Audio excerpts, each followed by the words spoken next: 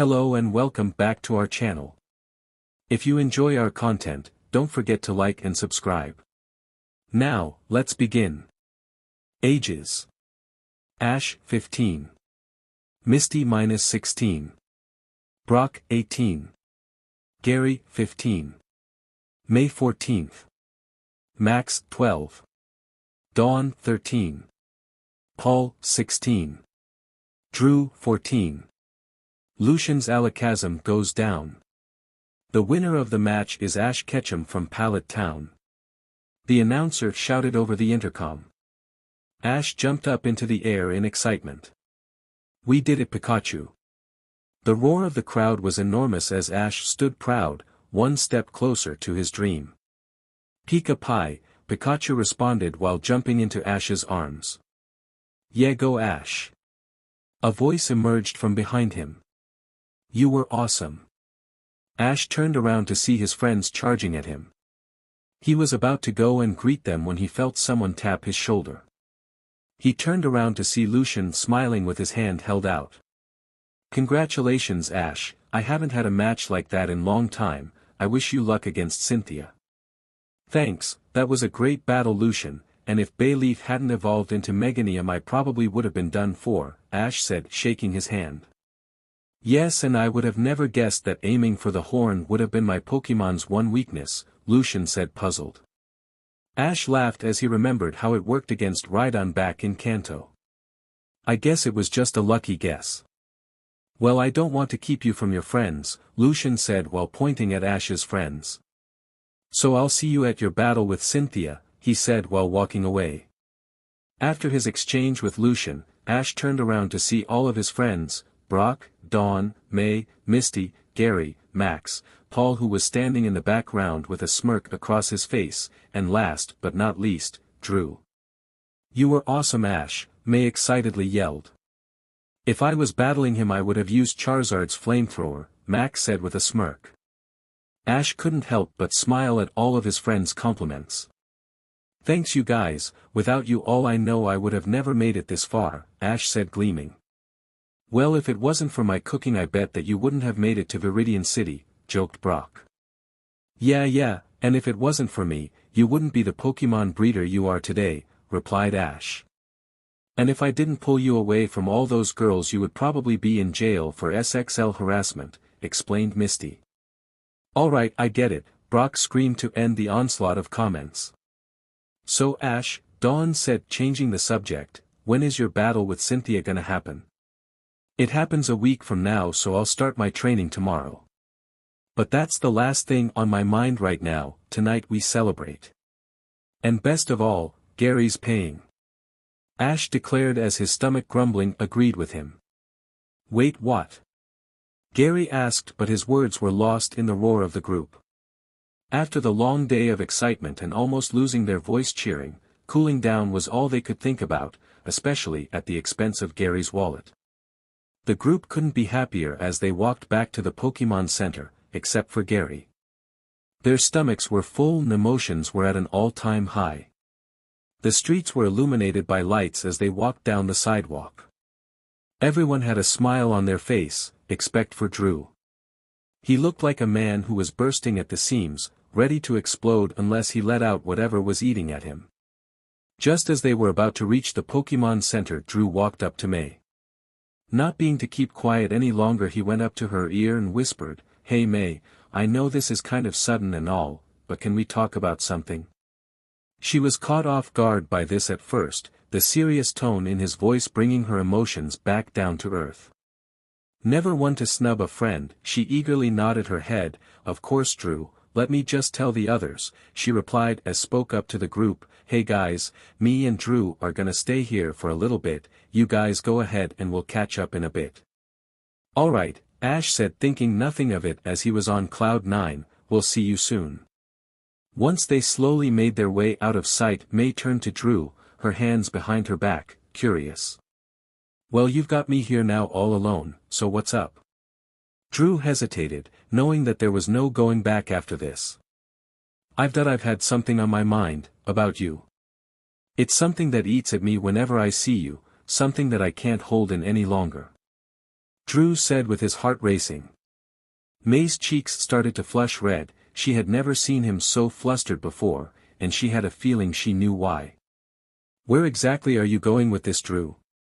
Not wasting any more time, he took a deep breath, preparing himself to say, I'm in love with you, May. May went weak at the knees, almost collapsing under the weight of that declaration. After all the roses and kind gestures, she had a feeling there was something there, but love? She was almost speechless. Why, you love me? May asked, shocked. Yeah, have been since the first time I saw you in Hoenn. Drew explained, hoping for his desired answer. I don't know what to say. May stuttered, trying to choose her words carefully as Drew's cheerful expression slowly started changing. You could say that you feel the same, Drew suggested, hoping for the best. May bit her tongue. On one hand, she wanted to jump into his arms and say she had feelings for him as well. On the other, though, there was someone else on her mind that she couldn't pass up on, a certain raven-haired trainer. She couldn't make a decision right then and there, she needed time. Drew, this is all so sudden. I want to give you an answer, I really do, I just need some time to go over it in my head. May replied as she felt her heart almost beating out of her chest. Although not getting the answer he desired, Drew solemnly nodded his head. Okay, May, I understand, there's no rush. But take this before you go, Drew said as he pulled a rose out of nowhere like a magician and handed it to her. Thanks, May chalked out, barely able to say anything. With that, Drew walked away into the night, leaving her stunned. Under the dimly lit entrance of the Pokémon Center stood Ash, Brock, and Paul, while the rest had tapped out and went to bed. Just shooting the sheet and burning time, Brock realized something. I wonder what those two are up to. It's past midnight and they're still not back, Brock said, a bit worried. Ash nodded his head as the same thought had been in his head. Well, whatever they're doing, I just hope she's okay. Just then, as if on cue, the automatic doors to the Pokémon Center opened and through it came Drew, although judging by the look on his face he did not seem happy. He locked eyes with Ash, knowing without a shadow of a doubt that he was what kept May from committing to him. He was the roadblock in his life and he knew he had to do something about it. Hey Drew, Ash walked up to him, innocent and oblivious to it all. Where's May? I thought she was with you. Without saying a word back, Drew just kept walking, not wanting to even give Ash the time of day as Ash glared back. Earlier he was cheering him on at the stadium, now it seemed like Drew couldn't even stand the look of him. What's his problem? Paul chimed in. Either he really doesn't like you or he's trying too hard to be like me, Paul joked.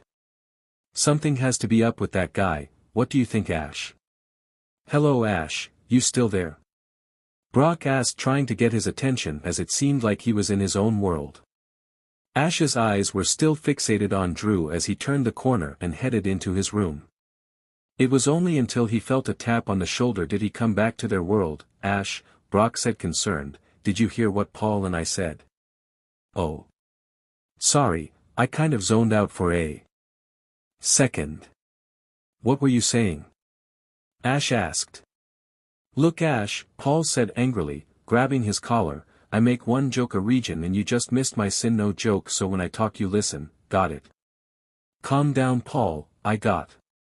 Ash said as he tried to defuse the suddenly hostile situation. For a second time the automatic doors opened, this time a more friendlier presence walked in. With a rose in one hand she looked around as she entered, seeing the situation that Paul and Ash were in she chuckled a bit. Did I miss anything? Nothing important, explained Brock as his nerves cooled down seeing her back. Brushing Paul off, Ash smiled seeing her. You're back. He happily said as his eyes slowly drifted to the rose. He knew Drew had given it to her, and in all those times that he never thought much of it, but for the first time he felt something he had never really experienced before in this scenario. Jealousy. Another rose to the collection, huh? Ash said, feigning a smile. A blush appeared across her face as she remembered the rose and the conversation she had with Drew. Oh, you know how Drew is, they're pretty at least. Yeah, I see, Ash said as his words trailed off. His mind was flooded with the thought of what they could have talked about earlier. Combined with Drew's odd behavior and the rose in May's hand, something was up.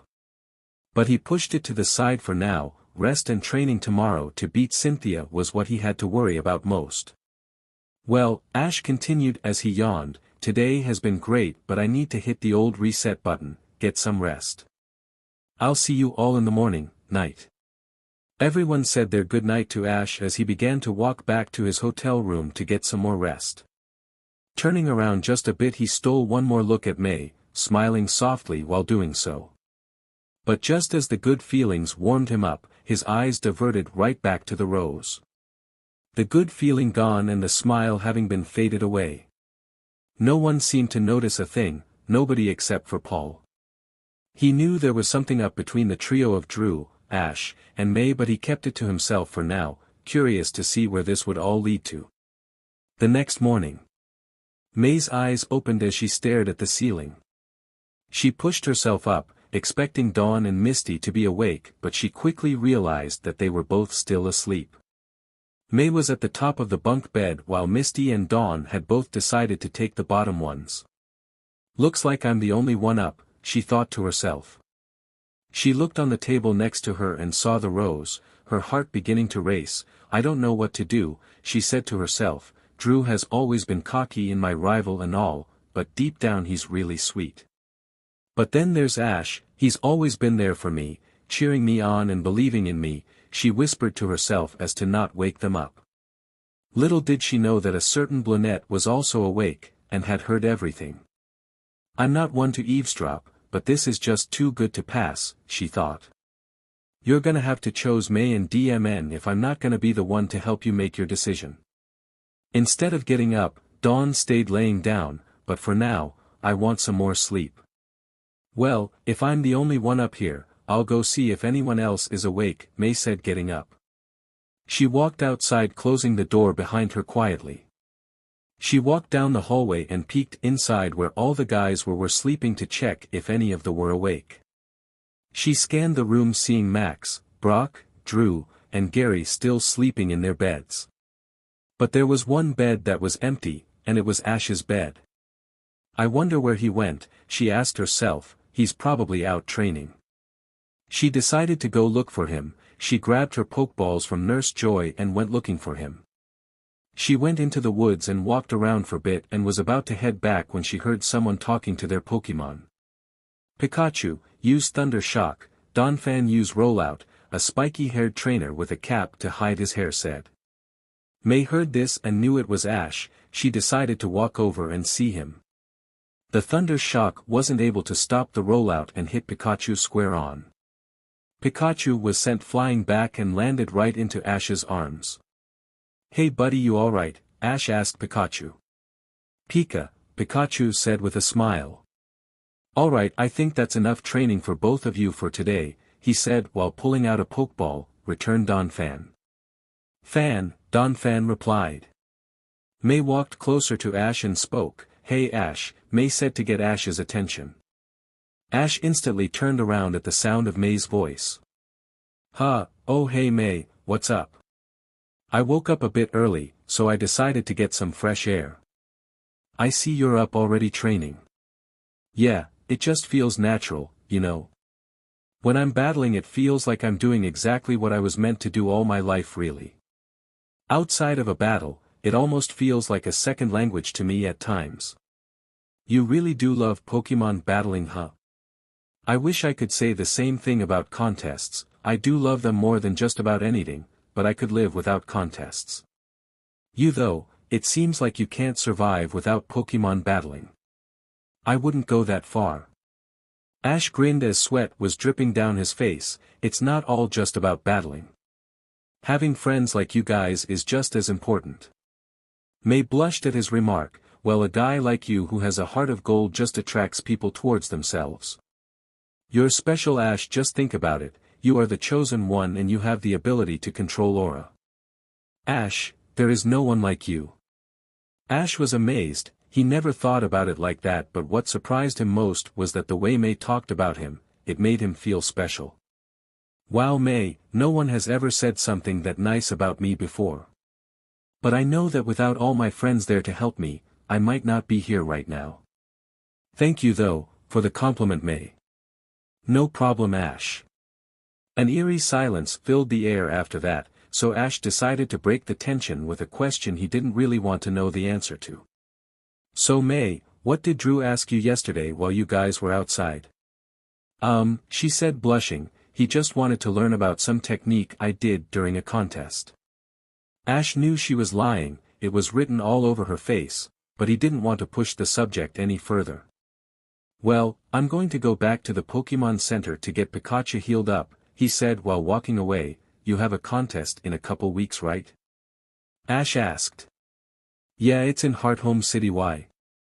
You should train out here, the competition is getting tougher and I know Dawn has been working on a new technique. Though don't let her know that I told you that, Ash suggested. Huh? Why is Ash telling me to train? Maybe he doesn't believe in me. May shook her head at that thought. No, he always believes in me, and he's never lead me astray. Alright, I'll start my training right now, see you later. As Ash was walking by May, he stopped, and did something that neither May, nor even himself expected him to do. He leaned in, and gave her a kiss on the cheek. Thanks for the compliment. He then walked back to the Pokemon Center. May was stunned. Sure, she said while her face was as red as her bandana. I'm so confused, I don't know what to do now. She said, taking deep breaths. Well, I can't do anything about it now, the only thing I can do now is train, she said, pumping herself up. Come on out, Beautifly. Unbeknownst to either of them, hiding behind the brush and the trees of the forest was a green-haired coordinator. He had been eavesdropping and watching the whole thing. I guess it's time to start my plan. A few hours later. Alright, Glacian, return, May said to her ice Pokemon. May put her Pokeball back into her bag and walked towards the Pokemon Center. As she entered, she said hi to Nurse Joy and turned her head to see a brunette on the couch, with a devilish smile across her face. I don't like that smile, she thought to herself. Hey Dawn, she said cautiously. Oh hey May, Dawn said with evil intentions. Come here and sit down next to me, she told her while patting the seat next to her. As she walked over to the seat, she didn't leave her eyes off of Dawn, knowing that something was up. So Dawn, what's up? She asked suspiciously. You're never this excited to see me. Dawn decided not to tell her that she knew her secret, but she wanted to try to go a different route with how to trick May into choosing between Ash and Drew. Well, she started saying, I have a problem. A problem? May asked, unsure of what was to come next.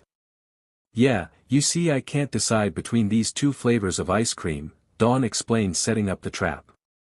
That you're kidding me, right? May asked, nearly falling on her head. No, this is serious. Dawn pleaded. Look Dawn, May said as she stood up, any other day I would love to help you with your ice cream problem, but I have a lot on my mind right now.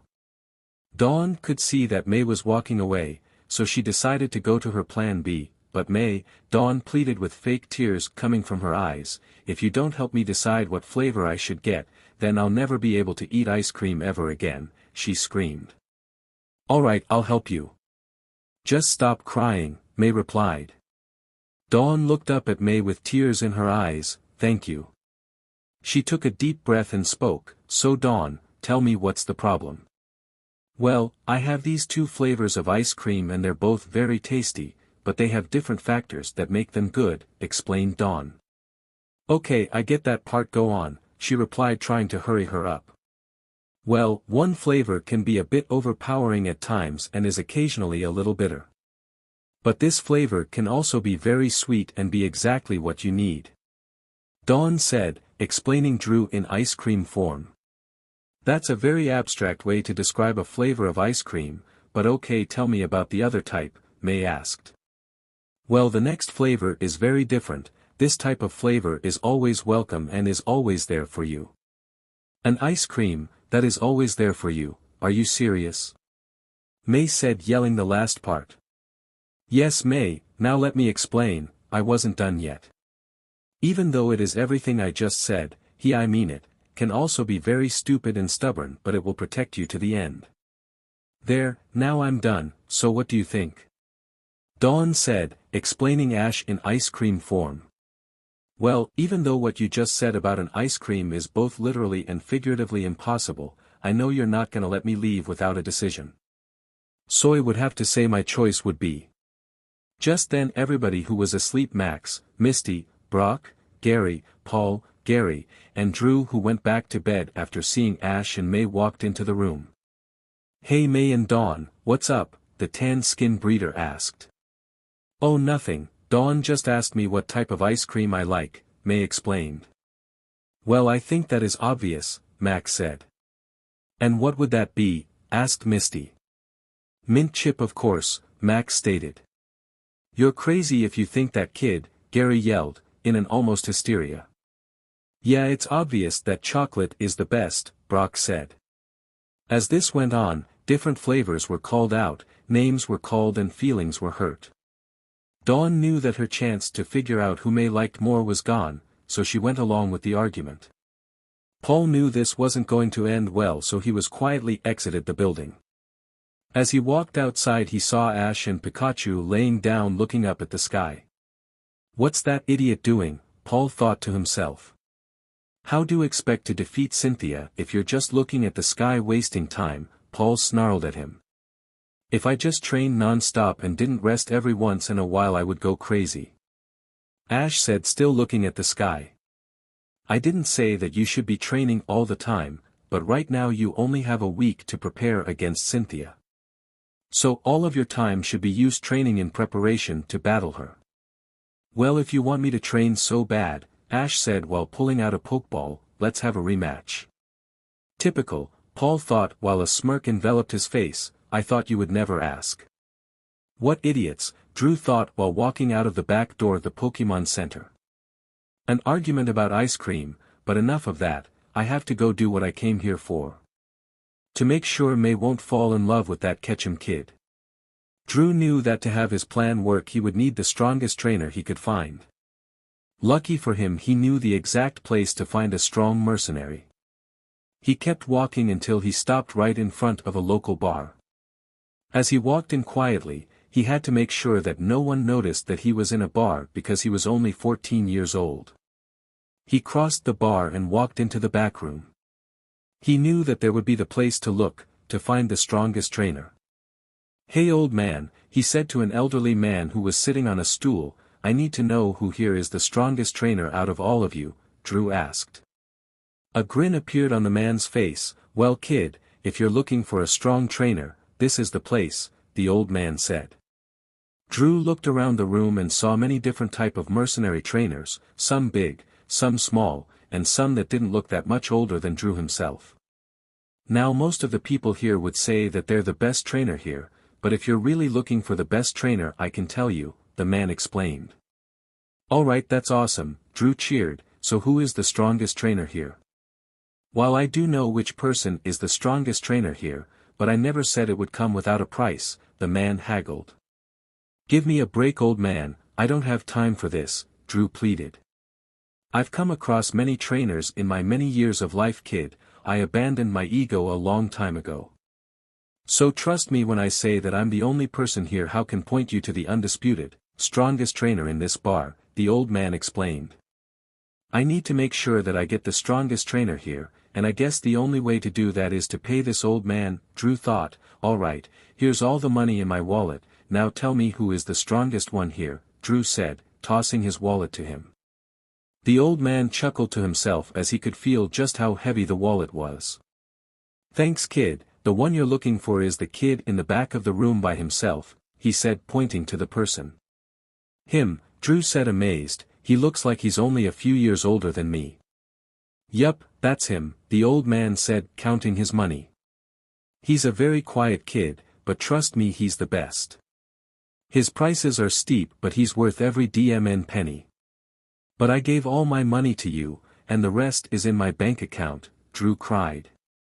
The old man laughed at Drew's reaction. No need to worry, he said, stealing a certain brunette's catchphrase, he doesn't charge up front, he charges after the job that is given to him is done.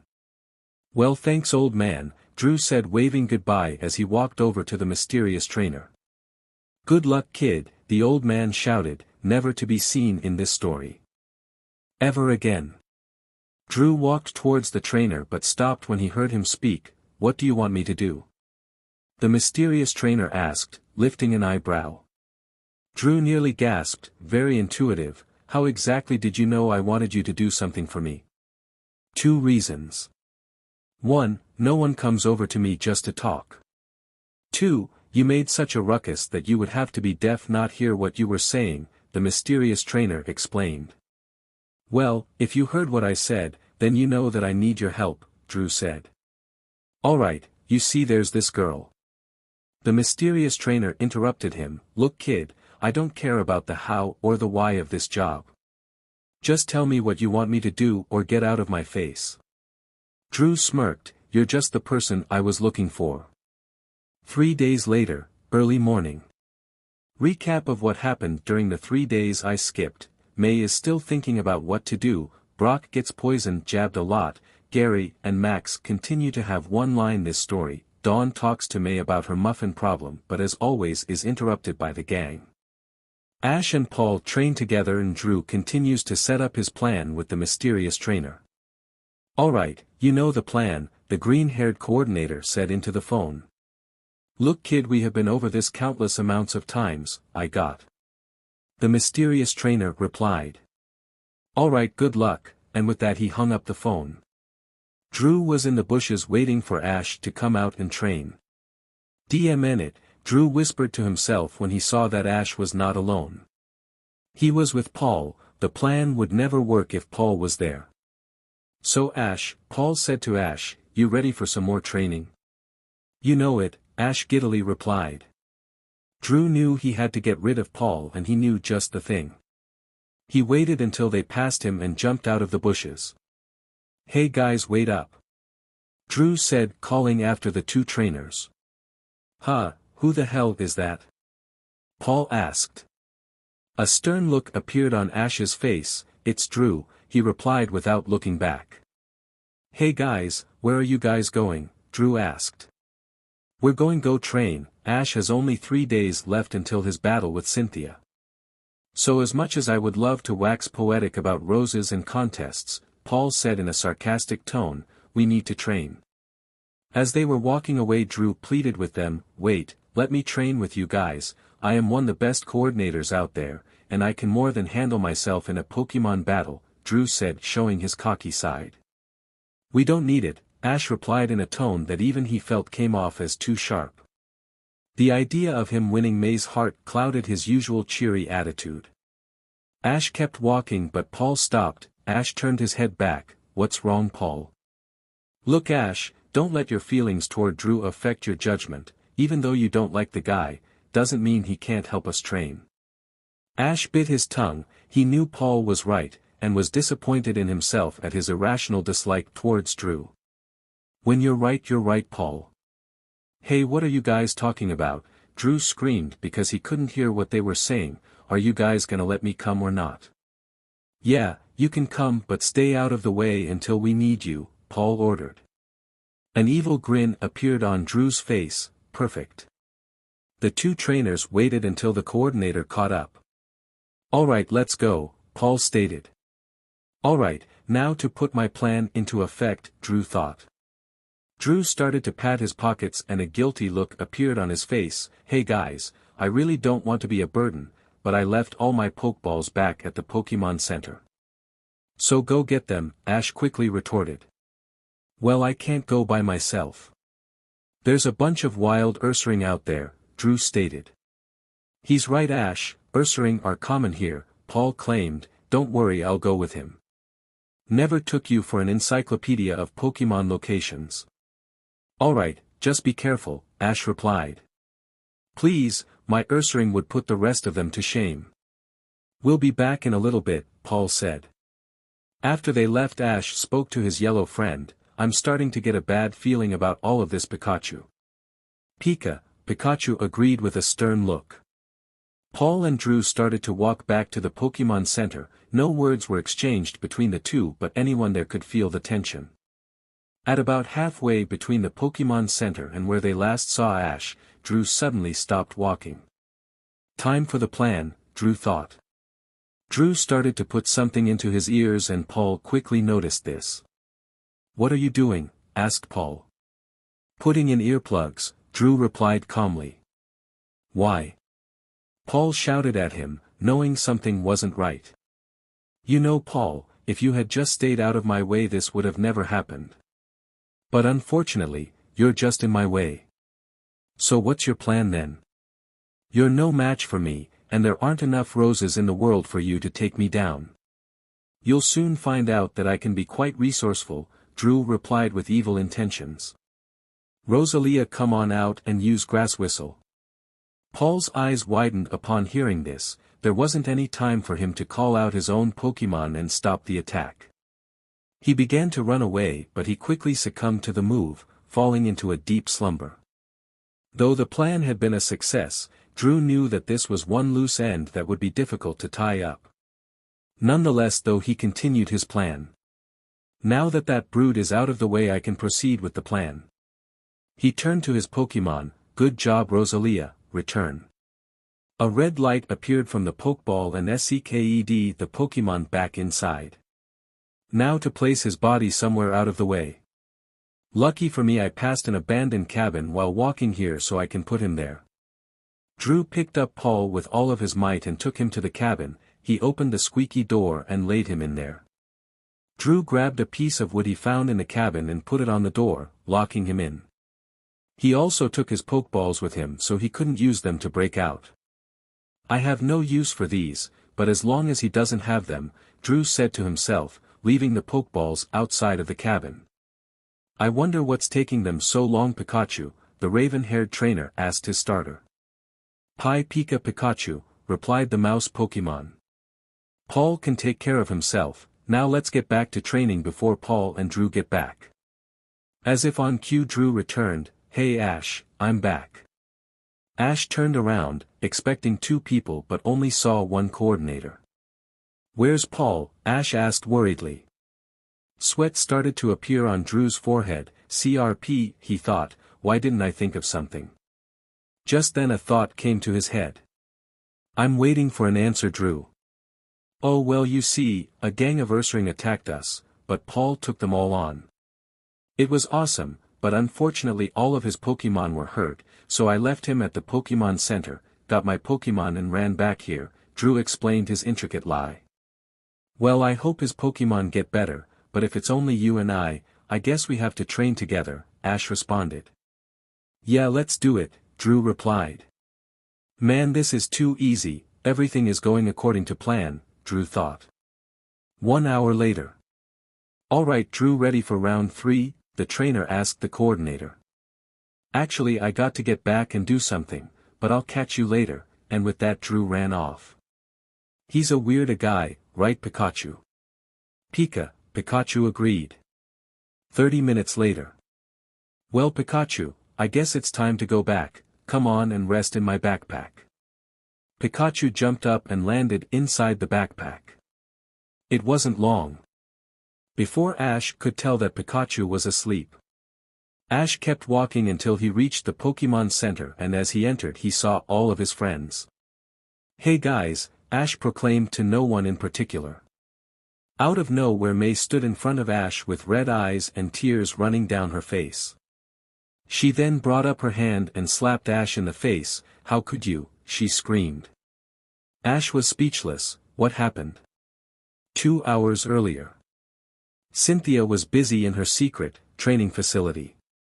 Even though the location was one that only she knew, she still had surveillance cameras and Scyther guards surrounding the place 24/7. "Alright Roserade, use Energy Ball, Lucario use Aura Sphere," she said, calling out attacks. The two attacks made contact with each other and caused a huge explosion. When the dust settled, both the Pokémon were knocked out. "Alright, good job you guys, return." Cynthia then heard some noises outside. She thought it was just the Scythers playing around. She turned around to see a trainer on the other side of the battlefield. She thought that she recognized him but didn't get a good luck before he told one of his Pokémon to use one of its moves. "Lapras, use Mist," the trainer said. With that, the trainer's side was covered in mist and Cynthia couldn't see him. How did you find this facility? Who the hell are you and what do you want? Adrenaline pumped through Cynthia's veins as she knew that she could potentially be in danger. None of that is your concern, the trainer replied. That voice, I know that voice, she thought to herself. Well, if it's a Pokemon battle that you want, you'll have to wait. My Pokemon are fatigued and tired from the time spent training today. A thunderbolt went right past her head. I didn't come here for some frivolous Pokemon battle, I came here for your Pokemon, the trainer replied. This is bad, she thought to herself, I only have one Pokemon that's not knocked out.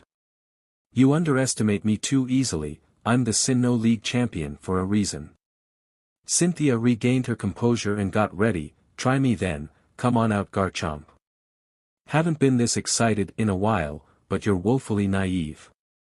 Pika, you take this one, the trainer said. Pikachu. Garchomp jump into the air and use Giga Impact. Pika, double team. With that move, 20 different Pikachus appeared. Oh no Garchomp! Cynthia screamed. Unfortunately for Garchomp, it attacked a fake Pikachu and went head first into the ground. But Garchomp wasn't down for the count and stood up, brushing off any damage. A valiant effort, champion of Sinnoh, but the outcome of this battle was never in doubt. Pika, Electro Ball, the trainer ordered. Your own arrogance blinds you, Garchomp isn't affected by electric attacks, Cynthia boasted. You've never fought my Pika, the trainer replied. Pikachu shot an Electro Ball at Garchomp, blasting him directly in his stomach and sending him flying back into the wall, knocking him out. How is that possible? Cynthia fell to her knees as she looked in complete shock. Pika, use Thunderbolt on that so-called champion, he ordered. Pikachu screamed while blasting a Thunderbolt at Cynthia. She screamed while electricity coursed through her body. After the attack she fell down, unconscious. The mist now covered the whole field, completely covering everything on the field. The trainer walked over and took all of her Pokemon. He also took Garchomp's Pokeball and put it back inside of it. The trainer then walked off without leaving a trace. An hour later. Cynthia woke up, still sore from the Thunderbolt she took. She had an idea of who it might have been that attacked her, but she wasn't sure. I was a fool, she thought, he probably tracked me here without me even noticing. She decided to check the surveillance tapes to see if there was any footage of him. She limped to the surveillance room and looked at the tapes. There was no clear image of him on the field due to the mist, but as he ran outside with her Pokeballs, a surveillance recorder caught his backside. She gasped when she saw him. He was wearing a red and black cap, a dark blue jacket and blue jeans. That's what Ash wears, she thought. She grabbed the tape and took it to Pokemon Center, where Ash was staying. Get ready you traitor, she thought with an angry look. When she exited the building she saw all but one of her Scyther guards knocked out. There was 20 Scyther guards out there and they're almost all taken out, he's on a level that surpasses me. She climbed on the back of the only conscious Scyther and asked it to take her to the Pokemon Center where Ash was. It agreed and in no time it made it there. Cynthia thanked the Scyther and walked into the Pokemon Center. May was the first to see her. Oh hey Cynthia, she asked. Just then a love-sick breeder appeared from the shadows. Cynthia, my love for you is like 1,000. Brock screamed as someone grabbed his ear. Yeah, we've heard it before, Max said. Everyone's attention was now on Cynthia. She had a look on her face that no one had ever seen before. Where is he? Where is Ash Ketchum? Cynthia screamed. Ash isn't here right now, Gary replied. Well, if he's not here then, I must show you what happened. The man you know as Ash Ketchum isn't who you think he is, Cynthia said. What do you mean? Brock asked. Here, look at this. Cynthia put the tape into the video phone and played it. Everyone huddled around in silence as they looked at the screen. The video picked up audio and when they heard the trainer talk, everyone gasped. The person sounded exactly like Ash, and when they saw the trainer run away, the clothes also matched Ash's clothes.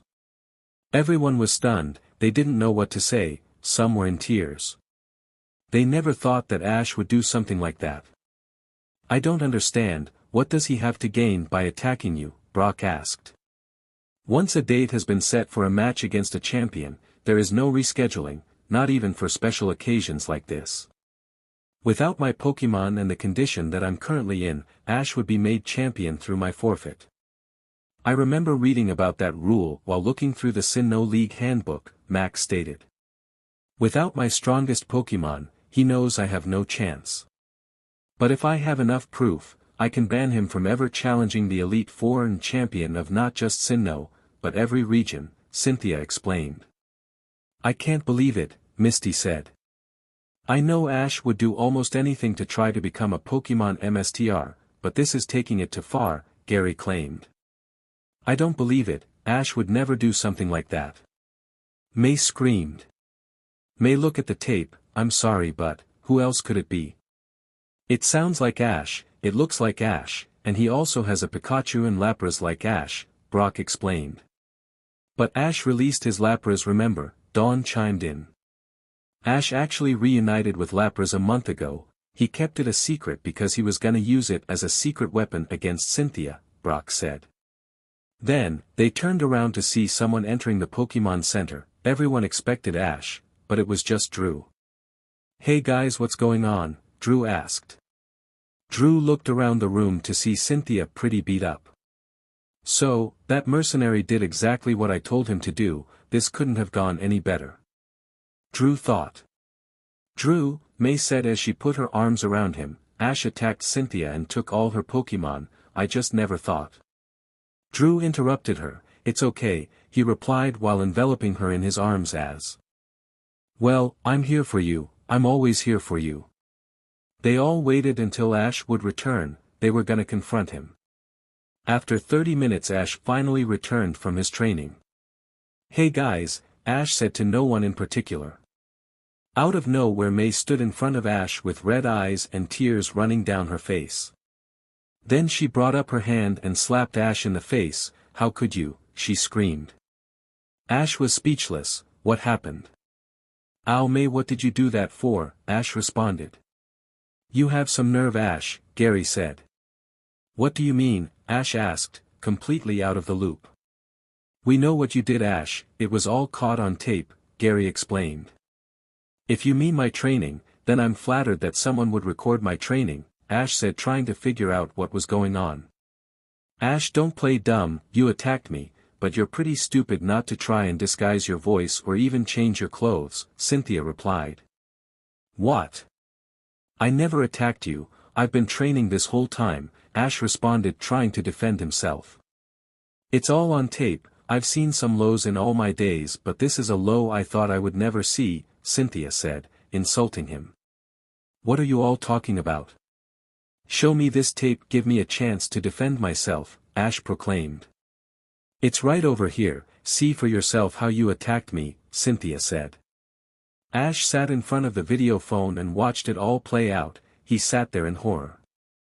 After the video was done, Ash stood up and started to talk. Look you guys, I know it looks bad, but that's not me.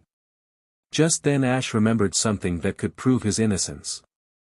Drew, you were with me training, tell them that I was training, Ash begged. I have no idea what you're talking about, I was in the city buying things for next contest, Drew responded, see, Drew said while showing his bag of contest stuff. You liar, just then everything in Ash's head clicked. It was you stalled me so that you could get someone to attack Cynthia that was dressed like me, Ash said accusing Drew. Someone who not only looked and dressed like you, but also sounded like you. Drew feigned ignorance. Paul. Ask him, he was there I promise, Ash announced. Enough of the excuses Ash, it's over, Max said. Empty out your backpack Ash, Cynthia asked. Why? Ash responded. In the video, you took my Pokeballs and put them in your backpack, so if you want to protect what little innocence you have left, empty your backpack. That's all I have to do to prove my innocence.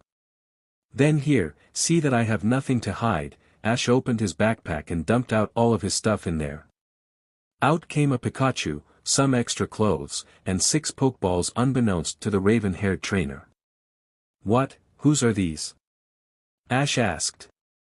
They're mine, you took them. Cynthia growled, inches away from Ash's face before she quickly took them back in her possession. I don't understand, you have to believe me. Please guys, you have to know that I wouldn't do this, that I was set up. Tears began to fill his eyes as he looked around at all of his friends. How they looked at him with disgust and disdain, looks he never thought he would see from them. I never should have trusted you, Cynthia declared. Ash turned to Brock. Brock, we've been friends for years, you believe me right? Ash pleaded. I'm sorry Ash, Brock said while turning his head down. Max, you know I would never do this, right? Ash begged. Sorry Ash, Max asked. Ash turned to Misty and Gary. Misty, I've known you since I began my journey, and Gary, I've known you since I was a kid, you believe me right? Cut the CRP Ash, all the evidence is too much, Gary replied. A teary-eyed Misty spoke, I. She ran into Gary's arms, crying her eyes out. Ash went to Dawn next. Dawn, I'm guessing you don't believe me either. Ash, you've helped me so much during my journey and I'll never forget you. But I can't believe you. Tears started to appear in Ash's eyes. He turned to the one person he knew would never betray him. May I would never do this, remember what you said to me a few days ago, Ash begged. May, with tears going down her face, opened her mouth to talk. I guess I was wrong Ash, you're not the person I thought you were. She walked into Drew's arms. You're no better than Team Rocket. This was too much for Ash. He opened his mouth to say something, anything, but nothing did. Ash looked at them one last time, and ran away with tears in his eyes. He exited the Pokemon Center and ran into the woods. Ash kept running until he tripped over a tree root. Ash just laid there crying, until he heard a voice. 30 minutes earlier. Paul woke up. He looked around to see where he was. From what he could tell, he realized he was in a cabin.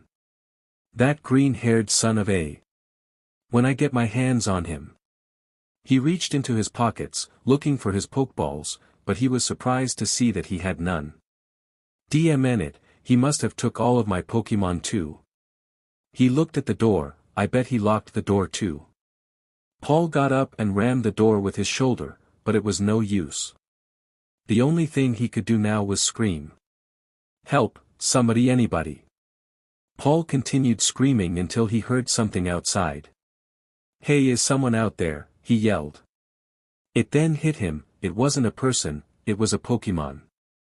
The hyper beam blasted through the side of the cabin, making a hole for Paul to get out off. An Ursaring entered the cabin from the opening it had created. CRP, I need to get out of here, or else I'm Ursaring food. The Ursaring charged up for another attack, but Paul was able to sidestep him and run out. As he ran out, Paul looked back and saw his Pokeballs where Drew had left him. Unfortunately, the Ursaring was right in front of them. He had to find a way to get them. He had an idea. Hey Ursaring, you want some? Come and get some. The Ursaring roared and started running towards Paul with his claws out. When he got close enough, Paul grabbed some dirt from the ground and threw it at its eyes. The Pokemon roared in pain, and while he couldn't see, Paul grabbed his Pokeballs and started running back to the Pokemon Center. I need to get back, he thought, something isn't right. I still can't believe he would do something like that, Brock claimed. Yeah, it's crazy, isn't? Gary replied. Yeah, and I think May's taking it the worst. She's been in the bathroom for a while now crying, Misty stated. Yeah, hey guys, I'm gonna go outside and get some air, okay, Drew said. Alright, we'll be right here, Max replied. Drew walked out with a grin from ear to ear. Idiots, how easy it is to trick Ash's friends, and I pretty much have May in the palm of my hand. This is perfect. Drew walked into the woods for a few minutes until he reached the meeting place. Hey, Drew called out, are you there? The mysterious trainer appeared out of nowhere. Yeah, I'm here. That was one hell of a job you did out there, you followed the plan perfectly. And since Paul isn't a factor, and Ash is completely out of the way thanks to you. Drew praised. It's too bad I couldn't have had a proper battle with the Sinnoh champion. Slipping those pokeballs in his backpack was a nice touch, amongst other things. But enough of that, where is my payment, the mysterious trainer ordered. Drew pulled out a wallet full of money and tossed it to him, it's all here. The mysterious trainer caught the wallet and pocketed it, thanks kid, I enjoyed this job more than you'll ever know. Wait. I got so caught up in all of this that I never even got your name, Drew claimed. The trainer chuckled to himself for a moment, my name is something has been lost to time, but you can remember me as Romeo Echo Delta. Romeo Echo Delta, thank you for your services. Now, I have the girl of my dreams waiting for me, Drew said as he ran off. 5 minutes earlier. May walked out of the bathroom, looking like a mess. Her hair had been completely disheveled, and her eyes were red and puffy. Hey guys, where's Drew? She asked. He just went outside, if you hurry quick enough you should be able to catch him, explained Brock. Thanks, and with that she ran off in search for Drew. She ran for a while, but slowed down when she heard voices. That was one hell of a job you did out there, you followed the plan perfectly. And since Paul isn't a factor, now Ash is completely out of the way thanks to you. Drew praised. What? She thought, this means that Ash was right, Drew did frame him. What does he mean that Paul isn't a factor? I have to tell the others. She ran off to tell the others about what she heard. As she reached the Pokemon Center, she saw Paul also entering the center. Paul. Are you okay? I heard Drew saying something about you not being a factor. Yeah, I'm fine, BSTRD used grass whistle on me. But I think something is up, and we need to find out what's going on, Paul explained. Well, I think I actually know what his plan is, May claimed. Really? Indulge me then if you would, Paul responded. Alright, but let's go inside so I can tell the others, May responded. They walked into the Pokemon Center and as usual, the whole gang was there. Hey guys, Brock said to them. Look, I need to tell you guys about what I just heard Drew say, May responded to them. May then began to explain what she heard Drew say to the mysterious man, followed by Paul informing the group how he had been tricked and trapped by Drew as well. After everything was said and done, the whole room was dead silent, they were all speechless. We need to talk to Drew as soon as he gets back, Gary said. Yeah, we can't just jump to conclusions from what May heard, Misty chimed in. Paul gritted his teeth, fists clenched. Who are you all to say not to jump to conclusions? You guys had no issue believing this ludicrous story of Ash attacking Cynthia. I was there, Paul, I know what I heard, what I saw, and what I felt. That trainer couldn't have been anyone else but Ash, Cynthia replied. Paul gave a death glare to Cynthia, but turned his attention to all of Ash's former friends. Even now you all still doubt him. You claim to be his friends, yet how quickly did you all turn your backs on him? I don't even like the DMN guy, and yet somehow I trust him more than each of you, pathetic. Paul, don't say that, Dawn pleaded. Shut up, Dawn. Paul sternly said. And you, Paul said pointing at May, I don't know what he saw in you, but he would never shut up about you. It was obvious to anyone and everyone that he was in love in you. The pain he's feeling right now must be unbearable. I can't believe I. May began to bawl once more, tears streaming down her face. And when I see Drew, Paul started saying. Just then, Drew walked into the Pokemon Center, oblivious that his plan had unraveled so quickly. Hey guys, what's up? Drew asked. Oh, I'm going to enjoy this, Paul muttered to himself while running at him. Drew was able to let out one word before being tackled by Paul, sheet. Paul tackled Drew to the ground, laying into him with his full power. Paul broke his nose, blood beginning to gush out of it. Brock swiftly grabbed Paul off of Drew, saving the green-haired coordinator from any further punishment at the hands of Paul. Calm down, Paul. Brock ordered. Let me go. Paul shouted, trying to escape his grasp. Krogunk used poison jab, Brock called out to try and stop Paul. The attack hit them both straight on, sending them to their knees. While they were on the ground, Drew saw this as his one chance to escape. Glacian, come on out and use Ice Beam on Drew, May called out. The attack froze everything but Drew's head, leaving him immobilized. I heard what you said in the woods to that other person, now explain your plan, May ordered. I don't know what you're talking about, Drew innocently said, not being able to look May in the eyes as blood still poured out of his nose. Look, Paul called out from the floor, recovering from the attack, either you tell us exactly what happened, or I can beat it out of you some more. I'll be gracious enough to give you a choice. Drew knew he was stuck. He tried one last thing, May I love you, just let me out of here and we can finally be together. Haven't you hurt me enough already? Just please, tell us. Drew. May was so weak by this point it was a struggle to even get those words out. It took only one look at May's face to see the pain he had caused her, how badly he had hurt the woman he loved. At that moment he knew what a terrible mistake he had made going through with his plan, as guilt began to fill his body. Alright, I'll tell you what happened. Drew explained his entire plan, how he hired a mercenary, put Paul asleep, and stalled Ash so he wouldn't have an alibi. But why would you do this, Drew? May pleaded. I knew that you loved him, Ash. And I knew that when it came down to it, that you would have chosen him over me. I couldn't live with that reality, and drove me to hurt you in ways I never ever wanted. I can't believe it, May said as she grabbed one of her pokeballs. Blaziken, come on out and defrost Drew. May, what are you doing? Asked Misty. He's a broken man, Misty. There isn't a level of pain that we could inflict on him that would hurt him more than the pain he has already caused himself, May responded. As tears filled Drew's eyes he looked at them all and spoke once more, I'm sorry, everyone. With that, Drew quickly ran out of the Pokemon Center, ashamed and broken.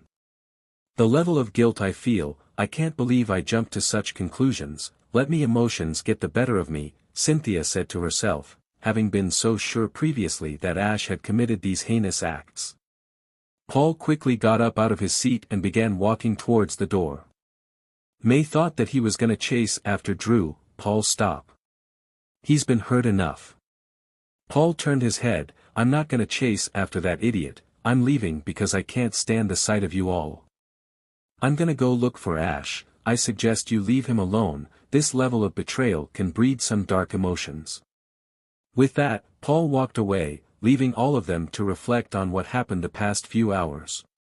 He probably does hate us, May said aloud while her eyes were getting watery. I wouldn't blame him, May, Brock said, and then whispered to himself, I wouldn't blame him. Ash laid there with tears running down his face.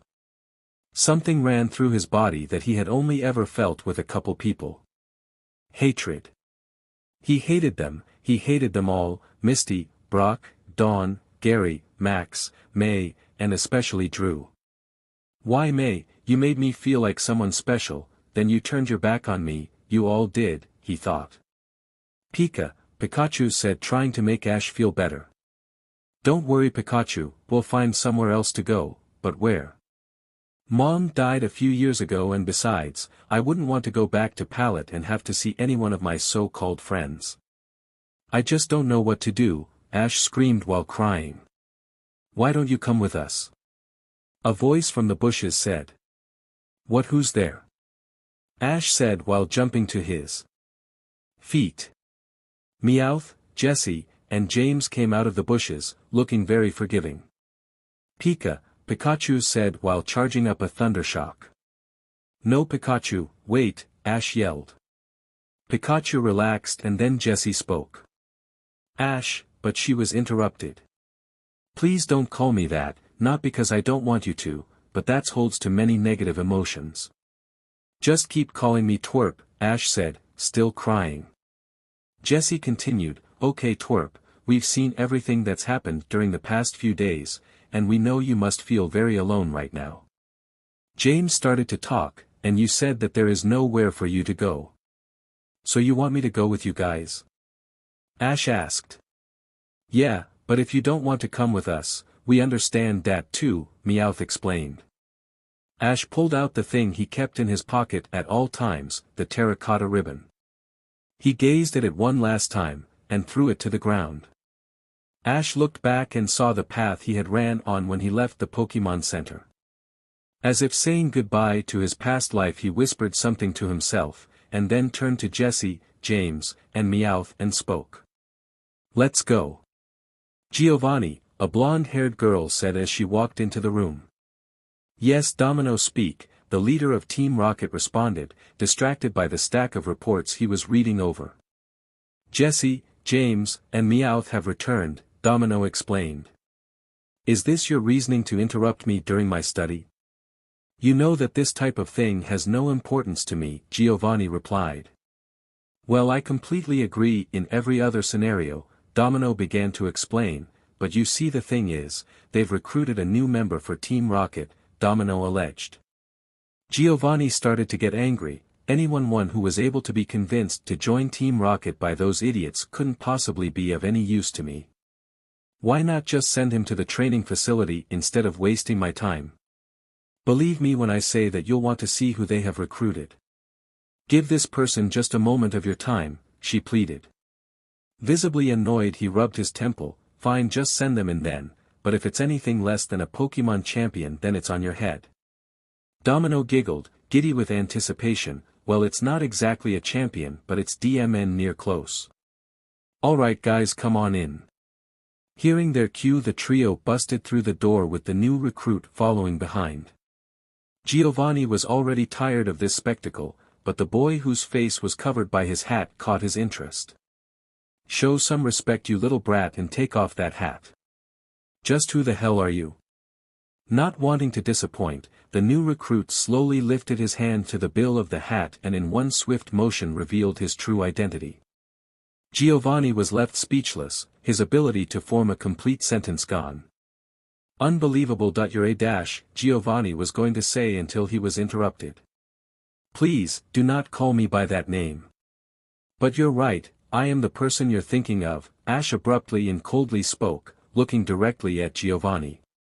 Giovanni looked directly into his eyes and could feel the hatred emanating off of him. You've foiled so many of my carefully laid plans, and gotten in the way of my subordinates more times than I can count. Yet here you stand now, wanting to join Team Rocket? I find your entire group to be despicable, but I have nowhere else to turn to. So yes, I want to join Team Rocket, Ash responded. Pikachu showed his support. I just can't help but get this feeling that this might all be just one big elaborate ploy, to infiltrate my ranks and try and take us down from the inside. Though you're no ranger, that's for sure, Giovanni said. Let's us explain, James spoke up. James, Jessie, and Meowth told the story of what happened to Ash while he stood outside, not wanting to relive those painful memories. Okay, you can come in now, Jessie called out, having finished explaining everything. Ash said nothing as he re-entered the room, the shock of betrayal still flowing through his body. So, I've been made aware of this situation you've seemed to have befallen into. Because of that, I am willing to make an exception. You're free to join Team Rocket, but only as a grunt. You have to work your way up, you won't be given any special treatment, Giovanni explained. I didn't expect any, Ash responded. But first, we must erase Ash from this world. You've all but said it yourself, that name, that person, is dead now, and we must make sure that the world thinks that as well. We'll find ourselves a cadaver and a Pikachu and make it seem as though you've perished in the very woods your former friends last saw you in.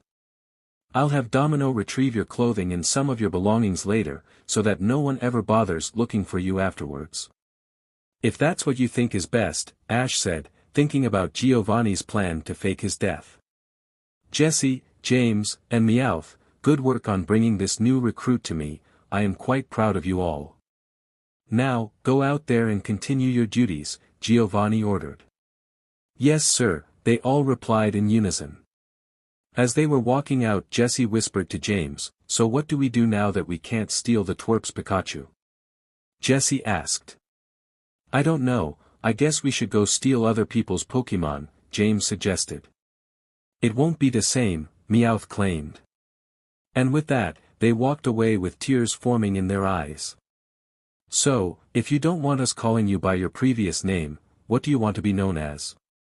Red or Satoshi are two names that spring to mind. Giovanni asked. Ash took a second to think about it, the name Red especially leaving a bad taste in his mouth. No, neither of those names, just call me Alpha. Alpha huh. Well then Alpha, I think this is the start of an appealing relationship between us, Giovanni replied, getting up from his seat. So is there anything else about you that I should know about you? Besides your high level of Pokemon battling proficiency? Alpha thought about all the adventures he had throughout his journey and then he suddenly remembered it. Aura, did I have the ability to use Aura? Giovanni couldn't suppress the grin on his face. How wonderful, an Aura user under my wing, looks like good things really do happen to good people.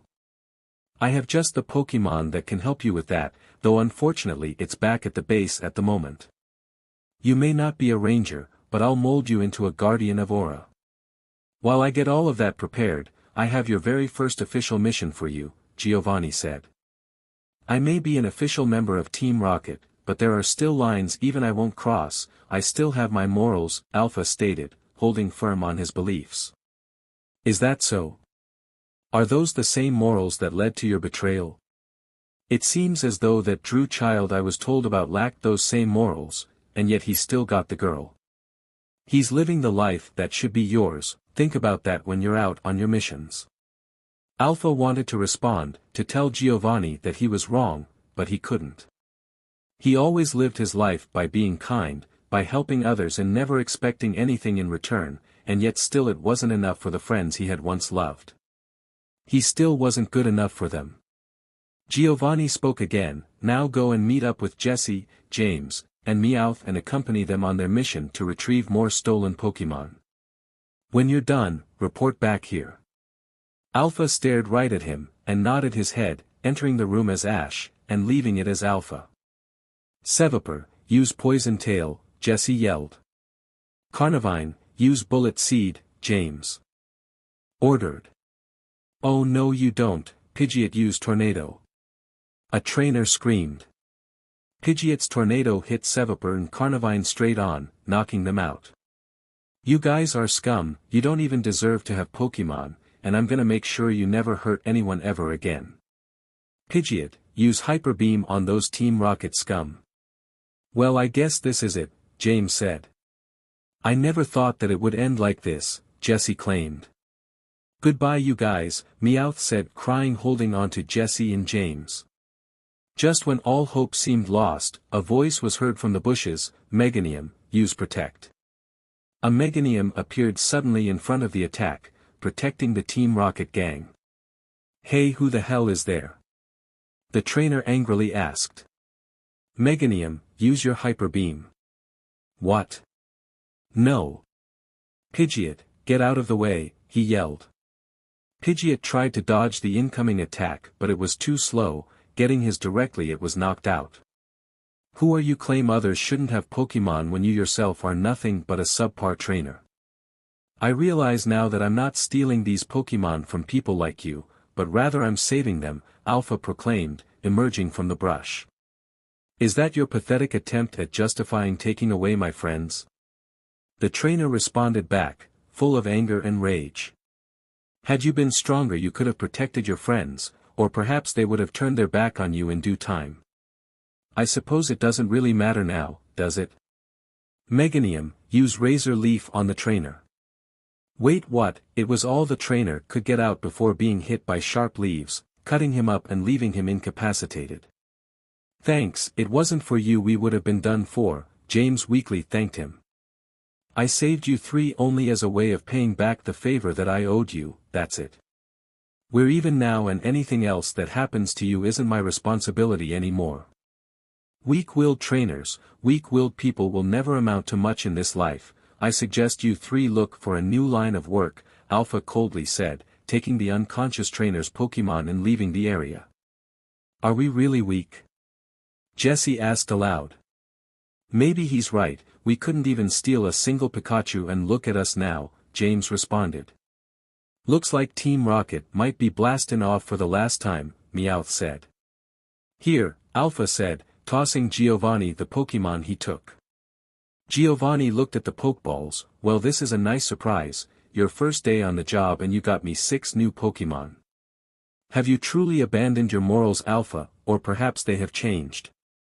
Regardless, you have a new assignment. And what would that be?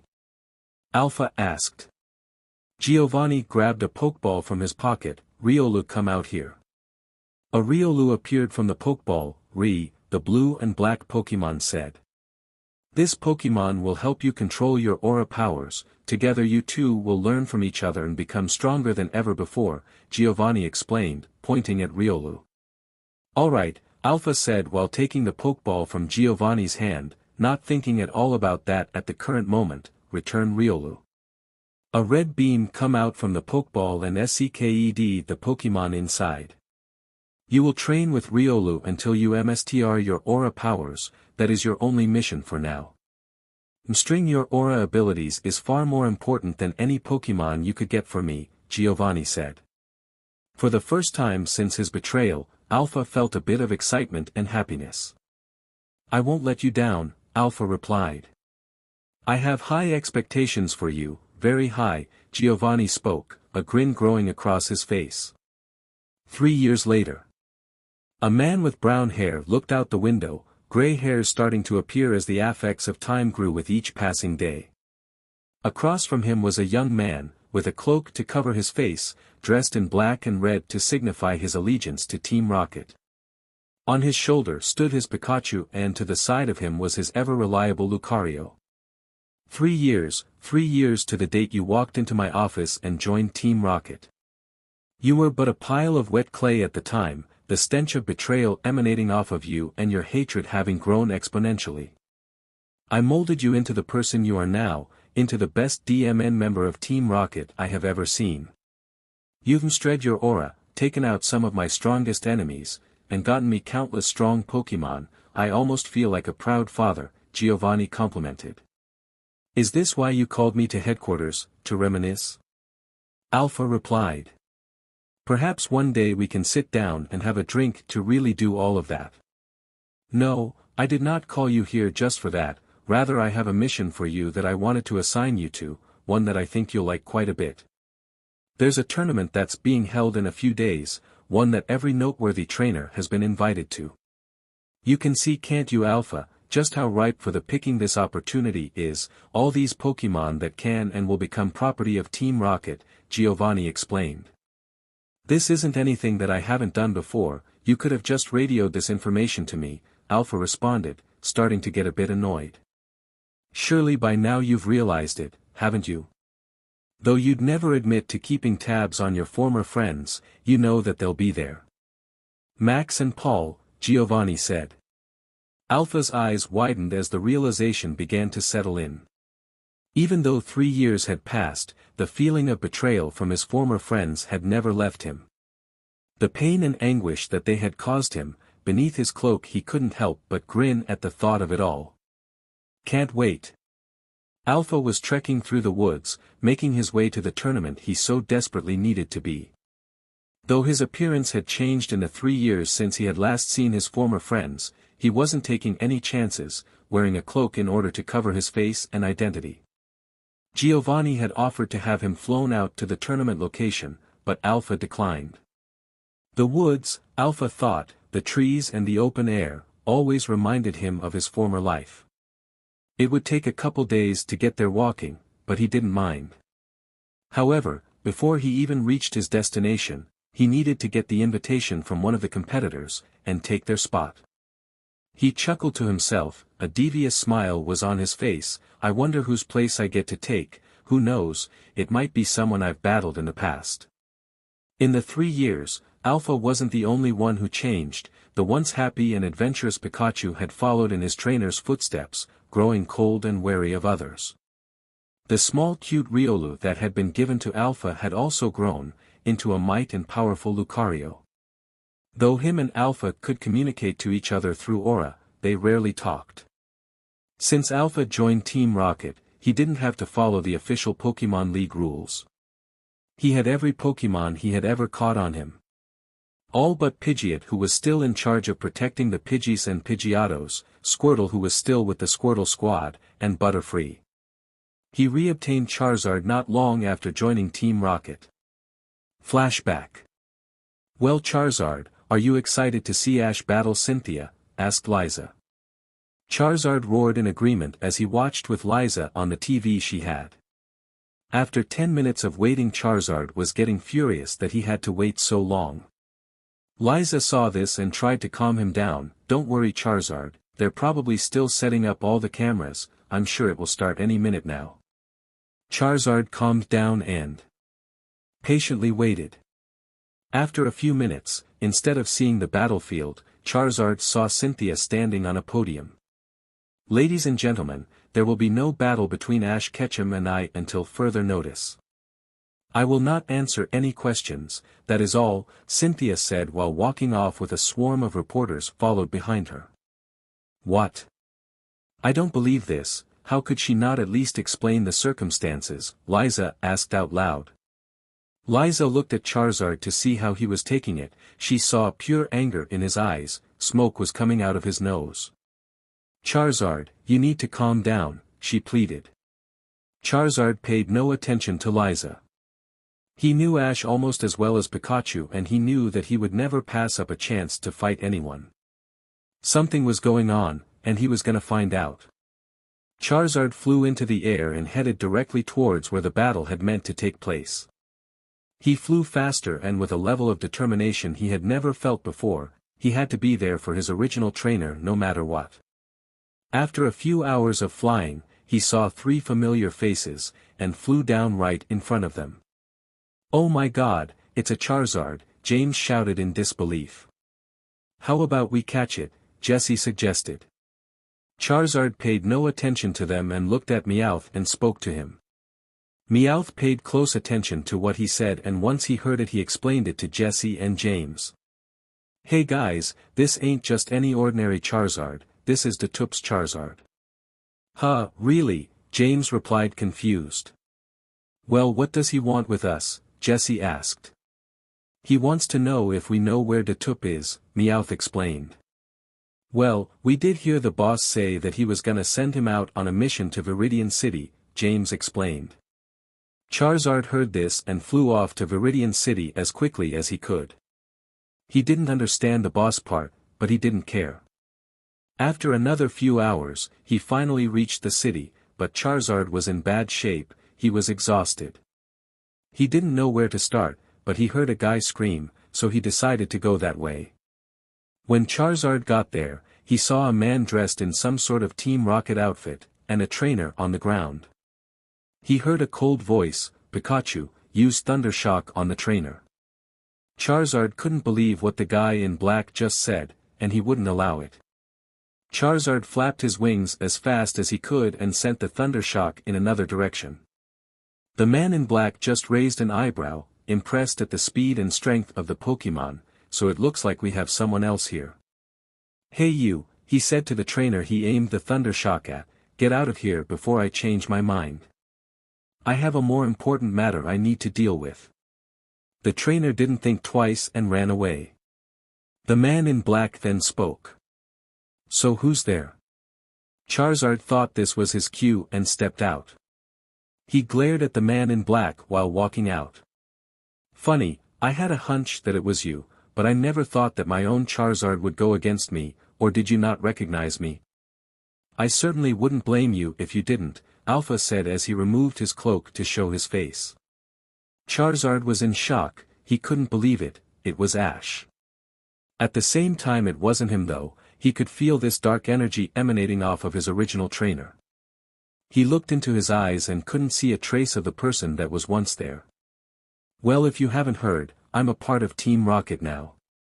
A lot has changed recently, more than I'd like to admit, but you're still my friend Charizard," Alpha spoke, bringing out a little part of his original self.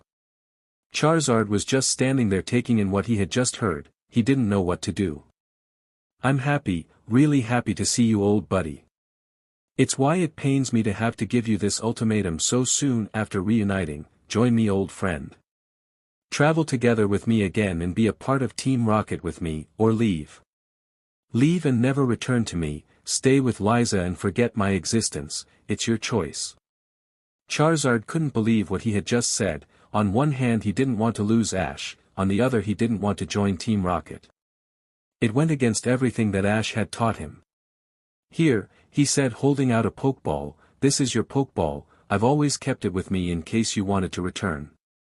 I'm gonna throw it at you, either flap your wings and send it back to me, or accept your place with me. Alpha took a deep breath, unsure what Charizard would do, and threw the Pokeball. To Charizard it felt like an eternity, he could so easily reject his offer, fly back to Liza and be done with this all. But could he really just give up on Ash, after everything they had been through? Charizard made up his mind, letting the Pokeball SK him back into his old home. He gave Ash a smirk as he accepted his decision to join back up with him. Thank you, old friend, you won't regret this. End of flashback. Well, I guess it's time to go hunting for a pass for this tournament, Alpha said aloud.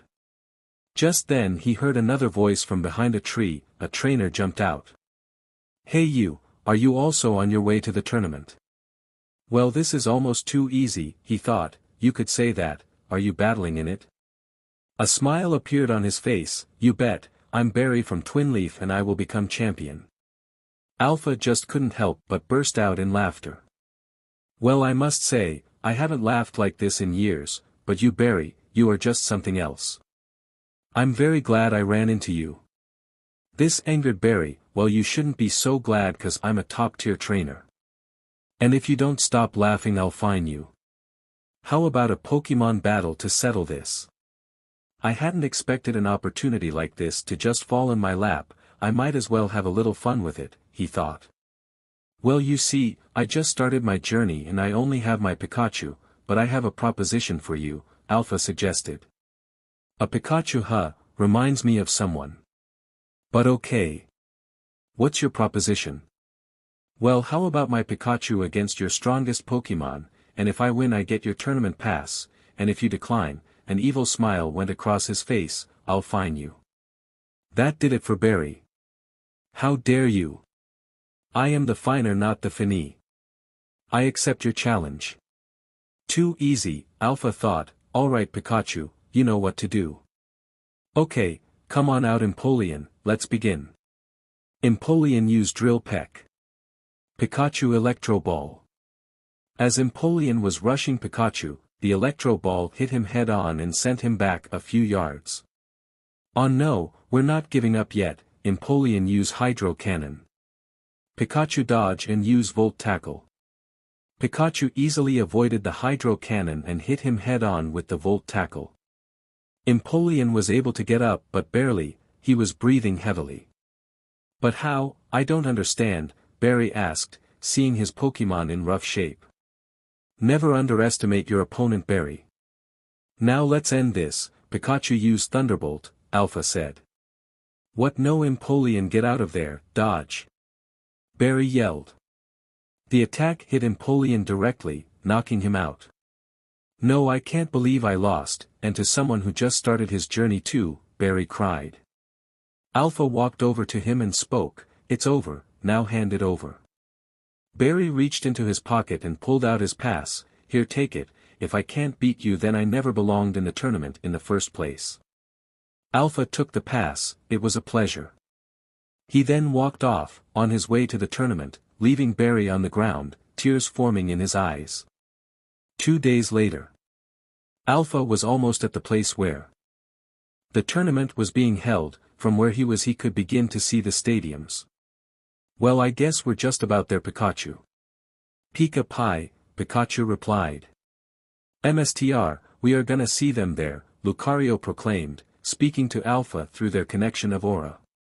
This is a big tournament, there's a decent chance I don't get the opportunity to beat Max and Paul down. Might be for the best, as far as everyone else knows I'm dead. I'd hate to let Giovanni's work faking my death go to waste. Anyway, I can see the hotel where our reservations are at, let's go. Alpha, Lucario, and Pikachu walked into the hotel, the lobby littered with trainers checking in or looking for an extra room. The trio walked through the lobby and made it to the front desk. "Reservation for Alpha," he said to the hotel worker. The hotel worker looked up from the computer and took note of Alpha's obscured face. She typed in his name on the computer and found his reservation. "Here it is," she said while giving him the key. "Have a nice day." Alpha smirked. "I will." Alpha looked down to see what room number he had. "Floor 9, room, might as well check it out, I'm gonna be here a while." Alpha walked up the stairs and went into his room. One bed, a couch, a TV, and of course a mini bar. "Now's as good a time as any to take a nap. I'm tired and I haven't slept much the past few days. You guys should rest too. We're gonna have a busy night when I wake up." Pikachu said as he slept next to Alpha. Lucario said as he slept on the couch. As soon as Alpha's head hit the pillow he immediately fell asleep, drifting off into a dream he had had one too many times before. Though perhaps calling it a dream would be incorrect, as there wasn't one specific scenario that occurred, but rather it was Alpha being enveloped in storm of emotions. The feeling of falling, losing all control as he felt a mixture of anger and hatred, but also betrayal and sadness. Images of his once friends appearing as apparitions, reminding him of the person he once was, of Ash Ketchum. The feelings overwhelming him, barely able to breathe, until he felt a jolt of electricity bring him out of his slumber and shocking him awake. Alpha looked on the bed and saw a worried Pikachu, being the reason for his awakening. "Sorry about that, buddy, thanks for waking me up, it was just that dream again," Alpha said as he pet his yellow friend. Looking towards the window of his room he hadn't realized so much time had already passed. It was already night, and it was time to get to work. "I guess I slept more than I thought," Alpha said while getting up. He then looked at the couch. "Looks like Lucario is still asleep, I'll let him get his rest, I want to use some other Pokemon tonight anyway." Alpha walked out from his room with Pikachu on his shoulder. As he was in the elevator by himself, he spoke to him. "Well Pikachu, the tournament doesn't start for a few days, might as well have some fun, right?" Pikachu replied excitedly. They walked out of the hotel and into the woods in search of potential victims. "We don't want to bring too much attention to ourselves, so let's just find an isolated trainer," Alpha explained. Pikachu nodded in agreement. They kept searching until they heard someone training with their Pokemon. "Well Pikachu, I guess we found our first contestant," Alpha observed while quietly walking towards the trainer. "I'm gonna use Charizard for this one," he said to himself. He slowly walked into the sight of the other guy and stood there until he was noticed. The guy jumped in frightfulness, he didn't expect anyone else. "Hey you over there," he said pointing at Alpha, "who are you and what's your name?" Alpha smirked. "Oh, I'm just a wandering vagrant with too much time on his hands. As for my name, call me Alpha." "Alright Alpha, truth be told you scared the CRP out of me, who just sneaks up on someone like that in the woods, that's some scary movie stuff man. However, I know a trainer when I see one, so are you up for a battle?" he asked. "I think a battle in the pale moonlight is just what I need," Alpha said with a devilish smile. The trainer dug his hand into his pocket and pulled out a Pokeball. "Well then, come on out Blaziken." This immediately sent Alpha a wave of anger. "Of course he has a DMN Blaziken, they've brought me nothing but trouble. May had one, but so did Harrison when he beat me in the Johto League Silver Conference. Actually, the more that I look at this guy." "Hey! Your name is Harrison, isn't it?" Alpha asked. "It seems as though my reputation precedes itself," Harrison joked. "Yeah, that's my name." Alpha couldn't help but crack a smile at this. He would finally get a rematch.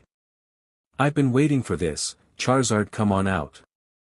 Alpha's Charizard came out and saw who he was fighting. He instantly saw the Blaziken and remembered him from way back in Johto. His face turned from bored to intense in a second. The recognition was also shared by Blaziken, as he too remembered besting the big red dragon all those years ago. Though he knew it wouldn't be so easy this time, the intense look on Charizard's face, he knew that the Pokémon wanted his revenge. Alright, let's begin, Alpha said coldly. Charizard use Dragon Breath. Blaziken dodge and use Flamethrower. Blaziken avoided the attack and shot a flamethrower at Charizard. Charizard, you can take the heat, fly through the fire and use Steel Wing. Blaziken, get out of the way. The Steel Wing hit Blaziken straight on and sending him right into the tree.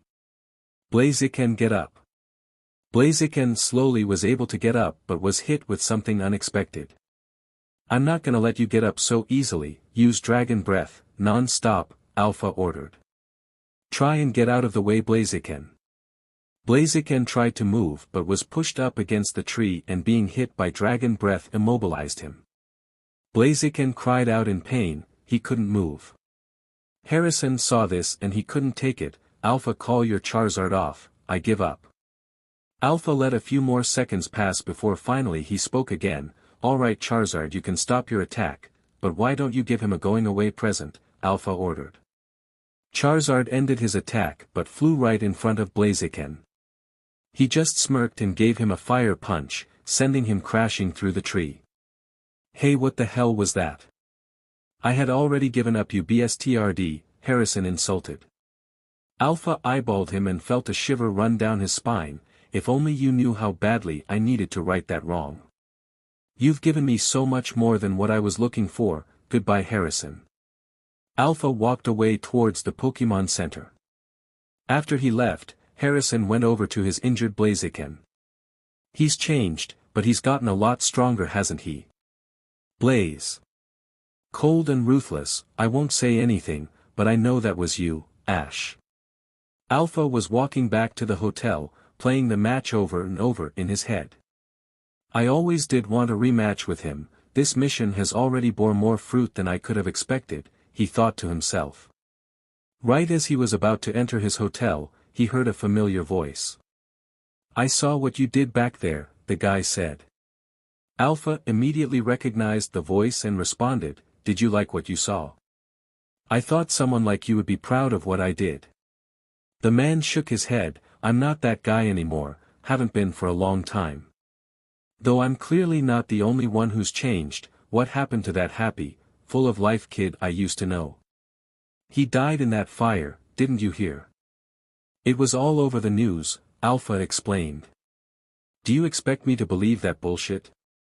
I'm not as gullible as your so-called friends, I've been on your trail for a bit now, the guy replied. They're not my friends.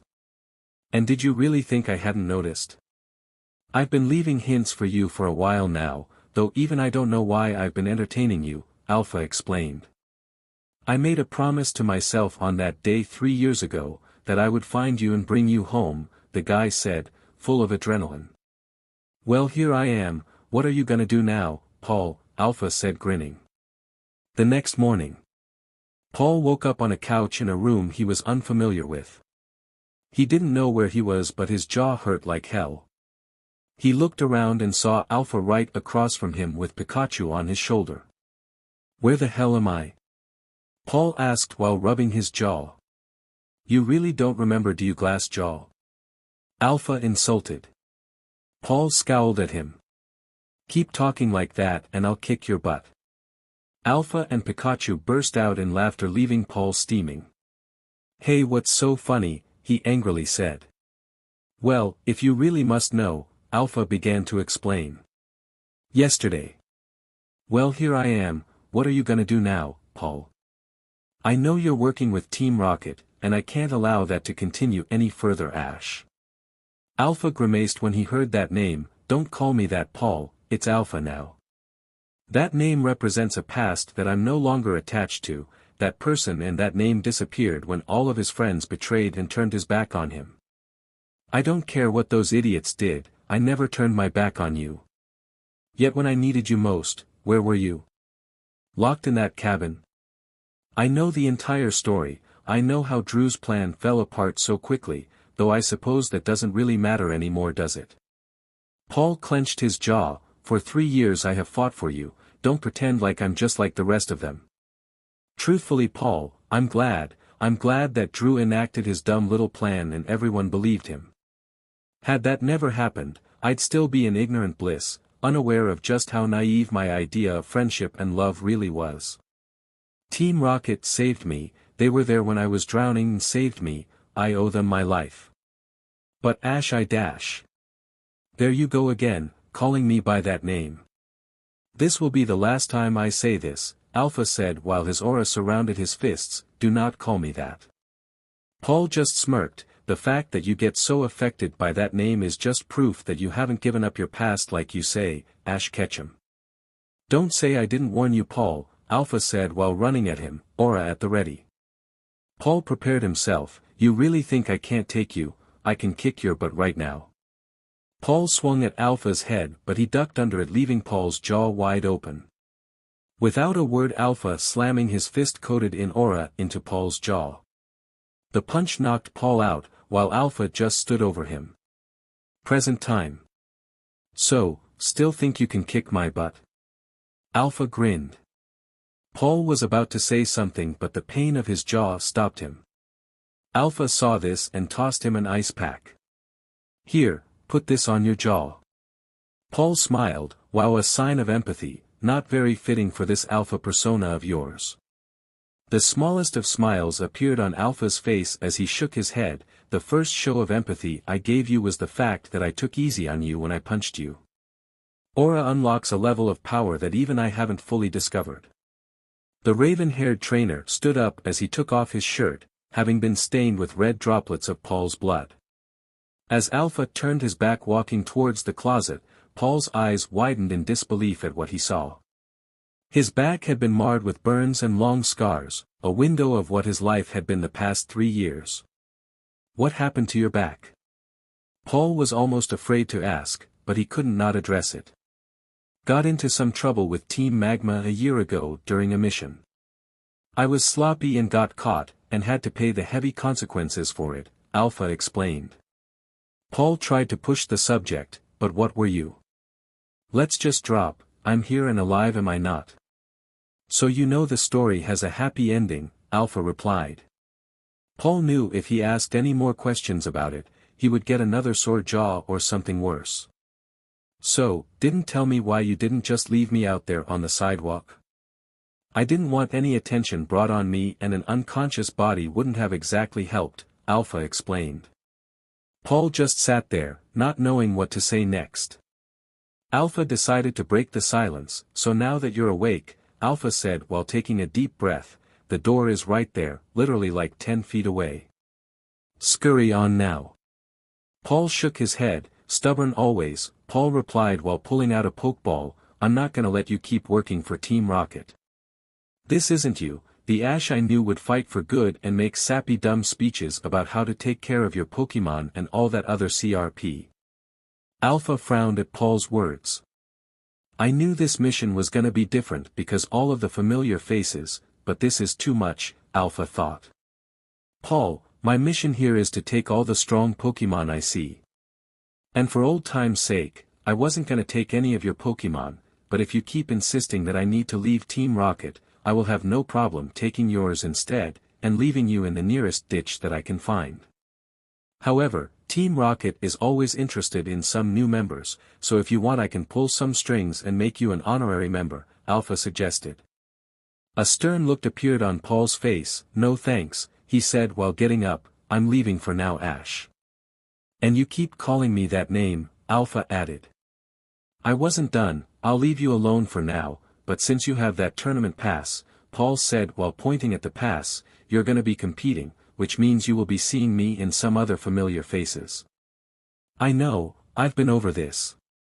You and Max will be here, big deal, Alpha explained. Now it was Paul's turn to burst out laughing. This got Alpha mad, what's so funny? Alpha said. Paul stopped laughing and explained. And here I thought you knew everything that was going on. You are right about Max and I competing here, but you forgot a few people. Alpha hands clenched when he heard this, what do you mean, he said in a cold voice. Paul continued, well when you faked your death 3 years ago, all of your former friends became real close. Your death made their friendship flourish, as they looked to each other during such trying times. After a while the whole gang started to travel with each other. Traveling around like touring carnival, God help anyone who comes across those idiots, Alpha added. Paul continued, you still don't get it, do you? If they travel with each other everywhere, where do you think they would be when two members of their friend group gets invited to this tournament? So you're telling me that all my former friends are gonna be here? Alpha asked. Yeah, Paul responded. Brock, Dawn, Misty, Gary, and May are all gonna be here. Alpha asked. Yes, especially May. Paul really wanted to drive the point home that his former love would be here too. Alpha just stood there not saying anything until a grin appeared across his face. Well, I guess I get to have more fun than I thought I would. Paul was taken back by this. What do you mean, aren't you scared or nervous to see them all? Of course not, for starters my cloak should do a well enough job hiding my identity, and I know for certain that you won't tell them about me, he said, touching his cloak. But that doesn't mean that Max's Pokémon won't accidentally go missing, Alpha said with a devilish grin. Paul gritted his teeth at this comment. Don't you ever think about anyone else but yourself? What do you take me for, Paul? Of course I think of others, just look at Pikachu. He seems pretty well taken care of, Alpha said while pointing at a sleeping Pikachu. Paul was starting to get angry. Don't you ever think about how they feel? They think you're dead right now and their last memory of you was when you ran out of the Pokémon Center. Alpha looked up and thought about what Paul said. You know, I wish I could say I felt nothing towards them, that I could just pretend that they don't exist at all. But 3 years have passed and the more I think about what happened, I can't forgive what happened, and I can't let go of this hatred that burns because of them. Paul couldn't think of a clever retort. Just don't mess with them and don't take Max's Pokémon, please. He's been through enough, Paul explained. Alpha rolled his eyes at this. Yeah, they must have been traumatized by what happened to them, he said in a sarcastic way. Paul couldn't believe what Alpha was saying. He walked towards the door but before he left he spoke. Your true identity is safe with me, but I won't hesitate to tell them the truth about you if I hear that you've hurt any one of them in any sort of way. I'll see you around. Alpha laid down on the bed and took a deep breath, staring up at the ceiling. Just what have I gotten myself into? I can't wait to show off my awesome new strategy, squealed a young boy with glasses. Now, try not to get too cocky now, the older sister to the younger boy replied. Ha, you're just saying that because you know that my Gardevoir can beat your Blaziken, the kid insulted. Oh yeah, the girl yelled. Yeah, the kid replied. A tall tanned young man intervened. Now, Max, calm down. A face of shame appeared on their face. We're sorry, Brock, they both said. You should really control your anger, Max, May chimed in. Yeah, you too, May, Misty said. Next time I'll use my Piplup to break you guys up, Dawn claimed. And besides, if I was still a trainer I could easily take both of you, Gary's ego beginning to show. Max's anger got the best of him and he said something he shouldn't have. Oh yeah? Is that why you got your butt kicked in the Silver Conference by Ash? Dawn immediately hit Max in the back of the head and whispered, You idiot, why would you bring up his name in front of her? Dawn explained. Sorry, I forgot, Max replied. An eerie silence filled the air until May broke it. It's okay guys, you can say Ash's name. It's been almost 3 years now, you can lighten up honestly. I accept a long time ago that he's no longer with us, and have made peace with what happened. Well alright then, let's go check into the hotel though before it gets too crowded, Brock said hurrying the group. They started to walk towards the hotel but May couldn't help but let her mind linger for a bit, thinking of Ash and the day that he died. 3 years ago. May was at her home in Petalburg City, crying her eyes out in her bed. Downstairs were Max, Norman, Caroline, Brock, and Dawn, downtrodden and morose for betraying Ash. Misty had to go back to her gym. Gary went back to Pallet Town to take care of the Pokémon back home. It's all our fault he left, claimed Brock.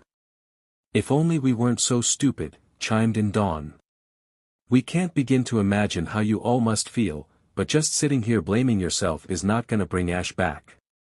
You need to direct that energy towards something more productive, Caroline alleged. Yeah, I bet if you guys look long enough, you'll find him, Norman added. A face of determination appeared on Brock's face. You're right, we have to find him wherever he is and beg for forgiveness. Yeah. I'll go get May and then we'll go, Max announced. Max walked up the stairs and to his sister's door. He quietly opened it and was greeted to book that flew straight past his face. Calm down May, I have something to tell you, Max shouted while using the door as a shield. May wiped the tears from her face with a tissue and spoke, all right come in. Max slowly walked in with his guard up, but almost started crying when he saw May. Her eyes were bloodshot from all the crying, her sheets were wet with tears, and her hair was a mess. May are you all right? Max asked. Yeah I'm great, May said sarcastically, I lost my best friend and the person I loved. I can't believe I was so stupid, I wouldn't blame him if he hates me and never wanted to see me again, she said while tears streamed down her face. Well that's why I came up here. We all decided that we're gonna look for him and when we find him we're gonna tell him just how sorry we all are, Max suggested. This piqued May's interest, do you really think he'll forgive us? Max smiled, he's still Ash, May. I know he will. May got up from her bed and walked downstairs with Max. She looked around and saw everyone looking at her. Well guys, we're not gonna find Ash if you're all just staring at me. Everyone smiled, alright, let's go, Brock shouted. 1 hour later. Alright the boat leaves in an hour so we should probably be leaving now, Brock announced. Okay, May said. Bye Mom and Dad, next time you see us, Ash will hopefully be with us. Bye May, we wish you luck, Caroline said. Don't get hurt, Norman replied. We won't, alright guys let's go, May yelled. The four of them walked to the harbor in search of their ship.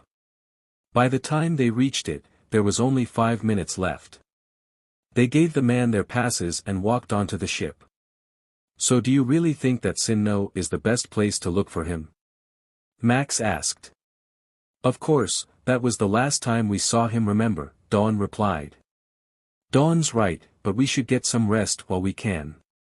We're gonna need all the energy that we can get for when we reach Sinnoh, there's so much searching to do, May ordered. Okay, Brock said while yawning.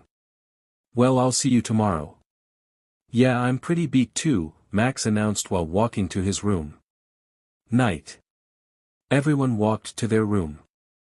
I can't wait to see what happens next, Max thought. I'm not sure we'll find him there, but it's the best place to start, Brock assumed. Dawn was shaking with nervousness, I wonder what he'll say when we find him. May held her head up high, I know we'll find him, no matter what. The next day. May opened her eyes. She had tossed and turned all night, but she knew that today was the day. She was very relaxed but very anxious at the same time, the feelings almost felt unbearable at times. She slowly got out of bed and got dressed, grabbing her pokeballs and walking outside where she was met by the rays of the sun. She walked to the pool in the middle of the ship and saw Max in the water, Dawn sunbathing, and Brock unconscious with Krogunk standing over him. Dawn was the first to notice May. Hey, come on and lay down with me, we're not gonna have much time to rest when we reach Sinnoh. May smiled and walked towards Dawn. Yeah I guess you're right, she said while laying down. So, Dawn said while grinning at May, what are you gonna do when you find Ash? May blushed, she really didn't know what she would do but she had an idea. Dawn saw an opportunity to tease May. You know what I'm gonna do when I see him, Dawn said. What? May asked while hoping that this story wouldn't go pearl shipping. I gonna tell him that I love him and that I wanna be with him forever. Dawn announced. May's face instantly went red with anger. After everything that's happened, no way Ash is mine. May yelled. All of the people around them instantly turned their attention to May and Dawn. Dawn quickly noticed this and tried to defuse the situation. May, calm down, you're attracting a lot of unwanted attention. May looked around and saw people staring at them. Oh, sorry everyone, no need to worry, May announced to the crowd while Dawn cursed May for taking her catchphrase. May, I was joking, trying to lighten the mood a little bit. I know just how strong your feelings are for him, and I want you two to be together, Dawn explained. May was relieved to hear this. The last thing she wanted was to compete with her friend. Phew, you scared me, Dawn, thank you for your kind words. No problem. So, what are you gonna do when you see him, actually? May giggled nervously as she stared out into the sea. I guess I don't really know what I'll say or even what I'll do. There's so much I want to say, and yet I don't know if it's even fair for me to say anything at all. Dawn looked at her friend and frowned, feeling her pain and sadness at that moment. But don't worry about me though, May continued, we should instead talk about Paul. You seemed pretty down when he left too.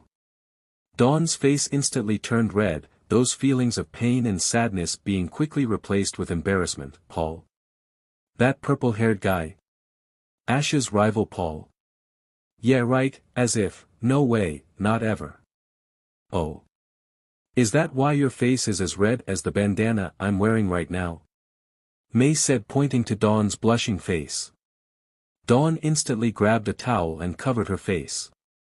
She got up and quickly ran to her room. Oh, sorry May, I forgot something back in my room. May laughed as she took in the sun. After a few hours she got up and looked for everyone. She finally saw them all at the food court eating. Hey guys, May yelled while waving at them. Hey May, over here, Brock said while patting the open seat next to him. May walked over the table and slid into her seat. She looked around at her friends and they all seemed a bit worried. Hey guys, what's up, you all seem a little worried, May asked. Brock took a deep breath. Well, we reach Sinnoh tomorrow morning and who knows how long we're gonna be looking for him. It could take days, months, perhaps even years, and even if we do find him, what makes us think that he's just gonna accept our apology? May took a few seconds to think about what Brock had said and spoke. You're right, Brock, we don't know how long it will take or even where he is. But I couldn't live with myself if we just sat down and did nothing while Ash is out there thinking that we hate him. Brock grinned at May's comment. You're right, May, I was wrong to doubt what we're doing, he said while standing up. It's getting late and we're gonna need all the energy we have cause tomorrow our search begins. So let's get to bed, he said while walking away. We're gonna find him, May, Max added while walking to his room. This left Dawn and May the only ones still at the table. A devilish smile appeared across May's face. So Dawn, I don't think we ever finished our conversation. A confused look appeared on Dawn's face. What conversa? Just then Dawn remembered it. Oh yeah, I'd love to, but I need to get to sleep, Dawn yelled while running away. May chuckled to herself. She then got up and walked to her room. She entered her room and instantly laid onto her bed and fell asleep. Tomorrow was gonna be a long day. The next day. A stern voice came out of the intercom. We have reached the docks of Sinnoh. We are happy you chose to ride the SS and hope you enjoyed your stay. This announcement woke May up. Today is the day we start our journey, May thought to herself. She jumped out of bed already dressed, grabbed her pokeballs and walked out of her room. She looked around to find Max, Brock, and Dawn all waiting for her on the docks. Hey guys, May said while running to them, you ready to go? Ready as I'll ever be, replied Max. Next stop, Celestic Town, Brock declared. The four of them started their journey toward Celestic Town. That was the last place they saw Ash. It would only take a couple days to get there, but with the speed that May was walking they would get there in a day and a half. During the time they took to get to Celestic Town, they passed through a lot of towns and saw a lot of Pokemon. After a day and a half, they were only 10 minutes away from their destination. We're finally here, May excitedly said. Wait, May, Brock responded while taking in a deep breath. Slow down, we're exhausted. Yes sis, can't you just take it easy just a little bit, Max asked with sweat pouring down his face. You boys are just whiners, you don't see me complaining, Dawn announced while she was on top of her mammothswine letting it do all the walking. Guys come on, I can almost see the city from here, May said while pointing toward Celestic Town. Since Dawn was on top of her mammothswine she had the best view of the town. She stared at it and noticed something was wrong. Hey guys, I can see black smoke coming from the forest next to the town. This got everyone's attention. Steelix, come on out here, Brock yelled. Steelix appeared out of his pokeball and stood there while Brock climbed up him to his head. Hey guys, Dawn's right, there's black smoke coming from the forest, I think it's a fire, Brock announced. Let's hurry then. We need to help them put the fire out. May announced. Alright, let's go, Dawn shouted. All four of them ran towards the fire. When they reached it they saw firefighters trying to put it out, but the fire was growing exponentially, burning up the land at a pace that was very quickly getting out of control. Everyone call out all your water Pokemon, help them out, Brock declared. Alright Wartortle, get out here and use water gun on the fire, May announced. You too Piplup, Dawn ordered. Marshtomp, you know what to do, Brock declared. The Pokemon and firefighters did their best to try and fight off the fire, but despite their best efforts it just wasn't enough. It's too much, we can't stop it. May shouted. What are we gonna do? If this fire spreads any further then it can burn down not just the forest but Celestic Town as well, explained Brock. Suddenly a voice appeared out of nowhere. Togekiss use Water Pulse, Gastrodon use Muddy Water, Milotic use Surf, Roserade use Sludge Ball. The moves appeared out of nowhere, at a level of strength that was needed for a fire like this. In no time the fire had been all but extinguished, the forest and the city would be safe. Phew, that was a close one. You, the firefighter chief said, pointing towards his coworker, looked to see if there were any casualties in the fire. Yes sir, the firefighter said as he ran towards the burned woods. Thank you ma'am, Brock said while turning around. Without you we would ha. Brock stopped talking when he saw who helped them. It wasn't a problem at all Brock, it's good to see all again so soon, the woman replied. May turned around and gasped when she saw her. What are you doing here, Cynthia? Cynthia just smirked. Well, this is my hometown and I couldn't let anything happen to it. And what about you Brock, why aren't you at my feet telling me how much you love me? Am I suddenly not good enough for you, she asked. Well you see, Krogunk's poison jabs and Max's ear pulling is just too much, but if you want to talk while they're not here, Brock suggested. This is no time to talk about this, Max said while pulling Brock away by his ear. But I didn't do anything this time, Brock shouted as he was taken away. So what are you all doing back here, Cynthia asked. We're looking for Ash, May replied. I see. Once again my greatest apologies once again for what happened. I know this burden must weigh heavy on you all, as it does for me, Cynthia said. It's okay, we've accepted that what happened, and we've come here to bring him home, Dawn responded. Well, if you do find him tell him that he can challenge me whenever he wants to, he's owed a battle and a battle he shall have, Cynthia claimed. We'll tell him that, Brock said, appearing out of nowhere with Max by his side. Hey Chief, the firefighter called out his superior. What is it, did you find anything, the chief asked. A depressed look appeared on the firefighter's face. We found a body that's been burned beyond recognition, and what looks like a burned-up Pikachu as well. We also found a couple of items next to it that hadn't been damaged too severely by the fire. Wait, a burned Pikachu in a body, you guys don't think? Max suggested. Tears started to appear in May and Dawn's eyes. Shut up Max, it can't be him. May screamed. Sir, Brock said to the firefighter, can we see the other items you found? Yeah, but it's not much, he said going back to the body and bringing the items.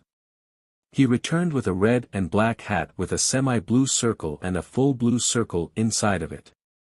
DMN it, Brock screamed when he saw the hat, it was Ash's. No, it can't be true, Dawn cried. Don't jump to conclusions guys, maybe he left his hat behind when he left, Max suggested, trying his best to deny the truth that was staring him in the face. "Let me see the other item, please," Brock demanded.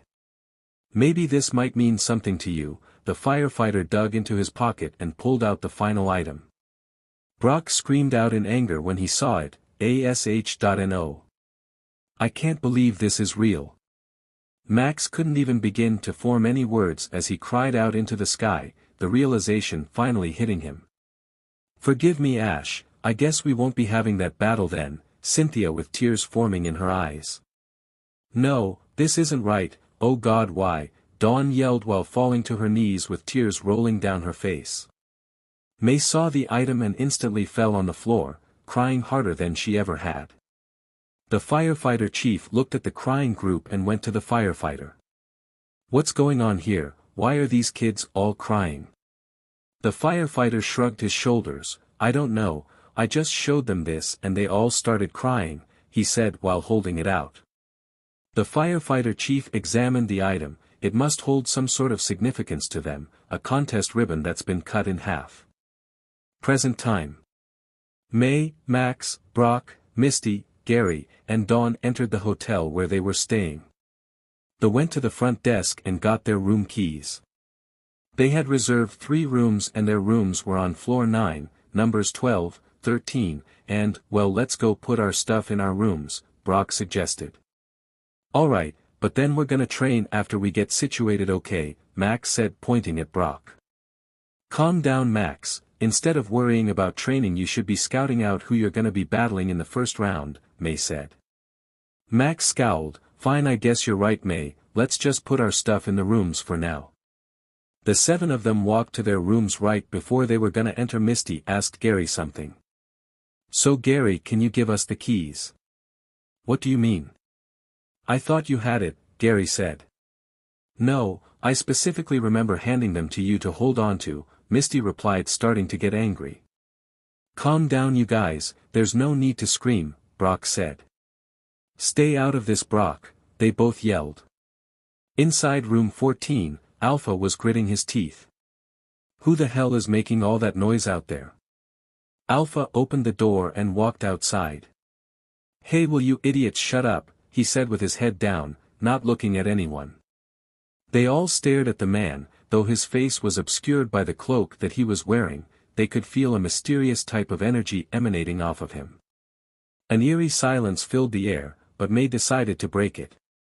"We're sorry, sir, we'll try to keep quiet." Alpha's head instantly went up when he heard her voice, the voice that had been haunting him for the past 3 years. For a second as he looked and saw her, he almost felt like the kid that he once was, those feelings that he used to have for her, the adventures that they shared together. As he averted his eyes away from her, he quickly realized that all of his former friends stood right before him.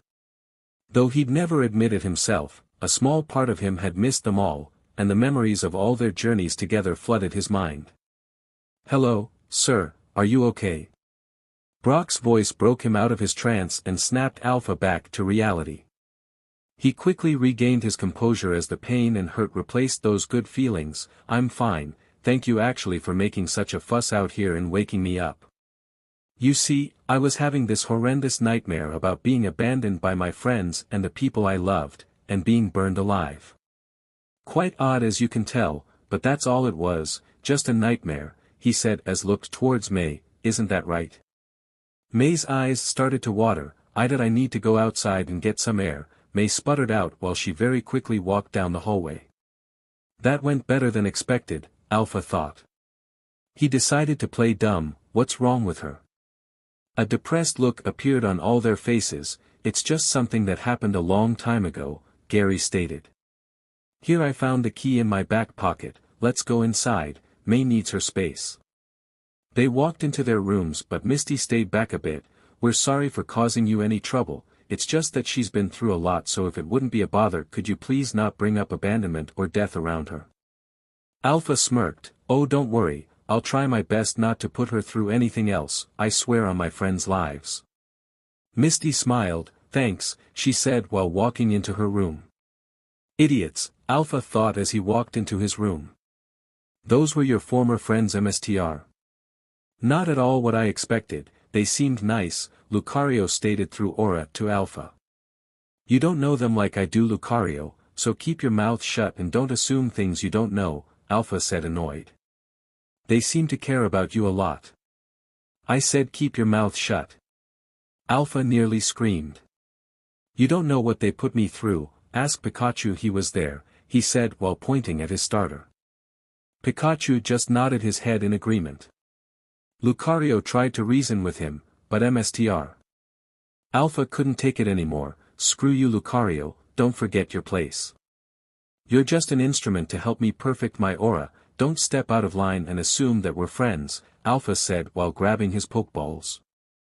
I need to let off some anger, Pikachu, you stay here, I'll be back in a while.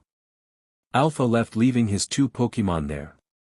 Pikachu just shook his head and went to sleep, leaving Lucario to think about what happened. Alpha walked into the woods, still angry at Lucario for daring to question his motives. It was a dark, cold night, and the stars came out in the hundreds. I just need to let off some steam, and finding someone to take it out on is just the thing I need. Alpha thought. Alpha kept walking for a couple more minutes until he heard a group of voices coming from a clearing in the forest. Now who do we have here? Alpha whispered to himself while hiding in the bushes. Okay, this is our first major mission for all of us, so don't mess this up, a man said irritably. We got it, we'll attack all the trainers we can find and take their Pokemon, a younger man responded.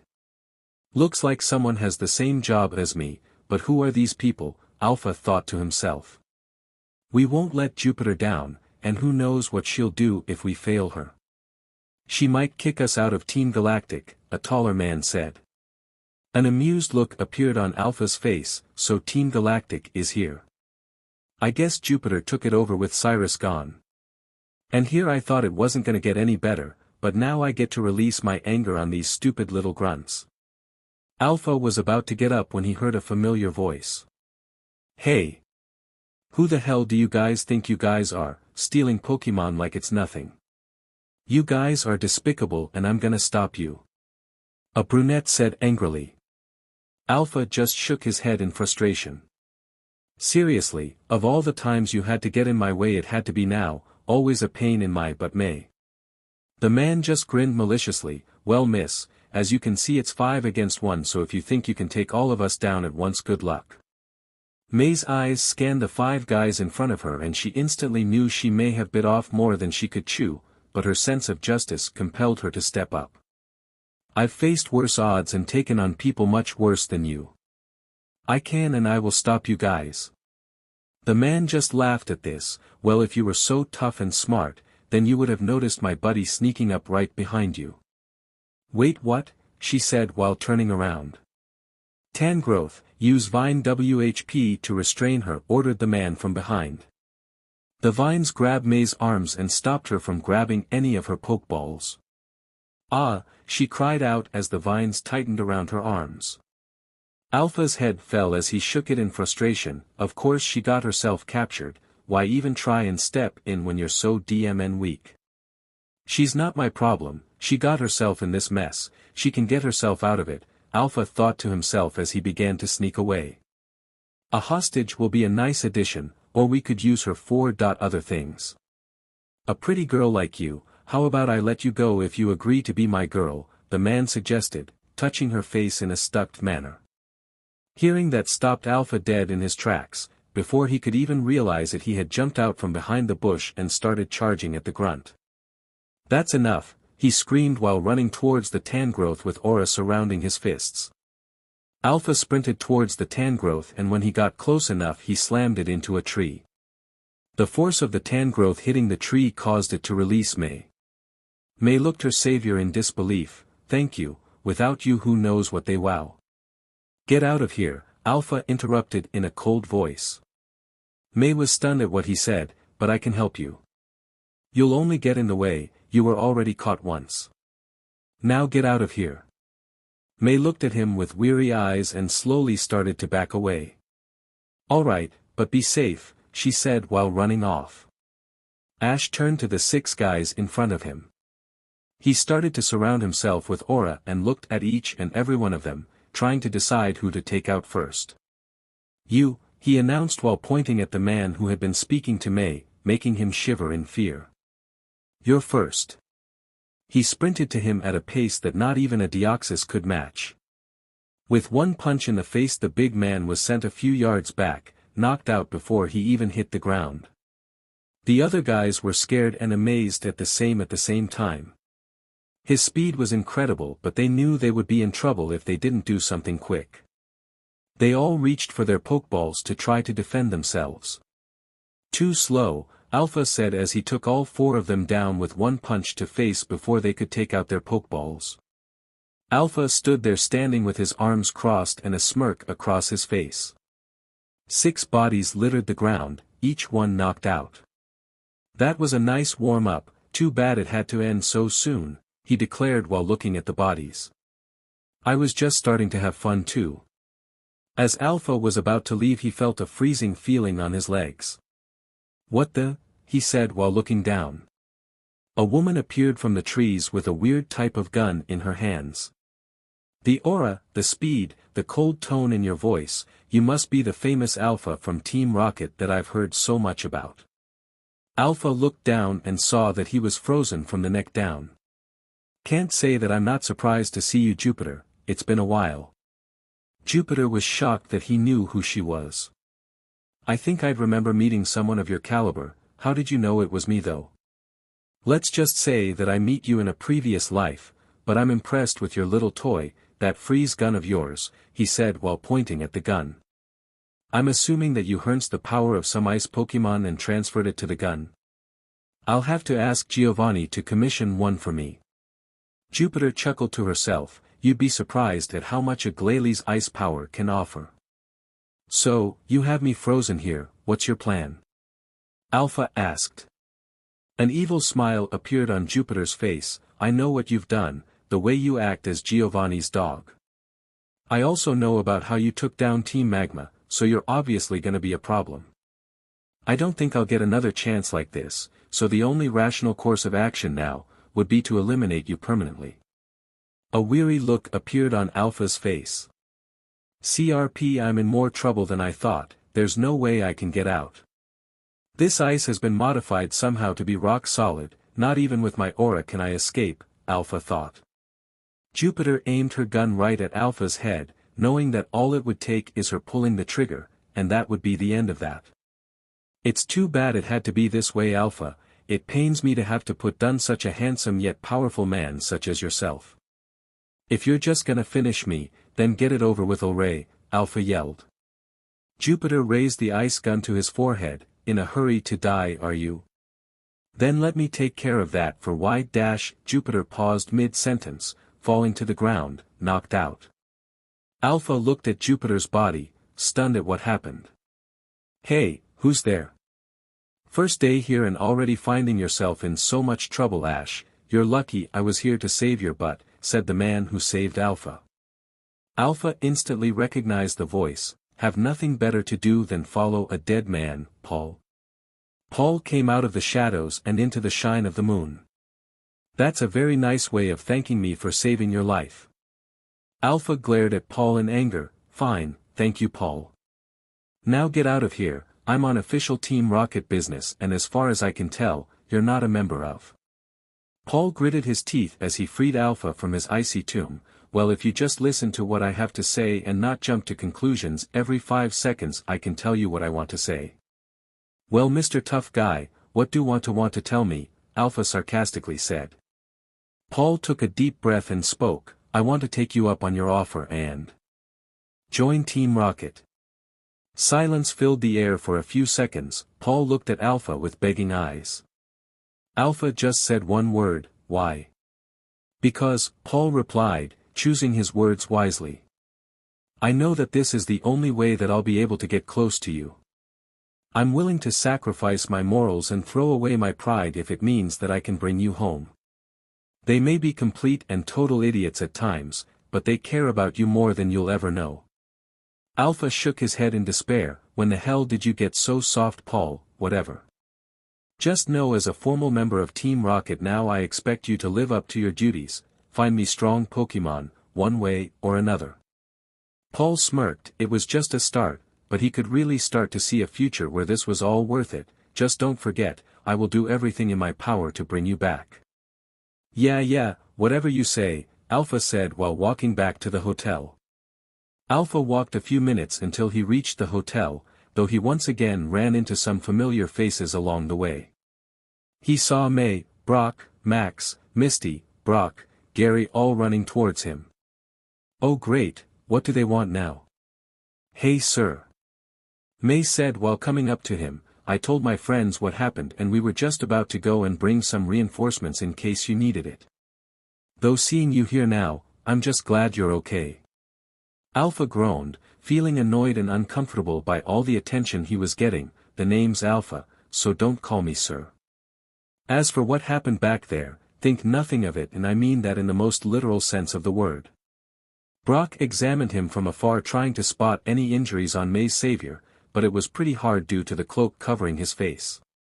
What Brock could see was blood going down Alpha's uncovered neck. Hey Alpha, I think you're bleeding, he said while pointing at the blood. Take off the cloak so I can examine your injuries. No, Alpha responded coldly, not realizing that he had been cut during the scuffle. I can take care of myself and I don't need anyone's help. Now if you mind, I'm tired and I want some sleep. Wait Alpha. May said, causing Alpha to stop in his tracks. I just wanted to say thank you saving me, that took a lot of courage, May said with her hands behind her back and a smile appearing on her face. Alpha noticed the way she was looking at him and instantly cursed himself for saving her.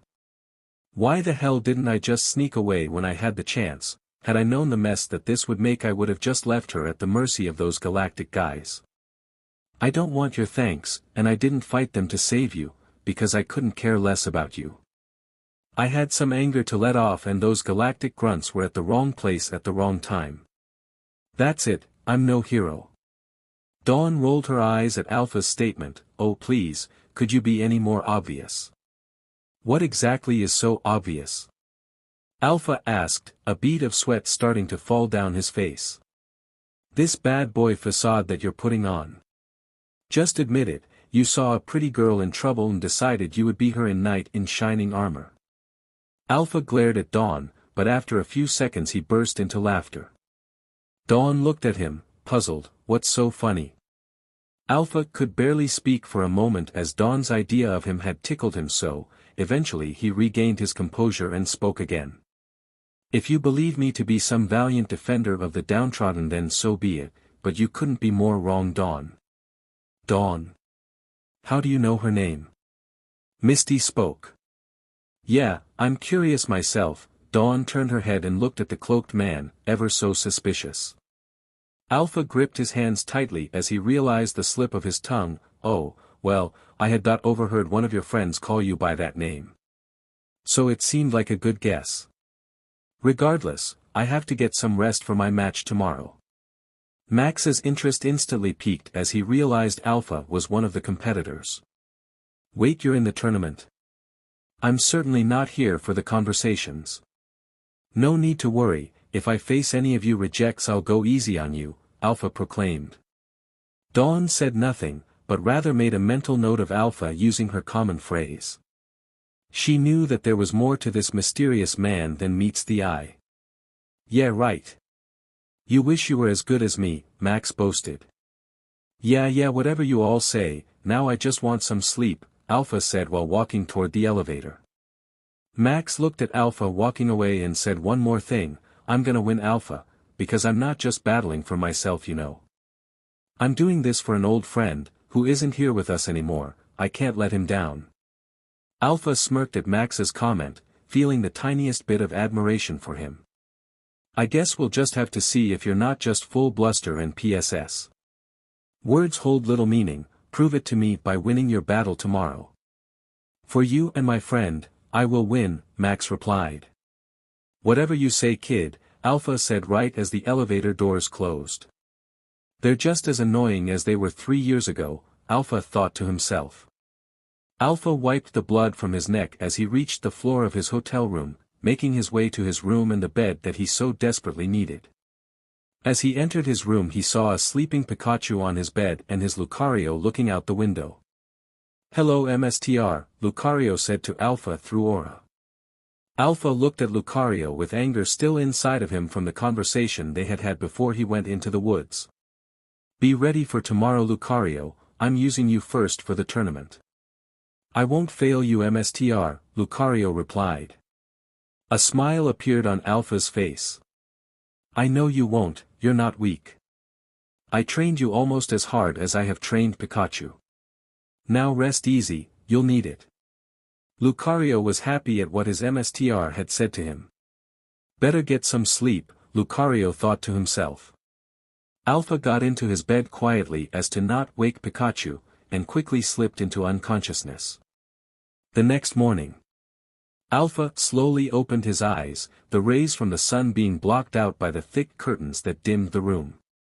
Lucario was sleeping on the couch and Pikachu was on the bed sleeping with Alpha. "So today is the day that the tournament starts. I've wasted too much time getting annoyed by those fools, I need to fulfill my mission and take some strong Pokemon." Alpha got out of bed and thought about which Pokemon he should use for his first match. "I know I'm using Lucario and Pikachu for the first match, but who should be my third Pokemon?" Alpha asked himself. "I'll let fate decide that." Alpha grabbed his backpack and reached his hand into it to pick out at random which of his Pokemon that he would use. After a while he gripped the Pokeball he was gonna grab. He pulled it out and Alpha instantly knew which Pokemon was in it without even having to open it. A devious grin appeared on his face. "Well, this is a surprise, I wanted to keep a low profile, but if this is the Pokeball I pulled then I don't have any choice." Alpha walked over to the bed and nudged Pikachu enough to wake him. "Pika," Pikachu said. "Today's the first day of the tournament Pikachu, so get up, because I'm using you second." A face of determination appeared on Pikachu's face while he jumped onto Alpha's shoulder. He then walked over to the couch and woke up Lucario. "I'm gonna put you in your Pokeball for now," he said while holding out Lucario's Pokeball. "As you wish MSTR, but can I ask you who else you're gonna use?" Lucario asked. "I'm using Pikachu and you," he said while pulling out a Pokeball from his pocket. "And I'm using this guy." Lucario was taken back at this, but MSTR the attention that he'll bring when people see him. "Some things just can't be helped, now do as I say and get into your Pokeball so we can leave," Alpha ordered. Lucario did as he was told as returned to his Pokeball. "Well Pikachu, let's go." With that he walked away with Pikachu on his shoulder, Lucario's Pokeball in one hand, and a MSTR ball in the other. Alpha walked out of the hotel and into the glaring sunlight, still wearing his cloak to cover his face. He didn't usually get excited for a Pokemon battle or really anything for that matter, but today was a different story. His palms were sweaty, knees weak, arms are heavy, and he couldn't wait to battle. But before any match could start, everyone had to go to the opening ceremonies and find out the brackets. "Great, now I have to go see that old man Mr. Good Show ramble about CRP that no one cares about. He just needs to shut up and tell us what we want to know and quit wasting our time with his meaningless CRP, am I right Pikachu?" Alpha asked his yellow friend. Pikachu agreed while nodding his head. They walked for a few minutes until they reached the main stage where Mr. Goodshow was going to greet them all. Alpha's eyes scanned the room and saw some familiar faces, and their Max stood there with determination written on his face. Paul just had his hands in his pockets with an "I don't care about this" look on his face, and for a moment their eyes locked onto each other, but Alpha averted his gaze and saw some other people. After a few minutes Mr. Goodshow appeared on stage and spoke. "Welcome everyone to the first ever Pokemon Championship competition," Goodshow said with a grin. His words were greeted with screams of excitement by some of the competitors and the audience watching. "The rules are simple, since there are a staggering 1,024 of you, the Pokemon battles will be 3-on-3 up to the top 16, but after that it will be 6-on-6. The competitors will be separated into 4 groups by random," he said while pointing to giant TV screen hanging from the ceiling. The screen stayed black for a second, but after a couple seconds an image appeared of the four groups. Alpha eyes went directly to the screen and checked to see who was in his group. Well, it looks like I'm in Group A with Max. Almost feel bad for the kid, but other than him I don't see anyone worth caring about. I am going against some girl named Jessica, so I wonder how much fun I can have with her, Alpha thought to himself. Alpha's eyes shifted to the other groups. Is there even anyone here that can at least offer even the slightest of challenges? Alpha wondered while checking the other groups. He searched the groups to find anyone powerful looking, and his eyes instantly went towards a familiar name. Well, I would have never guessed that the Sinnoh champion Cynthia would have entered this tournament. I would have assumed she would have been too busy falsely accusing people for things they didn't do. No matter, I may have given up my dreams of being a Pokemon MSTR, but I'm still owed that match with her, Alpha thought to himself while grinning. Other people in the other groups included Paul in the B group and Cynthia in the D group. Alpha stood there grinning until he felt a tap on his shoulder. Max stood there with a smile on his face and his hand held out. Good luck, Alpha, I hope we find ourselves on opposite ends on the Pokemon battlefield. Alpha stared at his hand for a few seconds but just slapped his hand to the side. Luck is for losers, Max, he said sarcastically. Clear your mind of any doubts that I'll be defeated by any second-rate trainer. I'll make it to the end of our bracket just fine, try to hold up your end of the deal. Max smirked, I'm stronger than I look, so don't take me lightly. Prove it, Alpha replied as he began walking towards Paul, leaving the young boy standing there. Paul noticed Alpha coming towards him and smiled. Looks like you got lucky. Alpha threw his head back in frustration. People just won't shut up about luck today, it seems. I was just trying to say that it's a good thing that you're not in my group, 'cause I want you to make at least the second round, Paul said while showing his cocky side. Alpha just shook his head. Have you already forgotten what happened 3 years ago? How I hooped your sorry butt. That's not even taking into account how tirelessly I've been training my Pokemon and pushing them as hard as physically possible. So trust me, you don't want to face me. Paul smirked at Alpha's remarks. Well, at least you haven't fully changed. Alpha was interested in this. What do you mean by that? Well, you still love Pokemon battling for starters. I know that inside that dark cold heart of yours, there's a kid who's hurt because his friends betrayed him, and all he wants is to be back with them. Paul claimed. Alpha clenched his fists. Paul, you haven't seen me in 3 years and now you're assuming such ridiculous things. I've changed and I'm not going back. This life I have is my life and I'll live it the way that I want to.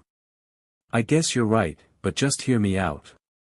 They miss you and would do anything to see you just one more time, so why can't you do that? Paul pleaded. Alpha thought for a second and spoke. If I showed myself to them, then they would just beg me to come back. Those crying pleas would fall on deaf ears. I haven't forgiven them and quite frankly, I hate them. The announcer then spoke. Will Alpha and Jessica please report to Stadium 3? Alpha heard this and started to walk away. Well, as much as I would love to continue talking about my former dumb friends, I have a battle. Paul stood there thinking about what Alpha said and then he remembered that he was going to tell him something important. Wait, Ash, I forgot, I need to tell you something, he yelled to get Alpha's attention. Alpha turned his head for a second but kept walking. He didn't really care what he had to say, and he needed to get to his match. Why did I take this mission, Pikachu? I could have been off on some resort just relaxing and taking someone's Pokemon, but now I have to deal with all this CRP. Alpha explained to Pikachu. Pika Pie, Pikachu said while shrugging his shoulders.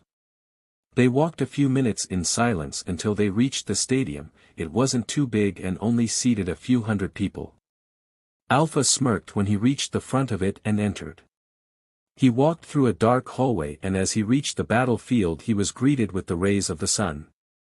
Looks like I'm the first one here, she better hurry up and not waste my time. Alpha thought. Alpha just stood there until he heard a faint sound of bad music being played. The sound was coming from the opposite end of the field but Alpha couldn't see who it was cause they were still in the dark hallway.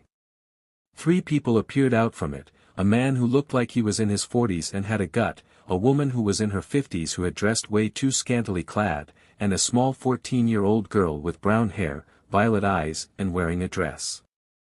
"Jessica is number one, she's gonna win," the man said while hitting the drum. "Jessica's the best, better than the rest," the woman said while playing a terrible trumpet. Jessica walked with her head held up and a crown on her head. "Thank you, my adoring fans, but I must grace the competition with my presence." Alpha just stood there. Puzzled, what the hell is this? Jessica locked her eyes on Alpha. "Well, I can see you're memorized by my presence and I can't blame you, I sometimes lose track of time staring at my own reflection." Alpha looked at the referee. "Can we just get this match over with?" he asked the referee. The referee snapped out of the trance and spoke. "All right, will the two competitors please get into position," he said while pointing at a red square. They both walked into the red square. Alpha was quiet and had his head low, while Jessica waved to her two fans and all the other empty seats. "This will be a 3-on-3 Pokemon battle. On the left we have Alpha from." "Where are you from?" the referee asked Alpha. "Pallet Air rather, let's go with Lily of the Valley Island," Alpha replied. "All right, we have Alpha from Lily of the Valley Island, and on the right we have Jessica Sanchez from Saffron City," the referee announced. "Try not to lose too quickly," Jessica said. Alpha laughed at this little comment. "I'll try not to." "All right," the referee yelled while holding up his flag. "Alpha, call out your first Pokemon and begin." Alpha took out a Pokeball and stared at it. "Don't fail me, Lucario, show them your power," Alpha said while throwing his Pokeball up in the air. Out of the Pokeball came a powerful Lucario. "I won't fail you, MSTR, Lucario claimed while looking at Alpha. Jessica pulled out a bedazzled Pokeball and kissed it. "Vileplume win for me." Out came a nice and sweet Vileplume. "Plume," Vileplume said with a smile. "All right, Lucario, use." Alpha was ordering before he was interrupted. "Wait!" Jessica screamed. Alpha's anger started to grow. "What is it?" "Can I go first?" Jennifer asked. "Go ahead, it's not like I care," Alpha said as if he was defeated. Jessica smirked. "All right, Vileplume, use attract." Small pink hearts started to go towards Lucario at a fast pace. Lucario broke those hearts with Dragon Pulse. Purple circles started to come out of Lucario's mouth and broke all those hearts. "Anything else?" Alpha shouted while smirking. Jessica's face started to get red with anger. "No more messing around, Vileplume, use Energy Ball." An energy ball started to appear on Vileplume's hands and it threw it at Lucario. Alpha looked at the very weak energy ball. Lucario moved 3 steps to the left. Lucario obeyed his orders and the energy ball barely missed him. "Now we got him on the edge, use Razor Leaf," Jessica ordered. Vileplume shot leaves toward Lucario at a fast pace. Alpha grinned. "Lucario, catch them all." Lucario focused on the leaves and when they got close enough he grabbed them. After a few seconds Lucario stood there with no cuts and a stack of leaves in his hands. Jessica jumped in frightfulness. How did he catch them all, she thought. "Now it's my turn, Lucario, use extreme speed." Alpha ordered. "Oh no you don't, Vileplume, use protect." Vileplume stood there with a shield of energy in front of it and its eyes closed, bracing itself for the attack. After a few seconds passed it opened its eyes and didn't see Lucario anywhere. "Now finish it with Aura Sphere." Alpha ordered. Vileplume looked for Lucario everywhere but it couldn't find him. "Vileplume!" Jessica shouted, "Behind you!"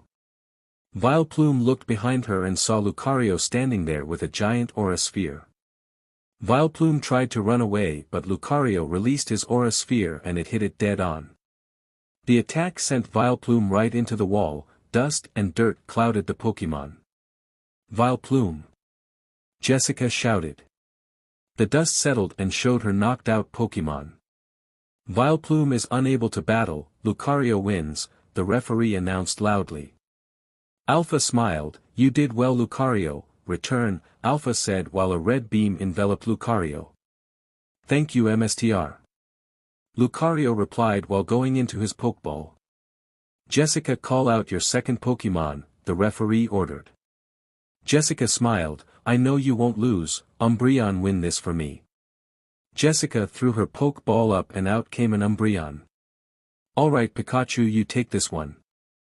Alpha told Pikachu. Pikachu jumped off of his shoulder and went onto the field. I'll start first this time, Pikachu used Thunderbolt. Pikachu shot a strong Thunderbolt at Umbreon. Umbreon dodge and use Quick Attack. Jessica ordered. It quickly moved out of the way and started to run towards Pikachu. Pikachu meet him head-on with Volt Tackle, Alpha said. Pikachu surrounded himself with static and ran straight into Umbreon. It was sent flying back in pain but now down for the count. We can't lose now, Umbreon use Hyper Beam, Jessica screamed. A ball of orange energy appeared inside Umbreon's mouth and it shot it at Pikachu. Pikachu, when it gets close enough, use your tail to jump into the air. Alpha ordered. The Hyper Beam came towards Pikachu at a rapid pace, and right as it was going to hit him, Pikachu jumped up into the air. Now Pikachu use Electro Ball. Umbreon, get out of the way. Jessica cried. Her Pokemon tried to move but its leg was injured and the ball of electricity hit Umbreon, shocking him. After everything was said and done, Umbreon laid there unconscious. Umbreon is unable to continue, Pikachu wins, the referee announced. You were awesome Umbreon, Jessica said to her Pokemon who was in its Pokeball. Good job Pikachu, but no, it's time to end this with my secret weapon. Alpha said. Jessica, call out your final Pokemon, the referee ordered. It's not over yet, come on out Weevil. Jessica yelled. Weevil came out and had its claws out ready for a battle. Hey Jessica, Alpha called out to his opponent. What do you want? Jessica replied in a mean tone. I'm giving you a chance to give up, my next Pokemon will easily beat your weak Weevil. So just give up if you truly care about your Pokemon. Alpha explained. Ha, yeah right, you're probably just scared cause you know that my Weevil can take out your entire team. Jessica replied. Alpha shook his head, don't say I didn't warn you. Alpha said while pulling out his MSTR ball. Come on out. Alpha threw his MSTR ball into the air and out it came. Oh my Arceus, the referee said while looking at the Pokemon.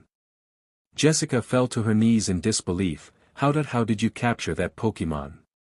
You know I haven't really used this guy too much but it will fun to see how he does. The Pokemon everyone was talking about was a flying majestic beast, it was in the air looking down at everyone. Its skin was silver and its stomach was a purplish color. Well, are you ready to win this, Lugia? Lugia flapped its wings casually and its eyes locked onto Weevil, which made Weevil cower in fear. Really Chosen One, you called me out for this? Lugia asked Alpha through telepathy. It's bad enough that captured me. Which I'm still kind of sad about, but now you make me go against a Weevil.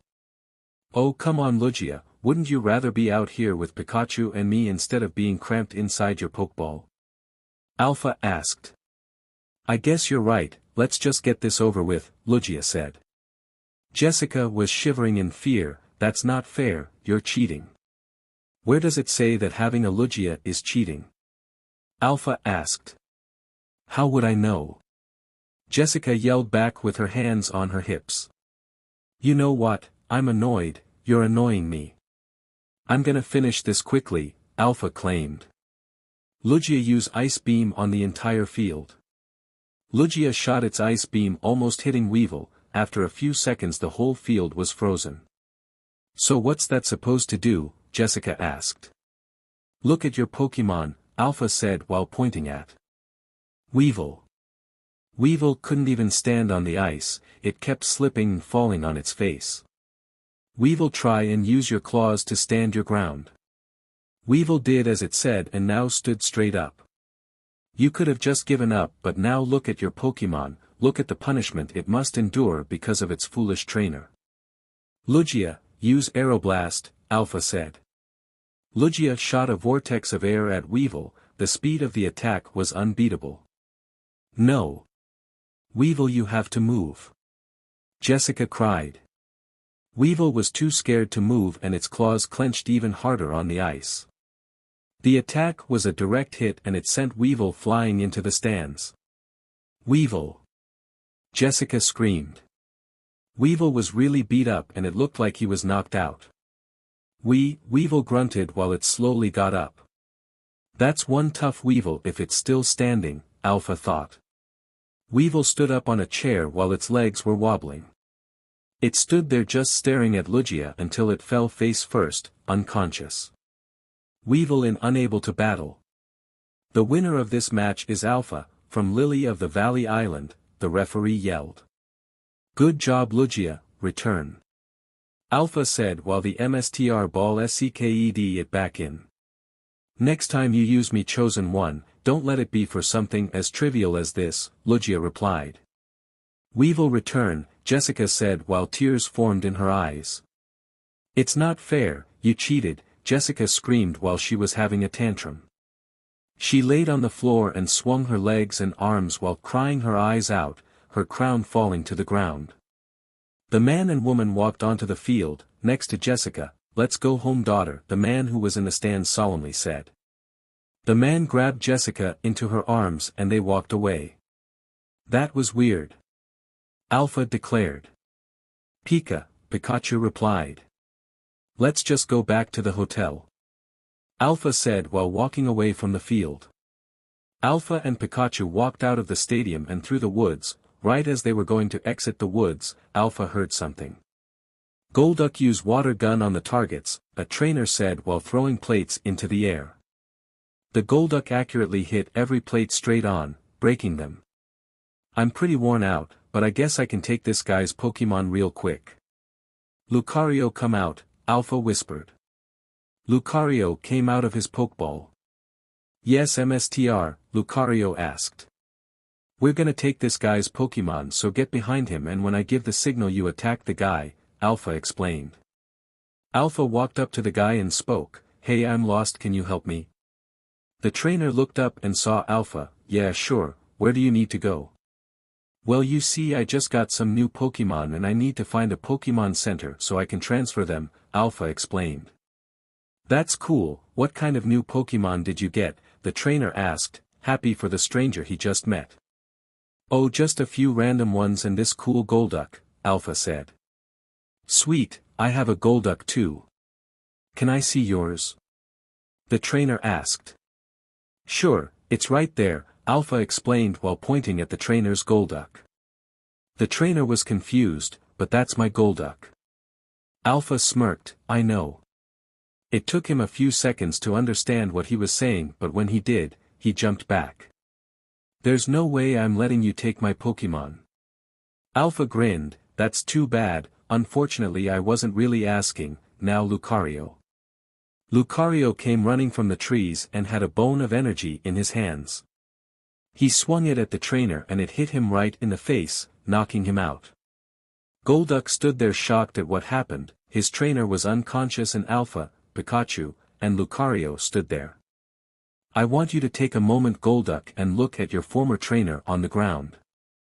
How weak and feeble he is, this is the outcome of every person too fragile to care for themselves, let alone their so-called friends.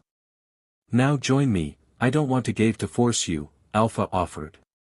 Golduck just stood there for a couple seconds but then started to charge Alpha. Alpha shook his head, I gave you chance, Pikachu, Thunderbolt. Pikachu shot a powerful Thunderbolt at Golduck and it hit it dead on. Golduck struggled to get back up and with the last of its power it shot a Hyper Beam right at Alpha's head. Alpha moved his head to the right and it went right past him. You should work on your aim. The Hyper Beam that had missed Alpha's head hit a long tree's base that was directly behind him. The attack caused the tree to start to fall over and Alpha was directly in its line of falling. Alpha and Pikachu had no clue that he was about to be crushed by a tree but Lucario saw everything. Lucario started to run towards Alpha, MSTR, watch out. Alpha heard Lucario but he didn't know what he meant, he looked behind him and saw a tree was about to crush him. Alpha had no time to move and he braced himself for the tree but felt someone push him out of the way, moving him to safety. The impact of the tree hitting the ground caused dust to fly up into the air, clouding everything around him. Alpha sat there not sure of what had happened with Pikachu by his side. After the dust settled he saw something horrifying. Lucario! Alpha screamed. Lucario was trapped under the tree trunk, blood pouring out of him, not breathing. Lucario! Alpha screamed.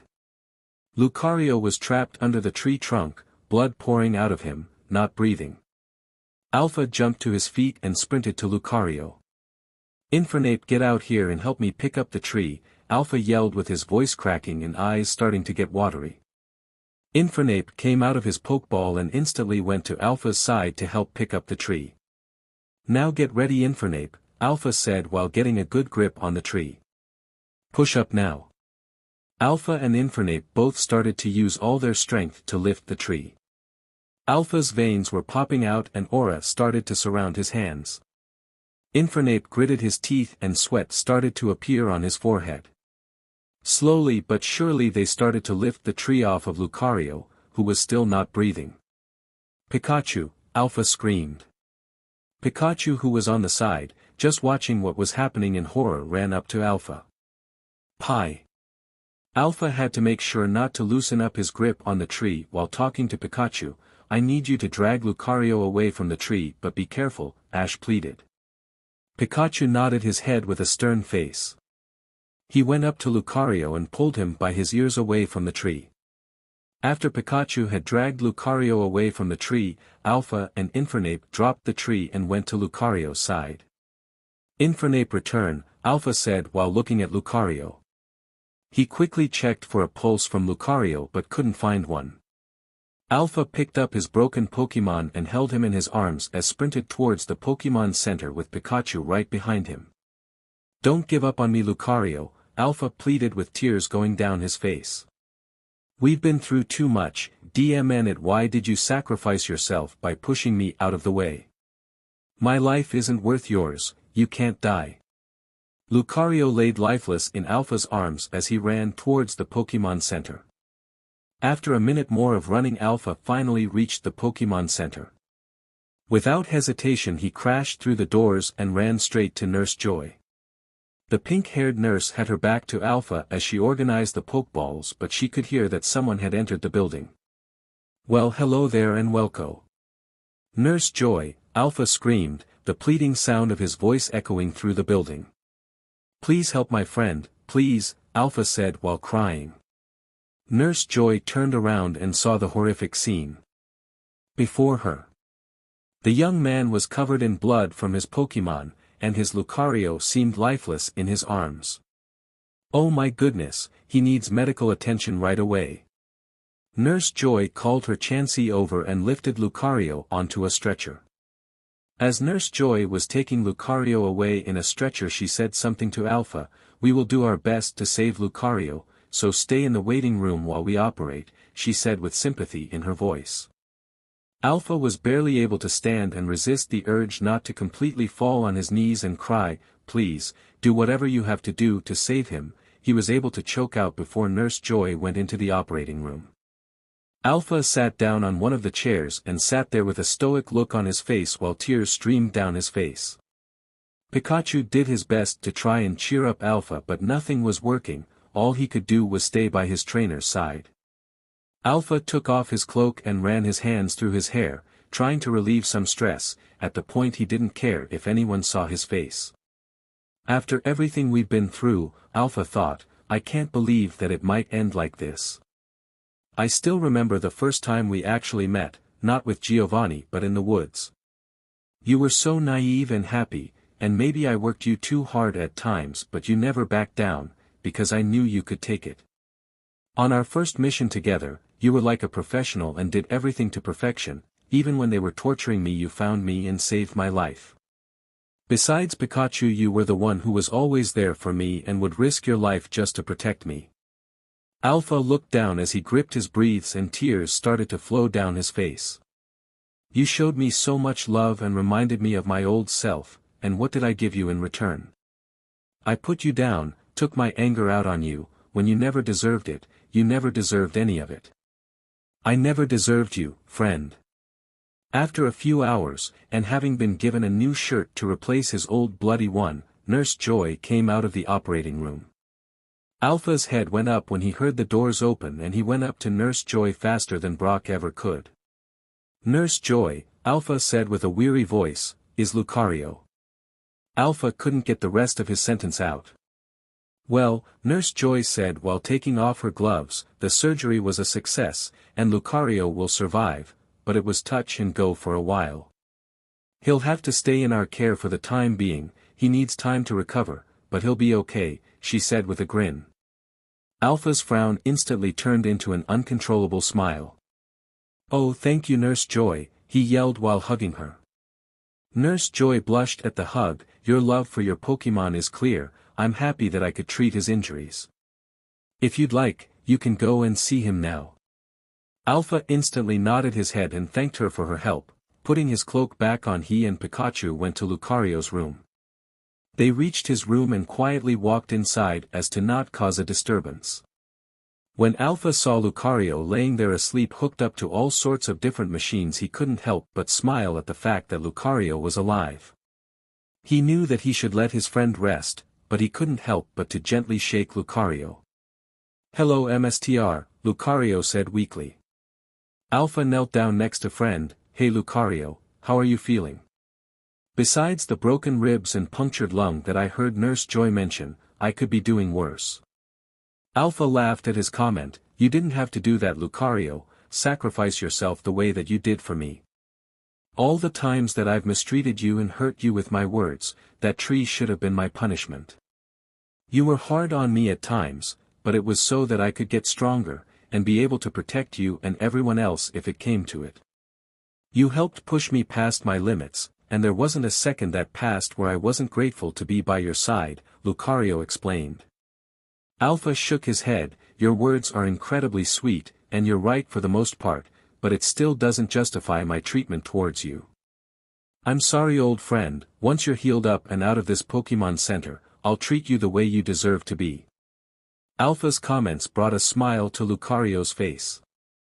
Thank you MSTR, I will recover due time, but unfortunately I won't be able to fight for you in the tournament anymore. Who cares about this stupid tournament, your health is all that matters. I have to go now, but is there anything that I can do for you before I leave? I have but one request for you. Talk to them. I know what they did to you was horrible, but I can also tell that they miss you dearly. Think of the feelings you had when you thought I was dead, that's what they have felt for the past 3 years. Alpha tensed up. I hate them, Lucario. I'm not proud of those feelings, but I can't deny them either. If this is your request though, I guess the least I could do for you is talk to them, but I can't promise any more than that. Lucario chuckled at that. I expect nothing less from you. Alpha got up from his position and started to walk out of the room. Alright Lucario, I'm gonna go back to my room and get some sleep. I'll try to visit as often as I can, and when you get healthy, Alpha said with a grin appearing on his face, be ready because we are going directly back to work. A smile appeared on Lucario's face. I wouldn't have it any other way. Alpha and Pikachu walked out of the Pokemon Center and towards their hotel. Both exhausted because of what had happened, and it was already late at night, so they needed their sleep for tomorrow's match. His legs were killing him after all the walking and standing, and all he wanted was some sleep. He reached his hotel, went into the elevator and reached his floor. I just need some rest after this hectic day, Alpha thought as he dragged himself to his room. Right as Alpha and Pikachu reached his room, the 2 rooms next to Alpha's opened up and revealed some familiar faces. Wow, you were awesome, Max, you easily beat that guy, May complimented. Yeah, you too, Richie, Sparky has gotten really strong and that guy was no match for you, Misty said with a smile. Gary, Max, May, Brock, Misty, Richie, and Dawn walked out of their rooms all dressed up. They were all talking to each other while Alpha just stood there. And then I was like, Max said to the group while walking backwards, that's not a Tentacruel, that's May. Everyone burst out in laughter at Max's joke, but as he was walking backwards he bumped into Alpha. "Oh, I'm sore," Max was going to say before he realized who he walked into. Alpha pushed Max out of the way. "Just watch where you're going." "Oh Alpha, it's you," Max gleefully explained as he looked at his rival. "The whole tournament is talking about your match. I knew I'd be up against some stiff competition, but I can't say I expected to see a Lugia of all things." Alpha sneered at the young trainer. "As a trainer you have to be prepared for anything that comes your way, so consider me showing off my Lugia a warning to you and everyone else in this tournament." "Now if you don't mind," Alpha said while walking towards his door, "I'm going to get some rest." Right as Alpha said that, 2 Pokeballs opened up, releasing 2 Pokemon. "What?" Dawn said, noticing that her Buniri had come out of her Pokeball. "Glacian, what are you doing?" May wondered as her Pokemon too had come out of her Pokeball. Glacian and Buniri started to run towards Pikachu. Pikachu hadn't been paying attention, but his ears instantly perked up when he heard the cries of the 2 female Pokemon. "Pika." That was all he was able to get out before they both tackled him.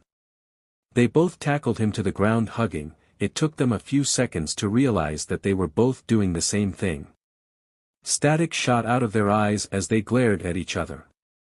Pikachu just laid there, not able to move because of the 2 Pokemon on top of him. He looked at Alpha for help but he was too busy laughing to help him. "Oh, I'm so sorry," May declared while returning Glacian to her Pokeball. "Yeah, Buniri is usually never like this," Dawn claimed as she also called her back to her Pokeball. "No, it's fine," Alpha said while trying to hold back his laughter. "But now I'm going to my room." "Wait Alpha," May called out, "we're going out for dinner, would you like to come?" Alpha was about to go on a long rant about how he wasn't gonna go and he needed sleep, but then he remembered what Lucario requested. Alpha sighed loudly. "I know I'm gonna regret this, like really regret this, but sure, I'll go. Should I be expecting anyone else? I do hate surprises." "Well," Dawn said with a blush on her face. "Dawn's boyfriend will be there too," Brock announced. "Shut up Brock. Him and I haven't been going out for that long," Dawn replied. "Well come on then, he's probably waiting for us," Gary said while walking away. "DMNU Lucario, you could have had any request but you chose this," Alpha thought. Alpha put Pikachu in his room, and they walked to the restaurant. Alpha walked towards the back of the group as everyone was talking about contests and other superfluous topics that he had no patience for. "This blows, I wonder if I can sneak away without them noticing," Alpha thought. "But, I'd be lying to myself if I said I had no interest in finding out the poor BSTRD who's dating Dawn. Knowing her though it's probably someone like Barry or Kenny." They walked for a few more minutes until they reached the restaurant. It wasn't too crowded so they were able to get to the receptionist without too much hassle. "Hi, we have reservation for May Maple," May told the receptionist. The receptionist looked through her book and scanned the pages, looking for her name. "Ah, here it is, follow me." She led them to a large table where someone was already sitting. "There you are," Dawn said to the guy at the table. "What's Paul doing here?" Alpha asked Brock as he saw Dawn give him a hug. "Oh, I didn't know you knew Paul. Yeah, he's the guy that is going out with Dawn," Brock explained. A shocked look appeared on Alpha's face.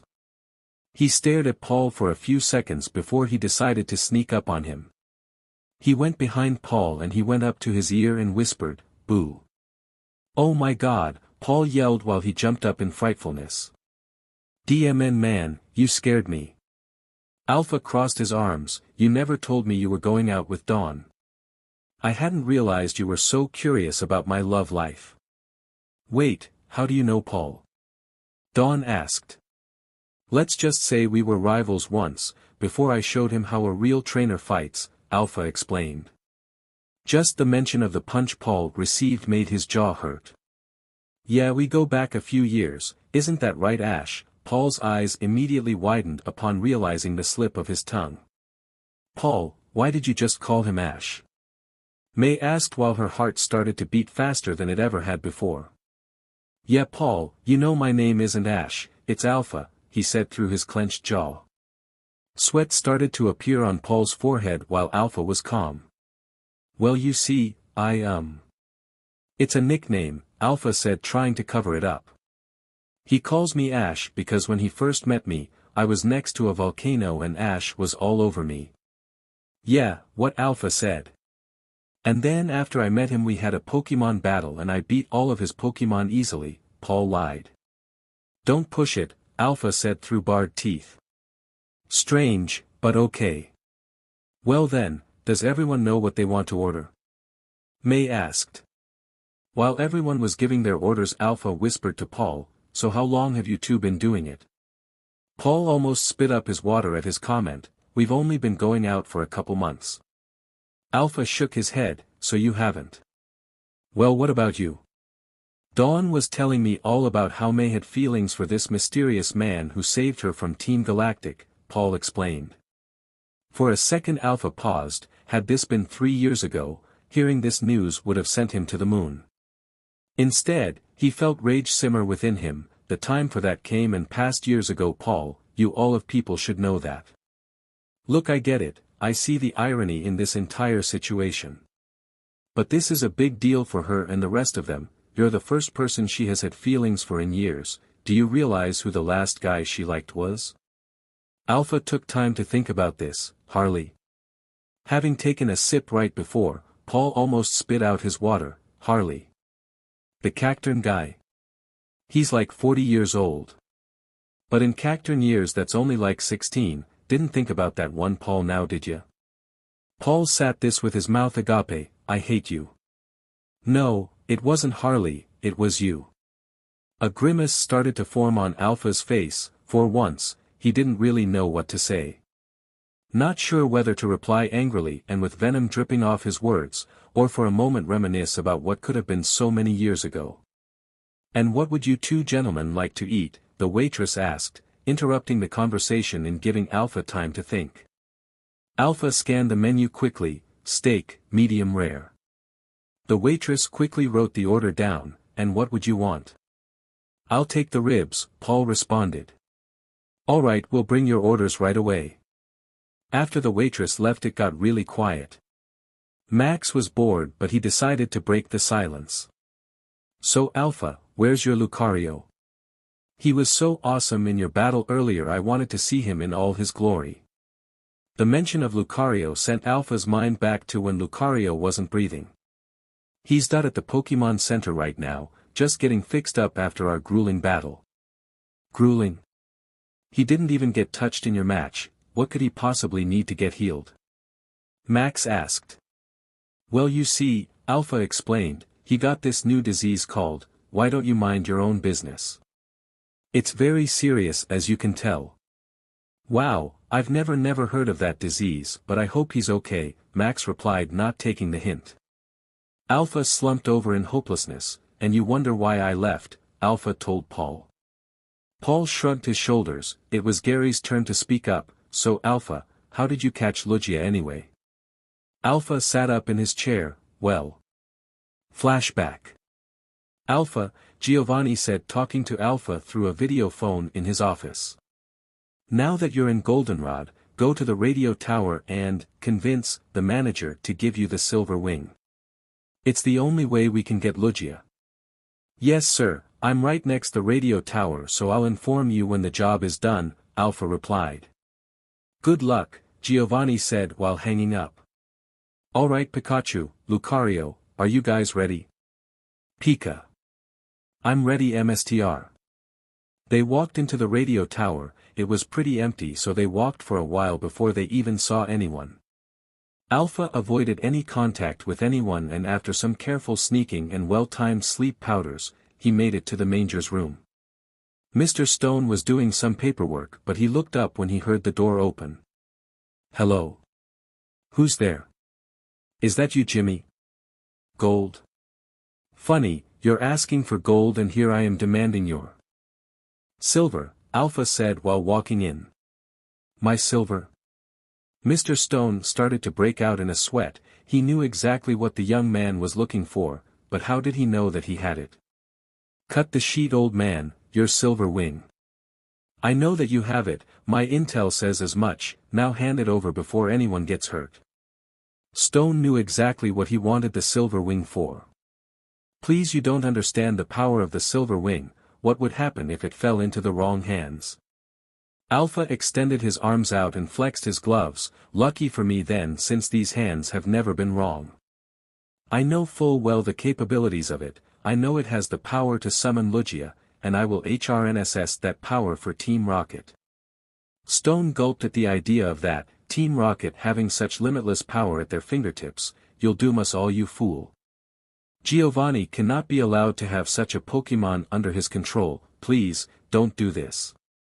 The pleas of Stone only humored Alpha, as he began to laugh at the old man. The fate of Lugia was sealed the moment I walked through the doors of the radio tower.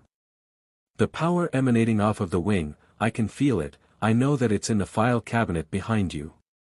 You'll have to kill me before I let you take it. That can be arranged. Lucario in that moment instantly shot out an aura sphere at Mr. Stone. Without hesitation it hit its mark right in his abdomen, sending him flying back into the cabinet. I won't kill you, idiot, Alpha spoke as he walked to the cabinet, standing over Stone's body.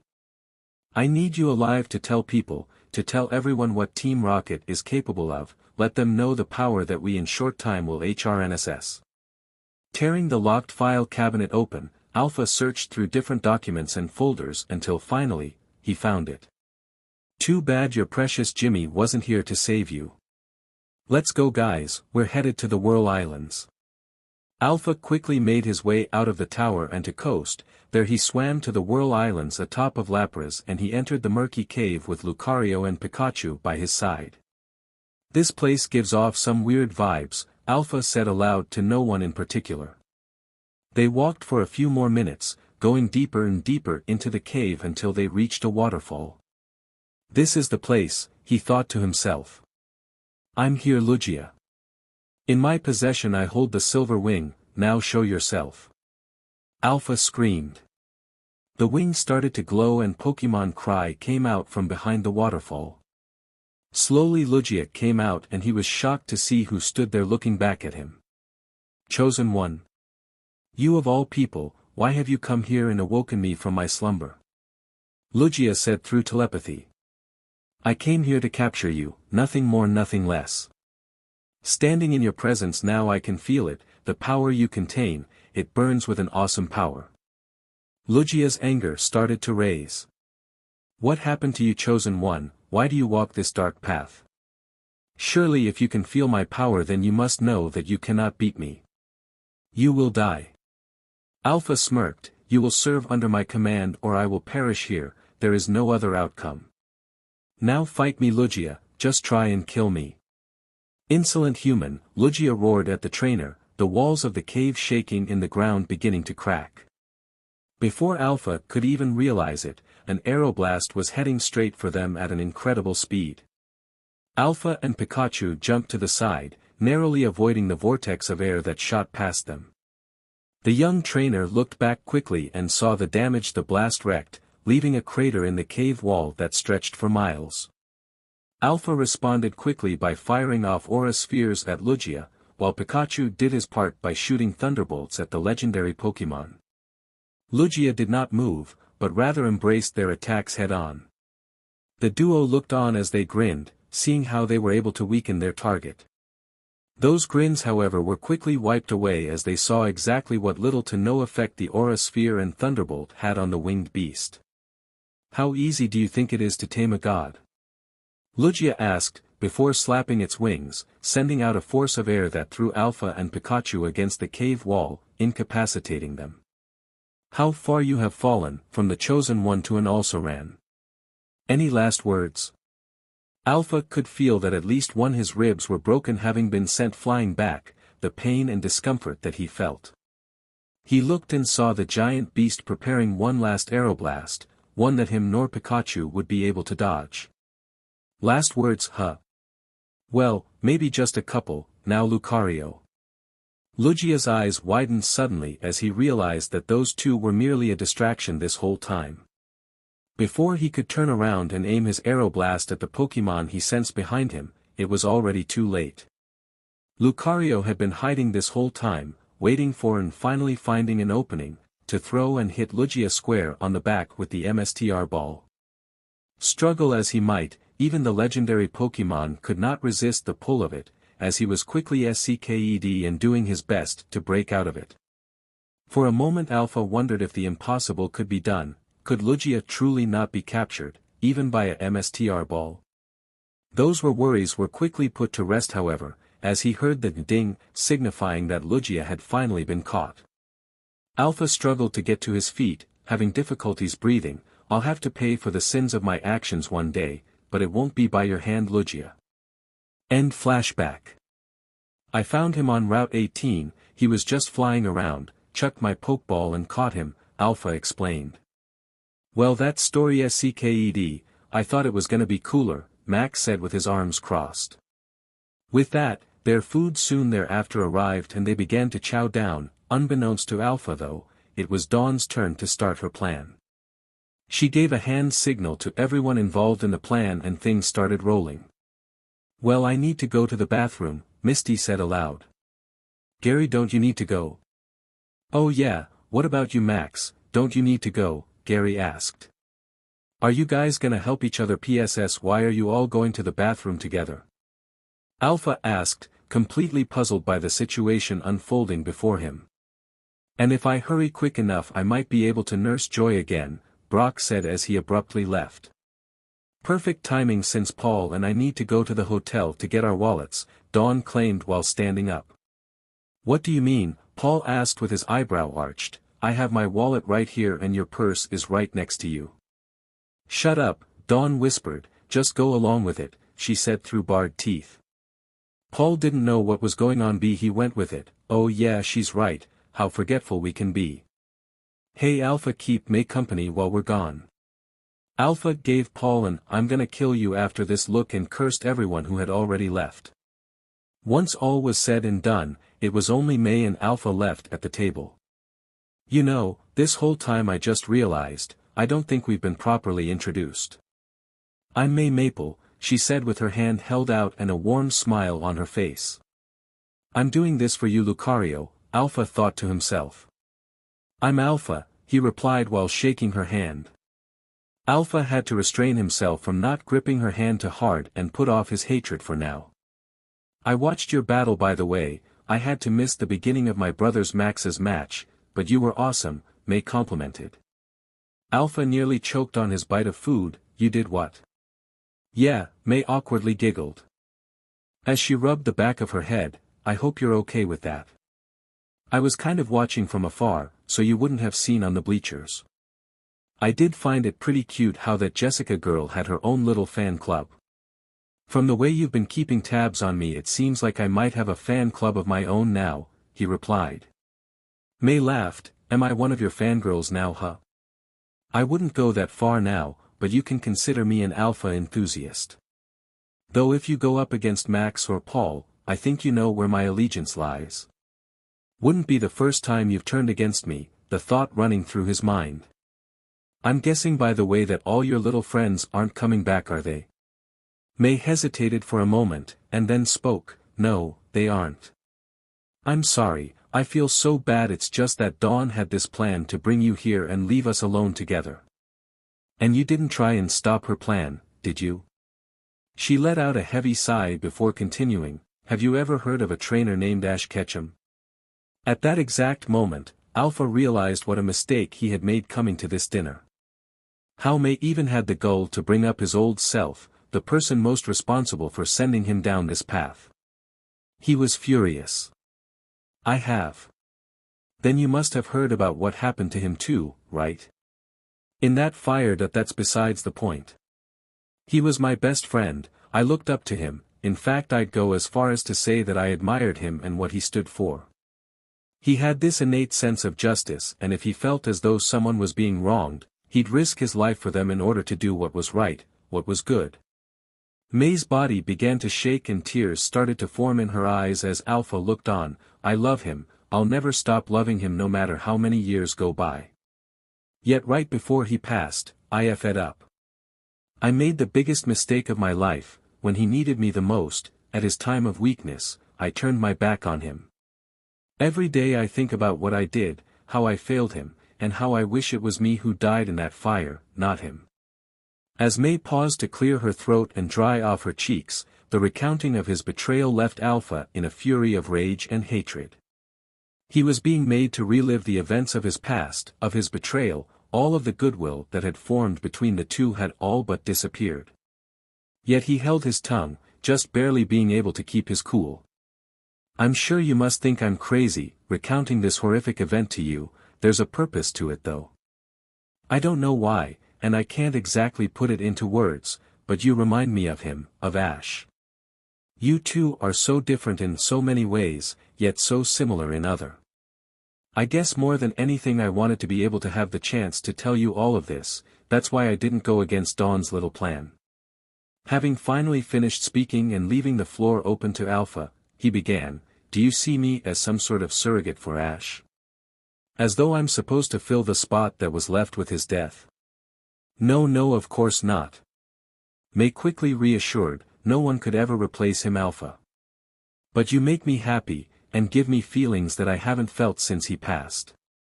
Alpha slammed his fist against the table. "Let the dead rest, May. You had one chance with Ash, one chance at his heart, and you blew it.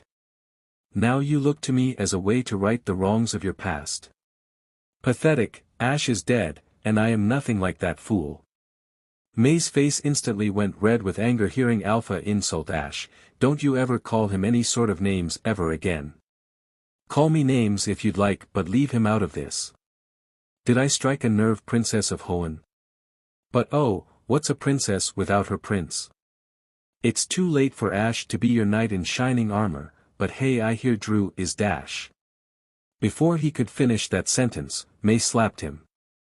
"Don't ever speak ill of Ash, and especially don't bring up Drew's name in my presence. I can't believe I was so wrong about you. It was an insult to Ash's memory to ever compare you to him." May quickly collected her things and furiously walked away, not even wanting to look at the cloaked man. Unbelievable, she betrays me and yet tries to make me the bad guy and her the victim in all of this. "I'm sorry, Lucario, but I don't think I can keep my promise," Alpha spoke aloud to himself. Alpha held his hand up to his cheek, still feeling the sensation of May's slap. Clenching his jaw, he started to stand up, though was stopped by the receptionist. "So since everyone else in your party left so abruptly, I guess you'll be paying for the bill," she asked while handing it to him. It had been such a long day that he didn't even care that he was stuck paying for it. "Fine, sure, I mean, how much could it be?" Alpha looked at the total and his jaw dropped. "And don't forget the tip," the receptionist said as she walked away. Alpha stood there, his wallet already feeling lighter. Son of a b. Alpha was walking home, anger steaming off of him. The rate at which this mission went to complete sheet is nothing short of outstanding. Why the hell did Giovanni assign this to me? He could have sent Domino or Silver, or any other member, yet he chose me. Now I'm the one who has to deal with the ghosts that haunt my past, the people who left me to die, not to mention what happened to Lucario. And at the top of all of that pile of CRP, I got stuck footing the bill for those ungrateful BSTRDS. I truly do not think this could have all gone any worse." The midnight moon was in the sky as Alpha traversed his way through woods, though the thick brush was blocking his vision to the point that he could barely see what was in front of him. "This would be a lot easier if I had some of my Pokémon with me, but I left them all back at the hotel because why would I need them at a restaurant? If there's one person responsible for all this, it's definitely Paul. Irrationality but I swear when I see him I'm gonna give him more than just a sore jaw," he thought to himself. Alpha kept walking until he heard something coming right at him. Instinctively he turned around and threw his fist as hard as he could at the flying object. As he made contact with the object, it broke into pieces. "Who's there? Show yourself." A 12-year-old kid with a guilty face appeared from behind a tree. "Sorry mister, it's so dark out here that I thought you were a Pokémon." Alpha's anger started to rise. "Do you just randomly throw Pokeballs at any shadowy figure that you can't recognize?" No. Okay, maybe sometimes, the kid replied, a guilty look on his face. You must be really strong though, mister, breaking my Pokeball with just one punch. Alpha looked at his muscular arms. Sometimes all it takes is just one punch. Man. Well, mister, you may be tough, but my brother Leo would wipe the floor with you. He's really strong, the kid explained. Trust me, kid, I don't care how strong your brother is, it won't be a challenge for me, Alpha replied while walking away. Yeah, right, he even let me borrow some of his Pokemon and I bet they're 10 times stronger than any of yours, the kid declared. Wait, if he has some of his brother's Pokemon, then I can easily take them from him, Alpha thought. Hey kid, can I inspect your brother's Pokeballs? Why should I let you do that? The kid replied, unsure of what was going to happen. Alpha quickly thought up of an excuse. Well, I need to inspect the Pokeballs to see if they are clean. The kid arched his eyebrow. Do I really look that stupid that I would fall for that? It was worth a shot, Alpha replied, while shrugging his shoulders. Alpha in a blink of an eye was standing in front of the kid. The kid was taken back by this. How did you do that? Enough small talk, kid, Alpha said while grabbing his collar. Give me your brother's Pokemon, or else. The kid started to shake in fear, almost wetting his breaths. He reached into his pocket and took out 3 Pokeballs. Here, he replied while holding his hand out. Alpha was about to take the Pokeballs but stopped when he heard a voice. Let go of my brother, you son of a beach. Alpha turned his head and saw a young man, but due to the darkness he couldn't get a clear look at him. But Alpha could see that he had 3 Pokemon beside him. Leo, help, this guy wants to take your Pokemon, the kid yelled. I'm giving you 3 seconds to get away from my brother or else my electric friends here will shock you until there's nothing left of you, Leo said while pointing to his 3 Pokemon. I'm so used to being hit by electric attacks that his attacks wouldn't even affect me, Alpha thought. But I don't want to take any risks, and besides, I don't have any of my Pokemon on me. Alpha quickly swiped the Pokeballs from the kid's outstretched hand and sprinted as fast as he could back to his hotel. By the time that Leo realized what had happened, it was too late. Alpha was taking in deep breaths as he entered the hotel. That was too close, that guy Leo almost had me. Hopefully we cross paths once more, we have some unfinished business. Ash went to the elevator, reached his floor, and entered his room. Good, no sign of those moochers, Alpha thought as he didn't see any of his former friends. The day had been long and arduous, from his battle with Jessica to Lucario's incident, and then the dinner from hell that he had to endure. Without hesitation, Alpha quietly slipped into bed as to not wake Pikachu and went to sleep. The next morning, Alpha slowly opened his eyes, the rays of the sun invading his room, hitting his face. His eyes went to Pikachu, who was still asleep on the edge of the bed. He threw the blankets off of him and stood up. Man, I'm exhausted, I wish I could just stay in today. But I can't give up the opportunity to show my power, Alpha thought as he woke up Pikachu. Pikachu opened one eye and saw Ash waiting for him to get up. Instead of doing so, he shook his tail and went back to sleep. You know you're getting lazy, Pikachu, I'll give you the day off, but only because you did so good in the battle yesterday, Alpha said to Pikachu as he grabbed his bag and walked out. Alpha walked out of the hotel without any sightings of anyone important. He walked to the tournament board to see where he was battling. Field 1. Mr. Goodshow must have been impressed by my battle since he gave me the major field. Alpha slowly walked to the stadium, not caring who he was battling. As he entered the battlefield, he noticed it was much bigger and more spacious. He walked out of the tunnel and into the field. He looked around him and saw that the stadium was filled with people watching his match. Alpha scanned the whole stadium and saw some familiar people. Didn't think they would show up, especially not her after what happened last night, but I guess they want to see what other Pokemon I have. Misty, Brock, Gary, Dawn, Max, Brock, and Paul were all in the stadium, cheering for him. May was just sitting down with her arms crossed, not paying much attention. Hey, how about you stop looking at your fans and get ready to be destroyed, a voice said from across the battlefield. Alpha's head perked up at that voice. I must be the luckiest person in the world, Alpha thought as he turned to face his competitor. A lightly tanned trainer with a brawny physique stood across from him. His jet black hair in disarray, but his black peak cap covers up his hair. His emerald-colored eyes pierced Alpha. He is wearing a blue polo neck that has a yellow lightning bolt across the front, and he uses an old wore-out pair of black jeans. On his right hand is a black and gold fingerless glove. "Hello Leo, you don't know how badly I wanted to face you," Alpha said with a smirk. Leo laughed at this. "Please, you think you're hot sheet just because you have a Lugia? I'll defeat you, legendary or not." The referee stepped up and spoke. "This will be a 3-on-3 Pokemon battle. On the left we have Alpha from the Lily of the Valley Island." The crowd exploded when they heard Alpha's voice. The fangirls were in a frenzy. "And on the right," the referee continued, "we have Leo born from Olivine City." Leo was greeted to boos from the fangirls. "Oh come on. Where's my crowd of adoring fangirls? I won my first battle too, you know," Leo said to the crowd.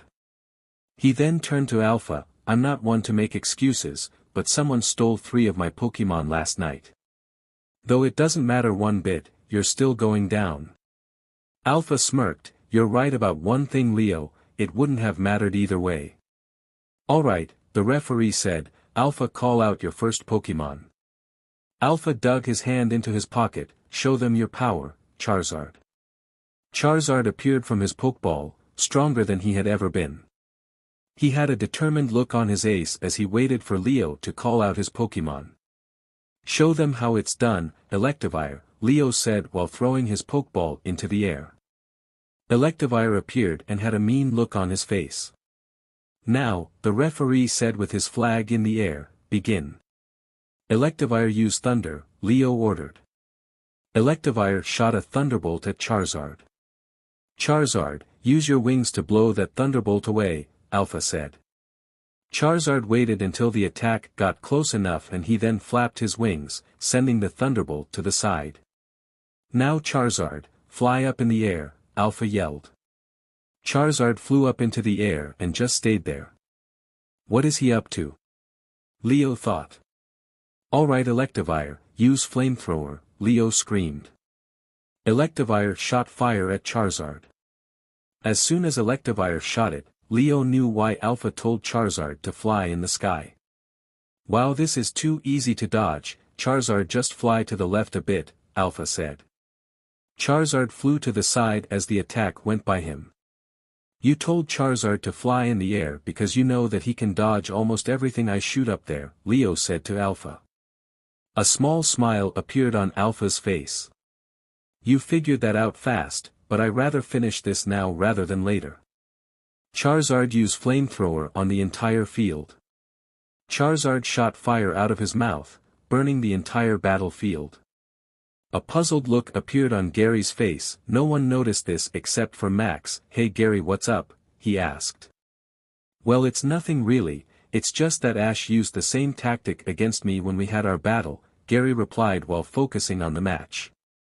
Max shrugged his shoulders. "I do remember watching that battle, maybe Alpha has just done his research," he said while turning back to the battle.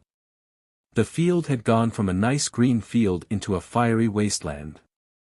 While Charizard was in the air, Electivire was jumping up and down, his feet getting burned. "So do you give up already?" Alpha taunted. Leo gritted his teeth. "Not a chance."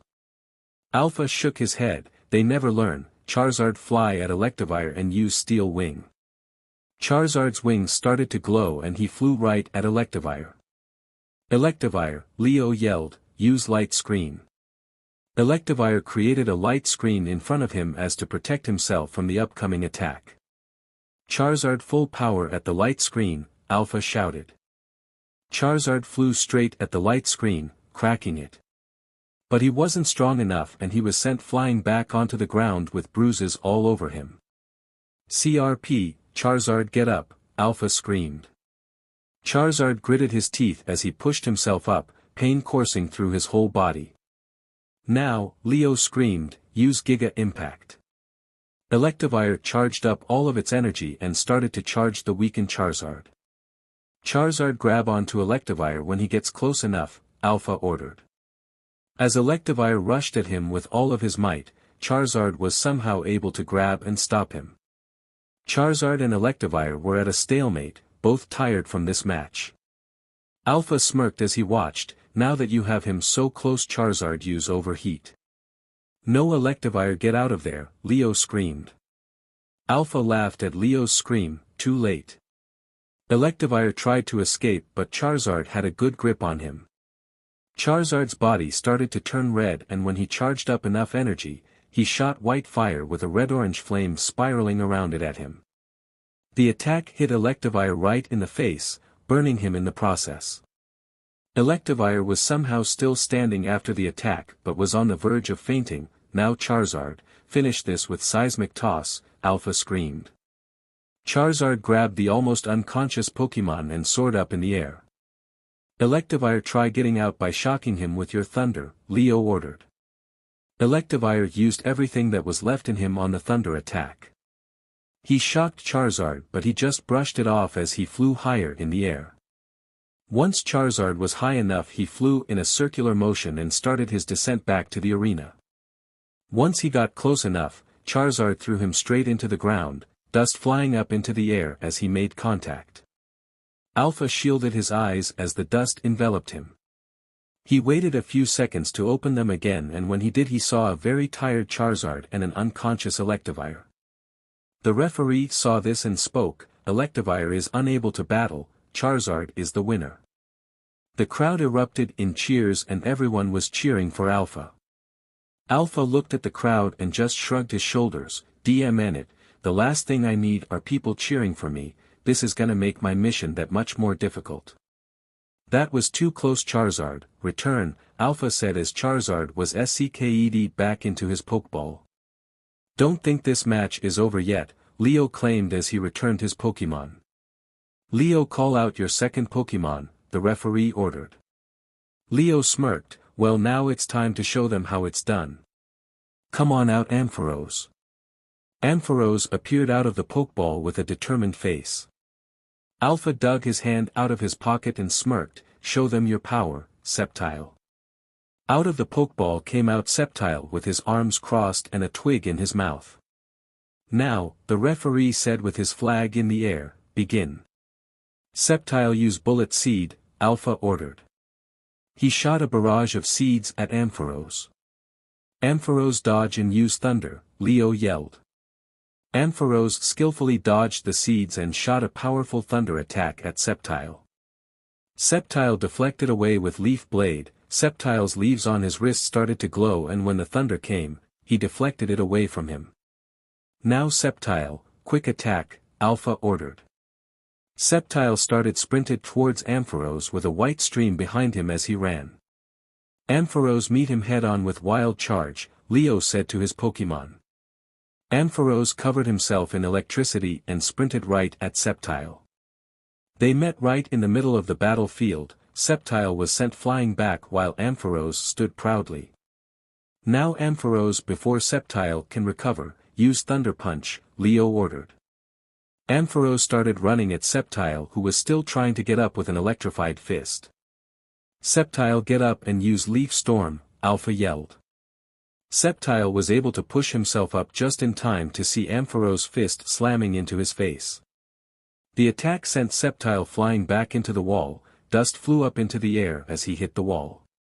Awesome job Ampharos, there's no way he's getting up from that one, Leo claimed. As the dust settled Sceptile was on his knees breathing heavily, but not out yet. Alright Sceptile, we can still win this, Alpha declared.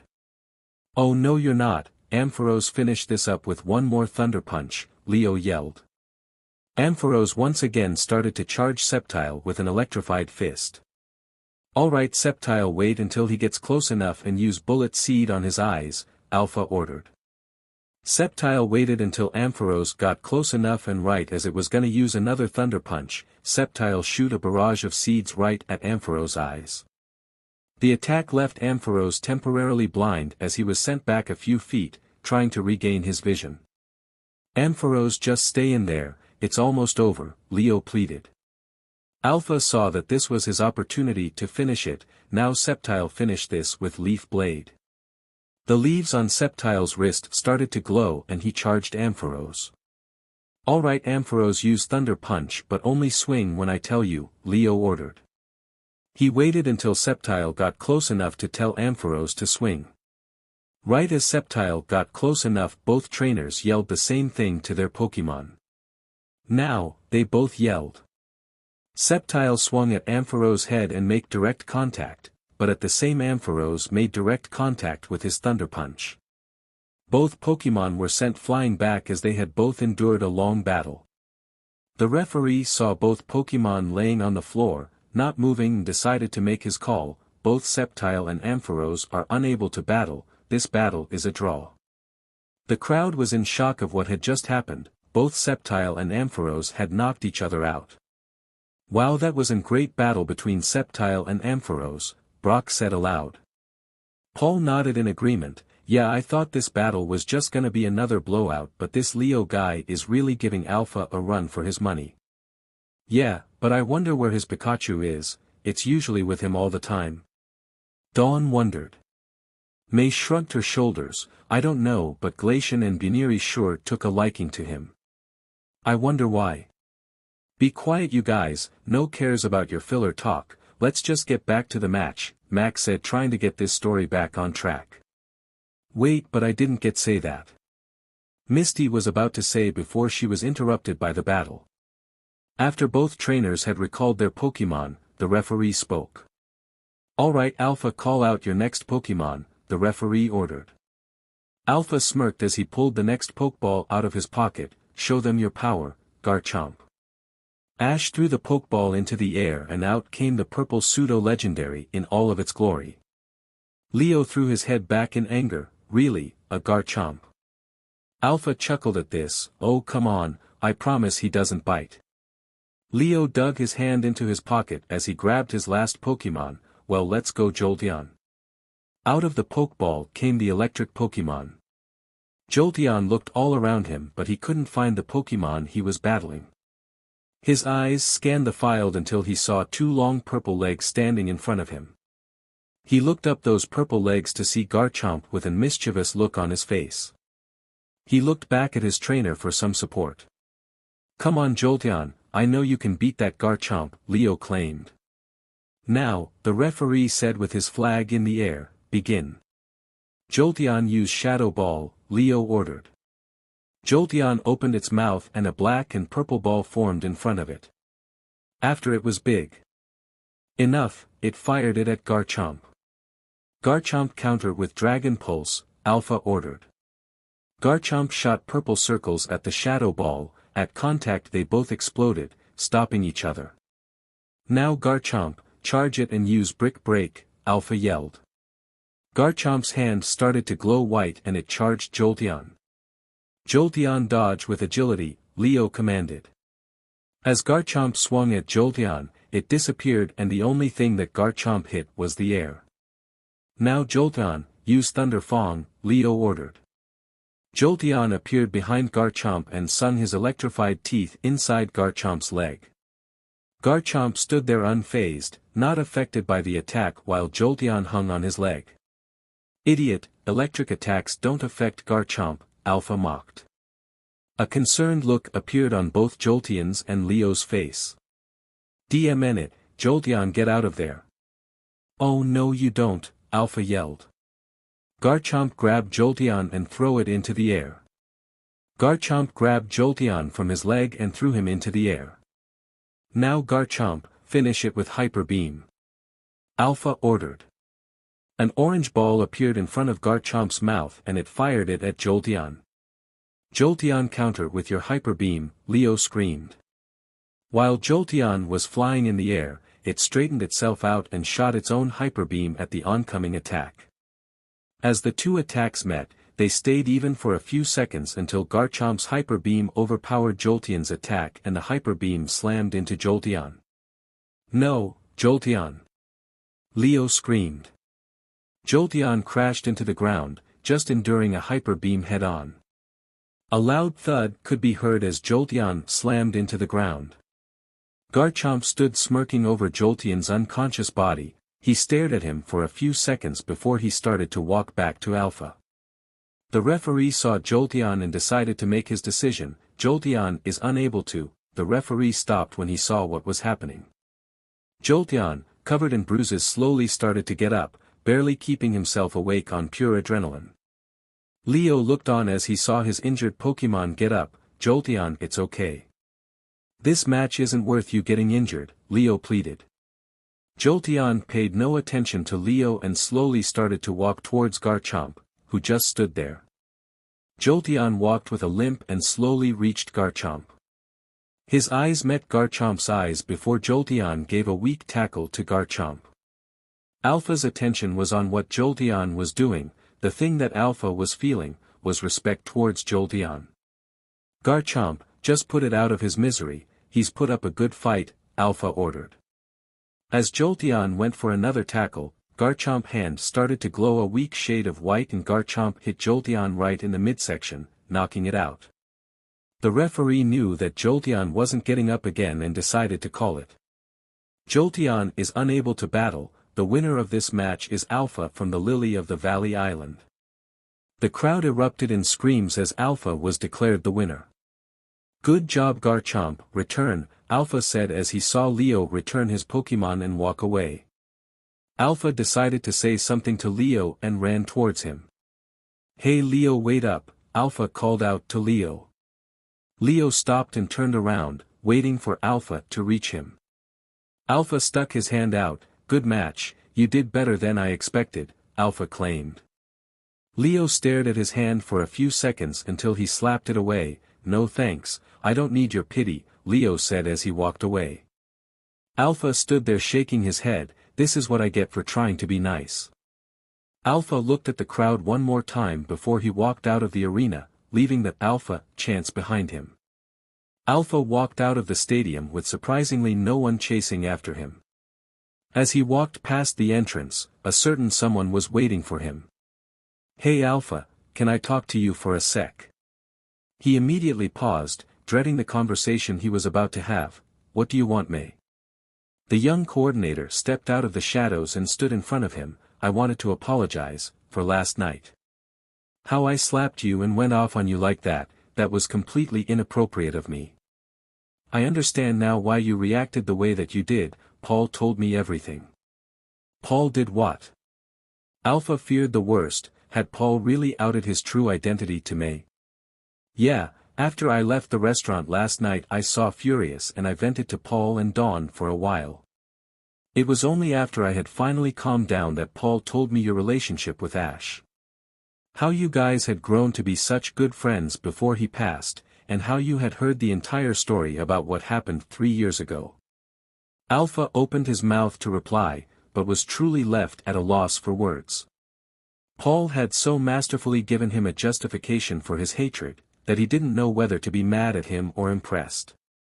So again, I'm sorry. You are your own person and it was unfair of me to see you as some sort of surrogate for Ash. I still think you're kind of an but, May slyly said with a smirk, but you're a good person, Alpha.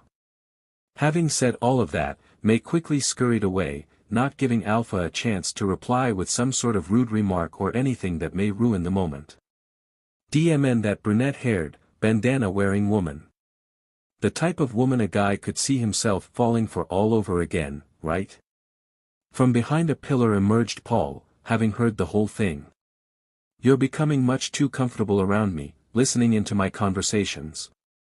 We're not friends, Paul, not even close, Alpha quickly replied, annoyed at the purple-haired trainer. And here I thought we were starting to become best friends once more, Paul said as he put his arm around Alpha's neck, really pushing the limits. You should be happy with me, I covered for your sorry but after that dinner date gone awry. You should have seen how sad May was afterwards. She tore a phone book in half with her own bare hands. Had I not been so thoroughly intimidated I would have been impressed. Alpha quickly got out from under Paul's arm. There's no need for you to cover for me or do anything of the sort. Once this mission is over, you and the rest of your ignorant friends will never see me again. Always such a downer, relax a little bit, lighten up. Besides, I have something that'll make you happy. Alpha arched his eyebrow upon hearing this. He watched closely as Paul reached into his pocket, and out came a handful of Pokeballs. Paul turned to Alpha and spoke, "Tada. You wanted me to get you some strong Pokemon, I got you some strong Pokemon." Alpha took the Pokeballs in Paul's hand and quickly pocketed them. "Let's take a walk for a bit, Paul. I know neither of us have anything better to do at the moment." "Well, actually, Dawn and I have Paul said before he was interrupted. "Are you really about to ditch me for a little date?" Alpha asked. Paul thought for a second and then spoke, Fine, I'll sleep on the DMN hotel couch if I have to for tonight." Alpha walked into the woods, the trees covering their every movement. They walked for a while until Paul started to make small talk. "So Ash, have you heard about what's been going on with this new group of people?" Alpha shrugged his shoulders. "Alpha, not Ash, and nope. Should I care? Maybe, I don't know, there's something off about them. All they do is talk about Pokemon liberation and how they shouldn't be confined to their Pokeball, how we should love our animal friends, not use them to fight," Paul explained. Alpha shook his head. "They sound like hippies, and if there's anything more in this world that I hate more than my former friends and the concept of brunch, it's hippies." "You hate brunch?" "I don't hate brunch, I hate the idea of brunch. It's like, pick a goddamn side, you know. You either have breakfast, or you have lunch. The unholy combination of the two is a direct insult to Arceus himself." Paul paused for a moment, thinking about Alpha's rant. "So yeah, about these hippies. As long as they stay out of my way, I really don't care what they do." Their conversation was immediately interrupted though, as they heard a blood-curdling cry for help in the direction towards the edge of the cliff. "What was that?" Alpha asked. "It sounds like someone is in trouble," Paul explained. "Let's hurry." Alpha and Paul ran to the edge of the cliff and upon reaching there, found a man barely holding on for dear life. "Oh, thank Arceus, I thought I was done for," the guy said when he saw the two trainers. "What happened?" Paul asked. "Well, I was taking in the view, trying to get some good pictures of the landscape, when suddenly the ground caved in beneath where I was standing," the man explained. "Well, it's okay, we're here now and we'll help you up," Paul said while walking towards the guy. Alpha grabbed Paul's shoulder. "I'll do it, Paul." Alpha walked up to where the guy was hanging and spoke. "Before I pull you up, toss me your Pokemon." The man got a confused look on his face. "Why?" "Well," Alpha said, thinking of an excuse, "what if they fall out while we're pulling you up? Could you live with the idea of your Pokemon plummeting to their doom?" "I guess you're right," the guy replied while digging into his pocket and throwing his Pokeballs into Alpha's hand. "There. Now can you please help me up?" the guy pleaded. An evil smile appeared on Alpha's face. "You know I like the old Paul better." "What are you talking about?" "We need to save this guy," Paul exclaimed. "You remember the old Paul, don't you? You used to be so apathetic and uncaring, only ever striving for more and more power. Now that's the kind of person that would be perfect for Team Rocket." "Are you insane?" Paul grabbed Alpha by his collar. "I'm not that person anymore, now shut up and lift him up. There's more to being a part of Team Rocket than just taking people's Pokemon," Alpha explained. "Are you trying to tell the whole world that we're part of that villainous gang?" "He can hear everything you're telling me," Paul replied while pointing at the hanging man. Alpha smirked. "That won't be an issue, he won't live long enough to tell everyone our secret. That we're a part of Team Rocket, that I used to be Ash Ketchum." The man's eyes widened. "Ash Ketchum? That famous trainer who died?" "Whatever, I don't care about any of that, just save my life please." "Ash, what are you doing?" Paul asked. Alpha pointed at the man's fingers that were holding on to the edge of the cliff. "Step on his fingers," Alpha ordered. "What?" Paul yelled with a horrified face. "Even at my worst I would never do such a thing. Are you not a member of Team Rocket now?" Do you not want to save me and bring me home like you keep going on about? I've lost all patience for my mission here, so step on his fingers, or save him and never see me ever again. Alpha ripped off his cloak and stared Paul directly in the eyes.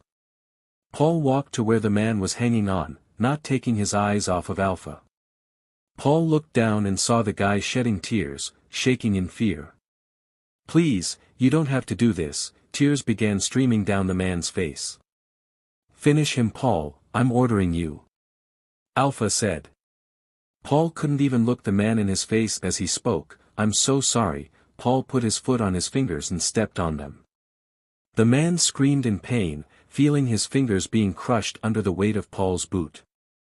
Slowly his fingers were loosening up, and after a few more seconds, he lost his grip and started to fall. No, the guy's voice echoed through the canyon, until it very abruptly came to an end.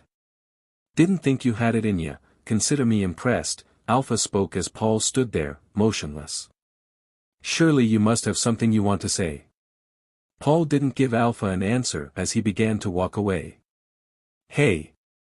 Where are you going? We need to collect some more Pokemon, Alpha said. Paul turned around with a cold look on his face. Just leave me alone, Alpha. I'm starting to think that maybe it would have been best if you did die in that fire. Alpha stood there all alone, thinking about what had happened. He knew that he should tell Paul the truth, but he wanted to let the situation marinate for a bit. Still though, there was a lingering question that went through his mind. Maybe I pushed him too far. Alpha was walking back to the hotel through the woods, his head down. I wanted Paul to embrace his darker side again, but tricking and making him think that he actually killed that guy, was that too much? No, it couldn't have. What the hell am I talking about? Alpha thought to himself. As he neared his hotel, he saw a crowd forming around a group of people. What's going on here? Alpha thought as he walked up to the crowd. Who is this guy? A random guy asked. I don't know, but I think they're from Unova, another man answered. A man in his 30s stepped up to the stage, with a younger man with long green hair and a cap right behind him. The man looked around and saw all of the onlookers staring right at him. A grin appeared on his face. My name is Getsis. I am here representing Team Plasma. Today, ladies and gentlemen, I would like to talk to you about Pokemon Liberation. Everyone looked at each other with weary looks. Alpha just threw his head back violently and let out a loud groan. Oh my god, that these are the hippies Paul was talking about, aren't they? Alpha said aloud. Getsis looked into the crowd and heard Alpha's comments. Excuse me, sir, but please do not refer us to as hippies. We are just here to tell the truth of what is wrong with humans for keeping Pokemon bottle in. Getsis said to Alpha. Please, Alpha interrupted. Pokemon Liberation, what a joke. I've come across your group before, Team Plasma. Spare me your half-truths and your whole lies. Liberate yourself from that van that you live out of and get a job. I'd recommend the circus since you two already look like clowns. And stood up from his chair and stood beside Getsis. All we are doing is spreading awareness of our cause. We are not here to cause any trouble. Let us just say our piece and we'll be on our way, N responded. Alpha tapped his finger on his chin in a thinking motion and after a few seconds, spoke. I could entertain you two fools for a few minutes, Alpha said while digging into his pocket, but I'm in a real bad mood today, and I need to take it out on someone. So, leave before I call out my Garchomp and Hyper Beam you out of this region. N gritted his teeth. The reason we're up here preaching the truth is so that people like you don't make Pokemon forcefully battle and feel like pieces of worthless CRP. Don't you get it? Alpha responded with an obnoxious yawn right in N's face. You know what, I think I do get it finally. I get that you really want me to call out my Pokemon and we can take turns kicking your butt, Alpha replied with a Pokeball in his hand. Fine, N said while jumping off the stage. If it's a Pokemon battle you want, pausing for dramatic effect, it's a Pokemon battle you'll get. That's enough. Getsis yelled while putting his hand on N's shoulder. We didn't come here to have a battle. Some people have different opinions about this, but that's to be expected. Let us be on our way, we have to prepare for the plan anyways. Remember, the name of Harmonia will cast a beam of light to show these trainers the way. And out his head down, I'm sorry, I let my anger get the best of me. And then turn to Alpha. Pokemon should never be in Pokeballs, they should be free, empowered and able to live their own lives. And we will do anything to liberate Pokemon. And you know what they truly want. Give me a break, Alpha replied, colder than a sheer cold, while walking away to the hotel.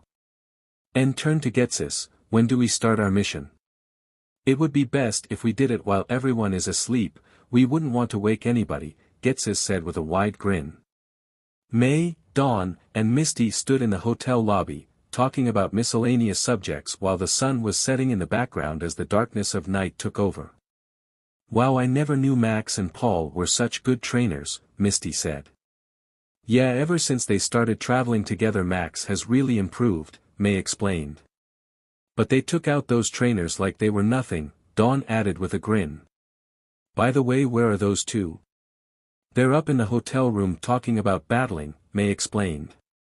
How are you feeling though, May? I know last night you were pretty furious, and I know you had that talk with Alpha after his battle, Misty asked her friend, showing genuine concern for her. May hesitated for a moment. The past few days had been such an overwhelming experience for her. Meeting Alpha and getting to know him a little has been both the best and worst thing that has happened to me in the past 3 years, she said with a light-hearted tone. Because he reminds you so much of Ash, right? Dawn added. Yes. May gleefully replied, I thought I was just going crazy, but you get the same feeling too. Alpha reminds you of Ash. Misty scrunched her nose at the comparison. We don't even know what he looks like for starters. Plus Ash was way more sweet and caring than Mr. Broods a lot and is generally in butt. May and Dawn giggled at Misty's description of the cloak trainer. He grows on you the more you get to know him. Yeah, like a fungus, Misty quickly replied. A fungus that May is attracted to, and we should support our friend, Dawn stated, pumping her fist in the air.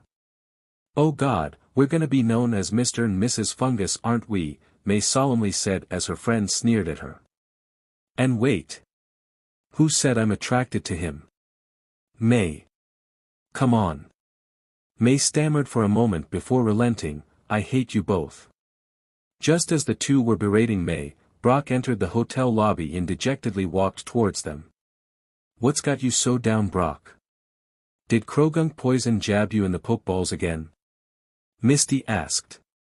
Brock took in a deep breath and spoke, no, I mean yes, Krogunk did ensure that I'll never have children, but that's not it. I was just thinking a bit how it's gonna be 3 years in a few days, Brock replied. Even though Brock didn't explain, all the girls understood what he was talking about. Has it really been that long? Wow, Dawn asked in a sad tone.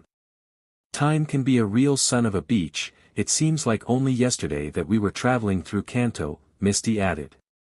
May stayed quiet, she had known as well about the 3-year anniversary coming up, but hearing it being spoken about brought her down. Brock noticed this and tried to change the subject. So Dawn, have Alpha and Paul come back yet? I think they're still out there hanging out, I guess, Dawn explained, but he should have been back by now, he promised to serenade me by the lake during our date. We're talking about the same Paul, right? Not alternate universe singing Paul. Misty replied, shocked at the mere thought of it. Dawn giggled, ooh, he's gonna be mad at me for telling you guys, he has the voice of an angel. At that moment, Alpha walked through the door, his mouth open as he was yawning. He looked to the side of the lobby and saw his former female traveling partners and Brock all talking. Alpha let out a deep breath as he saw them start to point at him. Great, what do they want now? Alpha thought. Hey Alpha. Over here. Dawn called out to Alpha. He slowly walked over with his hands in his pocket, dreading whatever conversation they had in store for him. Alpha reached them and spoke, what do you want? Okay, I have 2 questions for you, Mr. Fungus. Dawn proclaimed as she put her hands on her hips. Fungus? Dawn ignored Alpha and continued, question number 1, why do you always wear that cloak? We've hung out with you long enough that we don't care how you look. If you're handsome, great. If you're ugly as sin, then there are much more fashionable cloaks that we can buy you. Alpha smirked as he spoke. Oh yes, Dawn, please, the world can't know what a deformed monster I am, or else they'll lock me up and throw away the key. That was sarcasm. You're being sarcastic, aren't you? Dawn replied with a straight face. Completely. What I look like should be of no concern to any of you. Mysteries are kept secret for a reason. A grin started to appear on May's face. Oh come, I bet you look great. Now let's just see what's under that cloak, she said as she started walking towards Alpha with her hand held out. Alpha stood there stoically as May's hand moved closer to him. When her hand was in grabbing distance, Alpha grasped her hand tightly and spoke. What the hell do you think you're doing? Is the idea of personal space not taught in Hoenn, princess? Don't you ever try to remove my cloak again, Alpha explained, void of any emotion as he threw her hand to the side. May quickly brought her hand back close to her and started to rub it. Ow Alpha, I was only messing around, you didn't have to squeeze my hand so hard. Yeah Alpha, Brock declared as he looked at him, what's your problem? Hey Brock, isn't that Nurse Joy who just walked out of the hotel, Alpha said as to get rid Brock. Brock's face started to turn red with anger. Do you really think I'm gonna fall for that? She was in a bathing suit. Alpha countered back. Brock started to cool down. Was it a two-piece? A smirk showed on Ash's face, the smallest two-piece I've ever seen. Brock's eyes went from his normal slit-eye shape to wide open as he started to run outside in hopes of finding Nurse Joy. Bye guys, I got to go see my love, Brock yelled as he left the lobby. Alpha started to laugh uncontrollably at this while both May, Dawn, and Misty glared at him. That's not funny Alpha, Misty declared. Are you kidding me? That was hilarious. You people just don't know how to have fun, Alpha replied. You don't know us, we have fun all the time, May explained. What could you three possibly do that would be considered fun? Alpha asked. Dawn gleefully exclaimed, we go on adventures and we beat up various amounts of bad guys. Alpha shook his head, is that it? Please, I've come across more legendary Pokemon than any other person alive. Ho-Oh itself will reveal itself to me and let out a cry, every time I start a new journey. Not only that, but I am considered a god on the Whirl Islands, where I've died in the most impossible conditions to survive, but was revived by the most cliché plot twist in a movie. Finally, I have a Lugia, that is bent over and I'm the controller of its own destiny. So you guys can have your so-called fun, and I'll have my own fun. All three stood there, unsure of how to reply to Alpha's list of accomplishments. One on hand, they wanted to stand in awe, showering him with questions about his various incredible journeys. On the other hand though, the guy had such a DMN god complex, that they didn't want to inflate his ego any more than it already was. Now as much as I would love to stay and chat, arguing with those hippies has really got me tired. Alpha said. Alpha started walking towards the elevator, but before Alpha was out of Dawn's sight, she asked him one more question. Wait Alpha, have you seen Paul? Alpha stopped walking and he shook his head. I have, though I think you'll soon find that Paul has undergone a bit of a transformation. No need to worry about that, he should be back any time now. He just needed to get his priorities straight. With that little speech, Alpha walked into the elevator and gave one last smirk to the girls before the doors closed. After what seemed to be the longest minute of Alpha's life, which consisted of him fidgeting his fingers and grasping the pokeballs in his pocket, the elevator dinged as it reached his floor. Alpha straightened himself up and started walking to his room as his tiredness got the best of him. He was greeted by a restless Pikachu who was sitting up on his bed and started looking up towards him. What do you want now Pikachu? Alpha asked. Pikachu ran to the window and pointed to it, Pika Pikachu. So now you want to go out? Too bad you had your chance in the morning but you chose to sleep in, Alpha replied in a cold manner. Pikachu's ears went down, Pika Pie. But don't worry, Alpha said while kneeling down, I'm sure the author of this story will have something really exciting happen later on, Alpha explained, trying to comfort Pikachu. Pikachu's head went up at this. Pika. Alpha slowly got up and didn't even bother getting under the covers. He just flopped himself onto the bed, his consciousness gone before he even reached the bed. Pika. Pikachu just sweat dropped and started trying, and struggling to get his trainer's body under the covers. Clouds covered the moon as the night progressed. It was so dark that if you tried waving your hand in front of your face, you couldn't even see it without some type of light source. The darkness covered anyone walking through the woods, and the Pokémon Center was in a panic. A distraught Officer Jenny was in shock at what she had witnessed. "We thought we had the place secure, we even added reinforcements just in case," Jenny said to herself as she fell to her knees. Impossible, she then stood up and ran to the nearest building she could find. After a few minutes of running she reached a hotel whose light could be seen miles away in the pitch-black darkness. She raced to the entrance and was greeted by a hotel worker who got stuck with the graveyard shift. The hotel worker noticed the very stressed Jenny and instantly knew something was wrong. "Are you okay, miss?" she asked. Jenny had to get her breath back after her long trek, and started screaming at the top of her lungs, "Yes. I'm fine, but the Pokémon Center isn't." The hotel worker was shocked to hear this, but started to gain a calm composure and asked squeakily, "What do you mean?" "I'm sorry, but there's no time to explain," Jenny quickly said. "I need you to let me send a message through the intercom to everyone here." The hotel worker knew she wasn't allowed to let anyone other than the manager speak over the intercom, but she knew this was urgent. "Say whatever you need to say."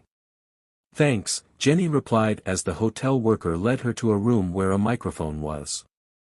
Dust was all over the small table the microphone was on because it was to be used in only urgent times, and it had been months since the last time it was used, though it looked like it had been over 9,000 weeks since it was used. "All right, I'll tell you when it's on and your message will be heard throughout the entire hotel," the worker explained as she set everything up. "Okay, just tell me when," Jenny replied as she took hold of the microphone. The hotel worker took a few moments to plug all the wires in correctly, and when she was finished she gave a signal to Jenny. Jenny cleared her throat and spoke into the microphone, making her voice project through the entire building. "Everyone, please listen to what I have to say. I know that many of you are asleep, but there has been an attack on the Pokémon Center down the road a few miles down. During the night a large group of people stormed the Pokémon Center and attacked. After they had tied up everyone, they took all the Pokeballs that the trainers, aka you, had left and took all the injured Pokémon that were outside of their Pokeballs. I advise everyone to go down to the Pokémon Center and please assist any way you can. Hopefully we can catch the BSTRDS that did this." Jenny put the microphone back on the table and let out a deep breath, and just kept continuing in a small CYCL of breaths. The hotel worker stood there was horrified at what she heard. She couldn't believe that anyone would do a heartless thing as to steal weak and defenseless Pokémon. Who would do such a thing? She asked Jenny out of fear. Jenny shook her head. "I don't know, but whoever they are, they better hope that they don't get caught. Because, if they do I'll make sure a life sentence isn't the only thing they get." "Miss, are you sure you are all right?" Jenny then turned around and stated calmly to the worker. "My mental health is fine, thank you." "Why do you ask?" The worker just pointed at what was in the officer's hands. "Because you are squeezing the life out of that handkerchief." Jenny just looked down to see that the piece of cloth had been tightened up quite a bit and loosened her grip on it. The two started to hear people talking outside and it progressively got louder and louder. "Looks like your call worked perfectly," the hotel worker said. A smile showed on Jenny's face. "Let's just hope it's enough," she said as she and the hotel worker walked outside to see hundreds of trainers trying to scurry out the small door and to the Pokémon Center. A group 7 people walked into the packed lobby, all awoken by the call of help from Jenny. They were all still tired but decided to take up Jenny's offer and help with the situation. "Who do you think is behind this?" a very sleepy Max asked. Brock shrugged his shoulders. "I don't know, but my bet would be on Team Rocket." They're always up to no good. Misty nodded in agreement. This is the perfect place and time to strike. You have powerful trainers from all around the world competing here, and the night is the best time to strike if you want a sneak attack. Well, I'm just glad none of our Pokémon were at the Pokémon Center, Dawn said. Yeah. But we need to help whoever got their Pokémon taken and catch those criminals who did this, May replied. From the look of things, it's gonna be a while before we can even get out of the lobby, Gary said while pointing at the crowd. Everyone was in a frenzy after hearing what Jenny had said over the intercom. But the chaos was unbelievable, for many of the trainers in that hotel had left their Pokémon back at the Pokémon Center. People wanted to rush out of there as fast as possible, but the entrance could only let so many go out at a time. Pushing and shoving was happening, but the lobby was so packed that no one could even get an inch. It had stayed like this for a certain trainer, then entered the lobby out of annoyance, frustration and anger. Alpha stood with his hands clenched, his teeth bared, visibly showing anger coursing throughout his whole body. A blue aura surrounded his body as he stood, and veins were popping out where people thought that they didn't even have veins. May noticed him and decided to say something. Hey Alpha, are you going to go help catch the people that stole the Pokémon? Alpha paid no attention to her. Everyone get the hell out of my way or face my wrath. Alpha yelled as a blue aura surrounded him, creating air around him. No one paid any attention to him as they were still trying to exit the lobby. His eyes then glowed blue, and lightning was sparking around him. I said move. I have to go and protect my friend. Alpha started to bash his way through all the people, knocking them either to the side, knocking them out, or giving them a bloody nose. After a while he reached the lobby entrance and started to sprint towards the Pokémon Center. Bodies littered all over the lobby thanks to Alpha. All of Alpha's former friends just stood there in shock at what had just happened. I never knew he was so strong, Dawn said. What was that blue light around him? Gary asked. May knew exactly what his was. That was aura. It's something that Ash was able to control. But, I thought he was the only one who had that ability. Outside, Alpha was sprinting towards the Pokémon Center. You stupid hippies. I know it was you. When I find you, you better not have hurt Lucario. Alpha said to himself, as sprinted. I'm going to kill you all. The wind flew through Alpha's hair as he raced to the Pokémon Center under the shadows of the night. Pikachu had to grab onto Alpha's shoulder with all his strength as to not fall off. The Pokémon Center was a couple miles down the road, and for some it could 15 to 20 minutes to reach it if they were really in a hurry, but Alpha he reached it in 8 minutes. He was fueled by not only rage but guilt also enveloped him. If only I had seen this coming, Alpha thought to himself, then I would have sent those hippies back to wherever they came from and Lucario would be okay. When Alpha reached the Pokémon Center he found it in shambles. The windows were broken and glass was littered all over the ground. The door had been knocked off its hinges and laid on the grass in front of the Poke Center. Alpha started to walk towards the Poke Center when a tall man stood in the way. Sorry kid, but this area is restricted. Alpha looked at the man with pure anger. I would advise you to stay out of my way or else we're gonna have some problems. The man looked at the shorter Alpha and started to laugh. You crack me up kid, but I wasn't asking, the man said as he put his hand on Alpha's shoulder. Alpha just looked at his hand and smirked, fool. Alpha grabbed his arm and threw it to the side. When he regained his balance he turned to face Alpha but was instead greeted with a fist to the face that shattered his nose and sent him staggering backwards.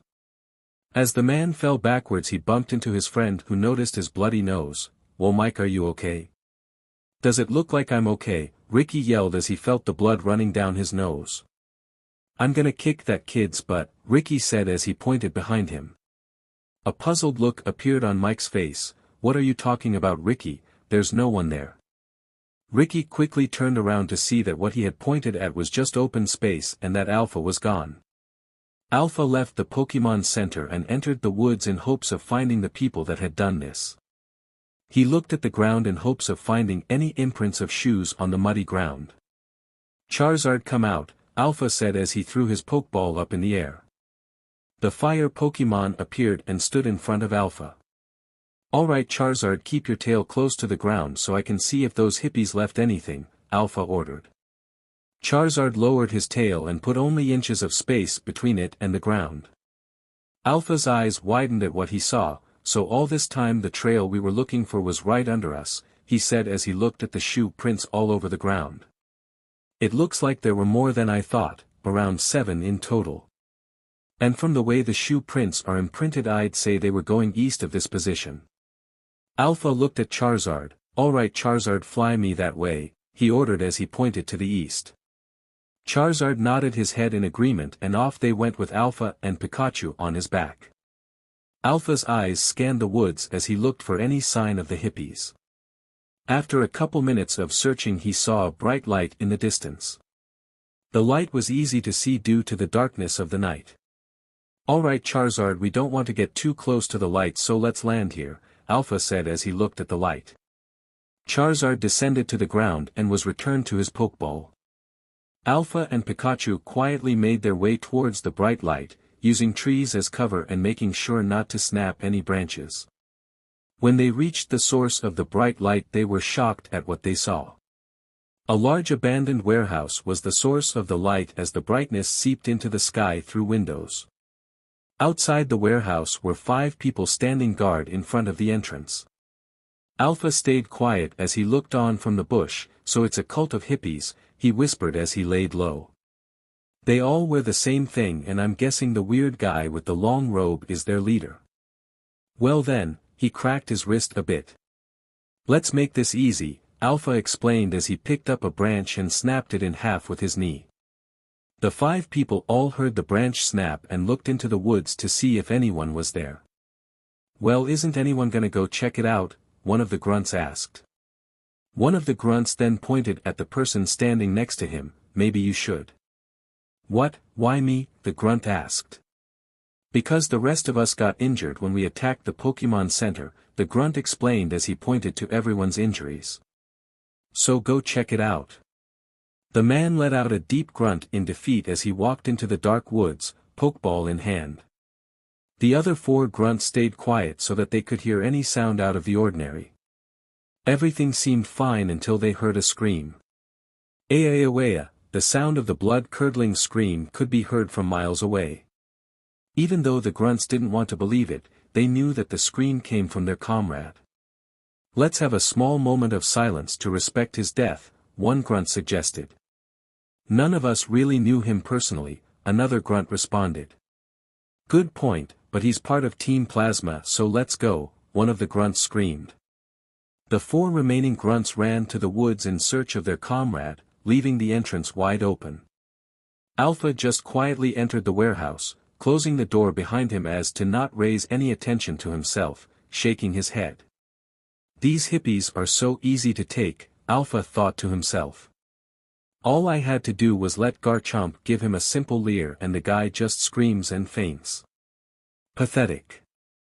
What do they pay them?" Alpha looked inside the warehouse and it looked just any other warehouse. The walls were all painted a dull gray color, but what shocked Alpha was that it was completely empty. Now why would someone guard an empty warehouse? Alpha asked Pikachu. Pikachu jumped off of Alpha's shoulder and started looking around. After a few seconds of looking around, Pikachu led Alpha to a random bookcase at the back of the warehouse. "This looks very promising," Alpha sarcastically with a grin as he moved the bookcase out of the way, revealing a door. Alpha stood there for a few seconds examining the door when he heard someone talking. "To think, we had the chance to liberate all these trapped Pokemon," a voice said. Alpha put his ear against the door to be able to hear who was talking better. "It's a wonderful thing, N. But this Lucario has been giving us a lot of trouble though," another voice said. "So this is where these hippies have been hiding," Alpha thought as he continued to listen. N nodded his head in agreement. "The only way we were able to free Lucario out of that prison of a place was to increase the amount of morphine he was receiving. Not even a hurricane could wake him up now, gets this." Alpha gritted his teeth. "Those BSTRDS drugged Lucario. I'll kill them." Alpha could take no more and he surrounded his fists in aura. Pikachu, watch the entrance and make sure no one interrupt what I'm about to do. Pika. Pikachu said as electricity was shooting from his cheeks. Alpha turned to face the door and smirked, he then punched the door with all his might, knocking the door of the hinges. N and Getsis jumped back at the destruction of their door. Their eyes both went to the figure standing where the door used to be. Getsis couldn't believe who it was. It's you. N could barely choke out a few words as he struggled getting up off the ground. What are you doing here, and what do you want? Alpha eyes scanned the small room and to the left of him were all the Pokeballs that were stolen from the Pokemon Center. And to the right of him was Lucario, sleeping still in his hospital bed. Alpha shook his head, I told you guys to stay out of my way. But in the few precious seconds of me get some sleep, you attack the Pokemon Center and take my Lucario. Sweat started to show on Getsis' face as he realized what Alpha meant, but just cleared his throat to sound calm. This Lucario is yours. Why else would I be here? Do you think I care about all these other Pokemon? Alpha said in an angry manner. Getsis took in a deep breath and spoke, we are just doing what we think is right. To liberate all of the Pokemon in this world is our dream. Do you think I care? To hell with your stupid hippie dreams. Alpha then started cracking his knuckles. But talk is cheap, it's time to get down to business, Alpha replied as aura started to surround him. Getsis and N stumbled back in fear as he looked into Alpha's eyes, please, you don't have to do this, Getsis pleaded.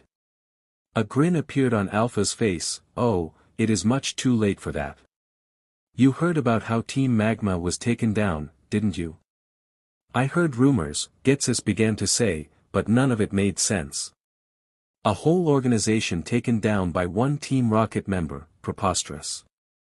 Oh believe me, if only you could have seen Maxie's face when he realized his entire life's work was crumbling right before his very eyes, aura began to surround Alpha. No, it can't be true. You are that Team Rocket member, you brought them down.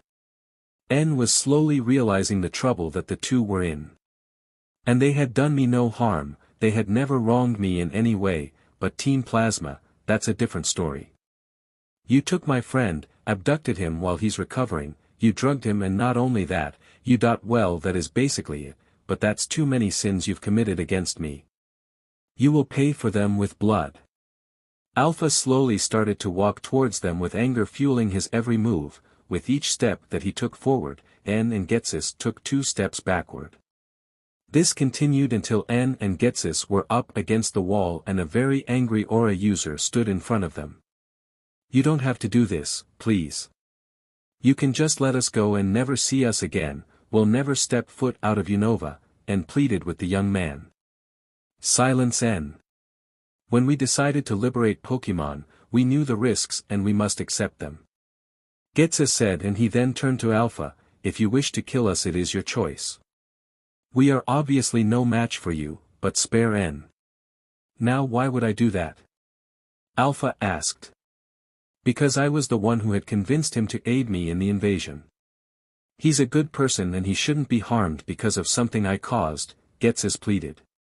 Alpha shook his head, I don't care what or how you convinced him, you could have bribed him with a DMN Arceus and it would make no difference. Had you not taken my Pokemon I wouldn't have cared, but you messed with me and now you both have to die.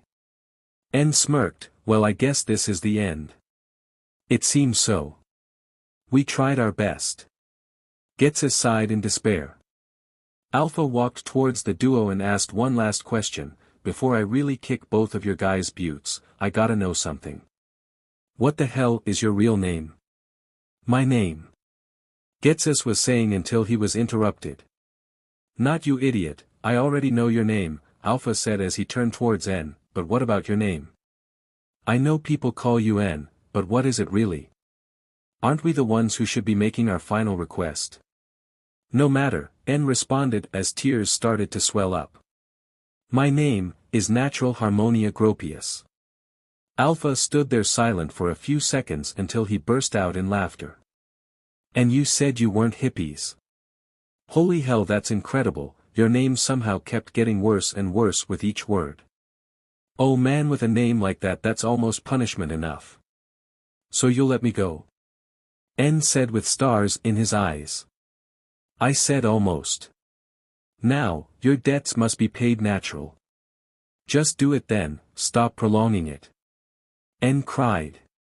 Alpha laughed for a few more seconds and then cleared his throat and cracked his neck and knuckles. As you wish. Alpha stood in front of 2 and was about to strike when he heard a voice. Stop, Alpha. Alpha turned around and saw May, Brock, Gary, Misty, and Max all standing in the room. But for some reason, Dawn and Paul were nowhere to be seen. How did you find me? Alpha said coldly. We saw you and your flying Charizard, so we decided to follow you. May explained. Alpha cursed himself for not being more discreet. How did you get past my elite security guard, Pikachu? Gary started to laugh. Well. With Pikachu. Pikachu. Come back here, you lonely BSTRD, a very set of ice Pokemon yelled. Pikachu was struggling to catch his breath. He wouldn't be able to keep up this pace for much longer. Gay.huff.can't.run. Anymore. Glacian then pounced on him. Time for you to answer some questions. Pikachu then just used quick attack, leaving her behind, causing another chase. Must run, sudden burst of energy, means nothing, desperation, makes me faster, Pikachu thought as he ran. Get the hell away from me, you crazy beach. Pikachu said as he ran. I'm not letting you get away, Pikachu. It's been 3 years and all you do is run as soon as I see you for the first time. Glacian yelled while chasing Pikachu. Back to Alpha and Co. Alpha shook his head in despair with a palm to his face. My poor boy, I knew I should have had him neutered if a situation like this ever arose. Brock shrugged his shoulders and spoke. We know that you might want to take your anger out on these two, but just let the police take care of it. Now why would I want to do that? I have them right where I want them, Alpha explained. If you attack them, then you're no better than those guys. Misty said. A puzzled appeared on Alpha's face. Whoever taught you that, Toro's CRP? An old friend, Max added. CRP, they're talking about me, Alpha thought. Fine, I won't kill them, but I will beat the living hell out of them. Gary smirked. You know, if I was in your position, I'd probably do the same. But Gary. Misty said before she was interrupted. Just let him, Misty. It's better than the alternative, which in this case is homicide, and I'd rather not be made an accomplice to murder tonight, Brock explained. Alpha grinned and faced the duo, along with cracking his knuckles, wrists, and his neck. Looks like it's your lucky day. N and Getsis let out a deep sigh. Thank you. Getsis thanked Alpha's former friends, until their faces froze in fear from the sadistic smirk on Alpha's face. Can't we come to some sort of an agreement where you won't completely liquidize our bones? N asked. You guys might want to step out for this, Alpha said to his former friends. It's not gonna be pretty. They all nodded in agreement and left the room, leaving Alpha alone with N and Gitas. Can we offer a deal? Don't think so. 2 but kickings later. My leg isn't supposed to bend this way. This doesn't seem physically possible. Getsis screamed. There is so much blood. N screamed. Alpha smirked at the pain that he had caused. Now let this be a lesson to never take my Pokemon ever again, or else I will finish the job the next time. Ah. Sometimes being me really does have its benefits. Alpha picked up his unconscious Lucario in his arms. Although, many screams of pain could be heard from the room as Alpha exited it. As Alpha was dusting his palms off, he looking around the warehouse and saw everyone just quietly stand there, waiting for him. Gary was keeled over, throwing up his dinner after having heard the pain Alpha had inflicted on them. He looked up and spoke, "Is it over?" Alpha nodded his head, "The job is done. Just be careful walking in there, there's various amounts of blood and bones and, oh, I'm sure you know how it is." And no that I don't, but thanks for the warning I guess, Gary responded. Alpha started to walk away before he remembered something. Hey, where is my Pikachu? I don't know, last time we saw him he was getting chased by my Glacian, May responded. Pika Pie. Pikachu yelled as he came out from behind the tree and jumped onto Alpha's shoulder. Did you have fun with your little reunion? Alpha joked. Pika Pikachu, Pikachu said while pointing at the oncoming Glacian. The ice Pokemon busted into the room, sweating and her tongue was sticking out. Glacé. Glacian. She jumped up in the air in order to reach Pikachu but before she could, she was SCKED back into its Pokeball by May. I'm really sorry about this again, May apologized. I'll make sure that she stays in her Pokeball. Alpha let out a big yawn as he started to walk away. I'll believe it when I see it. Hey Alpha wait, Max called out. Alpha slowly turned around and stopped walking. What? Aren't you gonna help us take these Pokeballs back to the Pokemon Center? Max asked. Alpha shook his head. You might not know this, but beating hippies within an inch of their lives is a very tiring and fun thing to do. I'm going to take Lucario back to the hospital and then go to sleep. Alpha walked out the warehouse with Lucario in his arms and Pikachu on his shoulders. He looked to the side to see the plasma grunts all tied up and knocked out.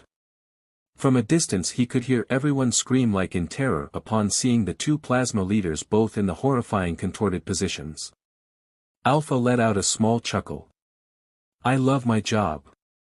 Having dropped off his unconscious Pokemon back at the Pokemon Center, Alpha could finally head back to the hotel and get some rest. The beating had lasted for so long that the sun had already begun to make an appearance. After a few minutes of walking Alpha heard something that piqued his interest. He looked at two familiar faces talking. Now what do we have here? He quietly said as he hid behind a tree as to not get caught eavesdropping. What's going on Paul? It's 5 in the morning and I find you attacking trainers. A Blunette coordinator said. Paul stood there, hands in his pocket just looking at the ground. I'm doing what I have to do, Dawn. Dawn couldn't believe what she was hearing, her eyes were starting to swell with tears. You keep saying that but I just don't understand. Whatever is going on you can tell me, I can help you bear whatever burden you're going through, please Paul. I promised him that I wouldn't say anything. Paul bit his tongue, knowing he had already said too much. Tears started to stream down Dawn's face. Who is making you do this? She said as she stood in front of Paul. I love you Paul, just tell me what's going on.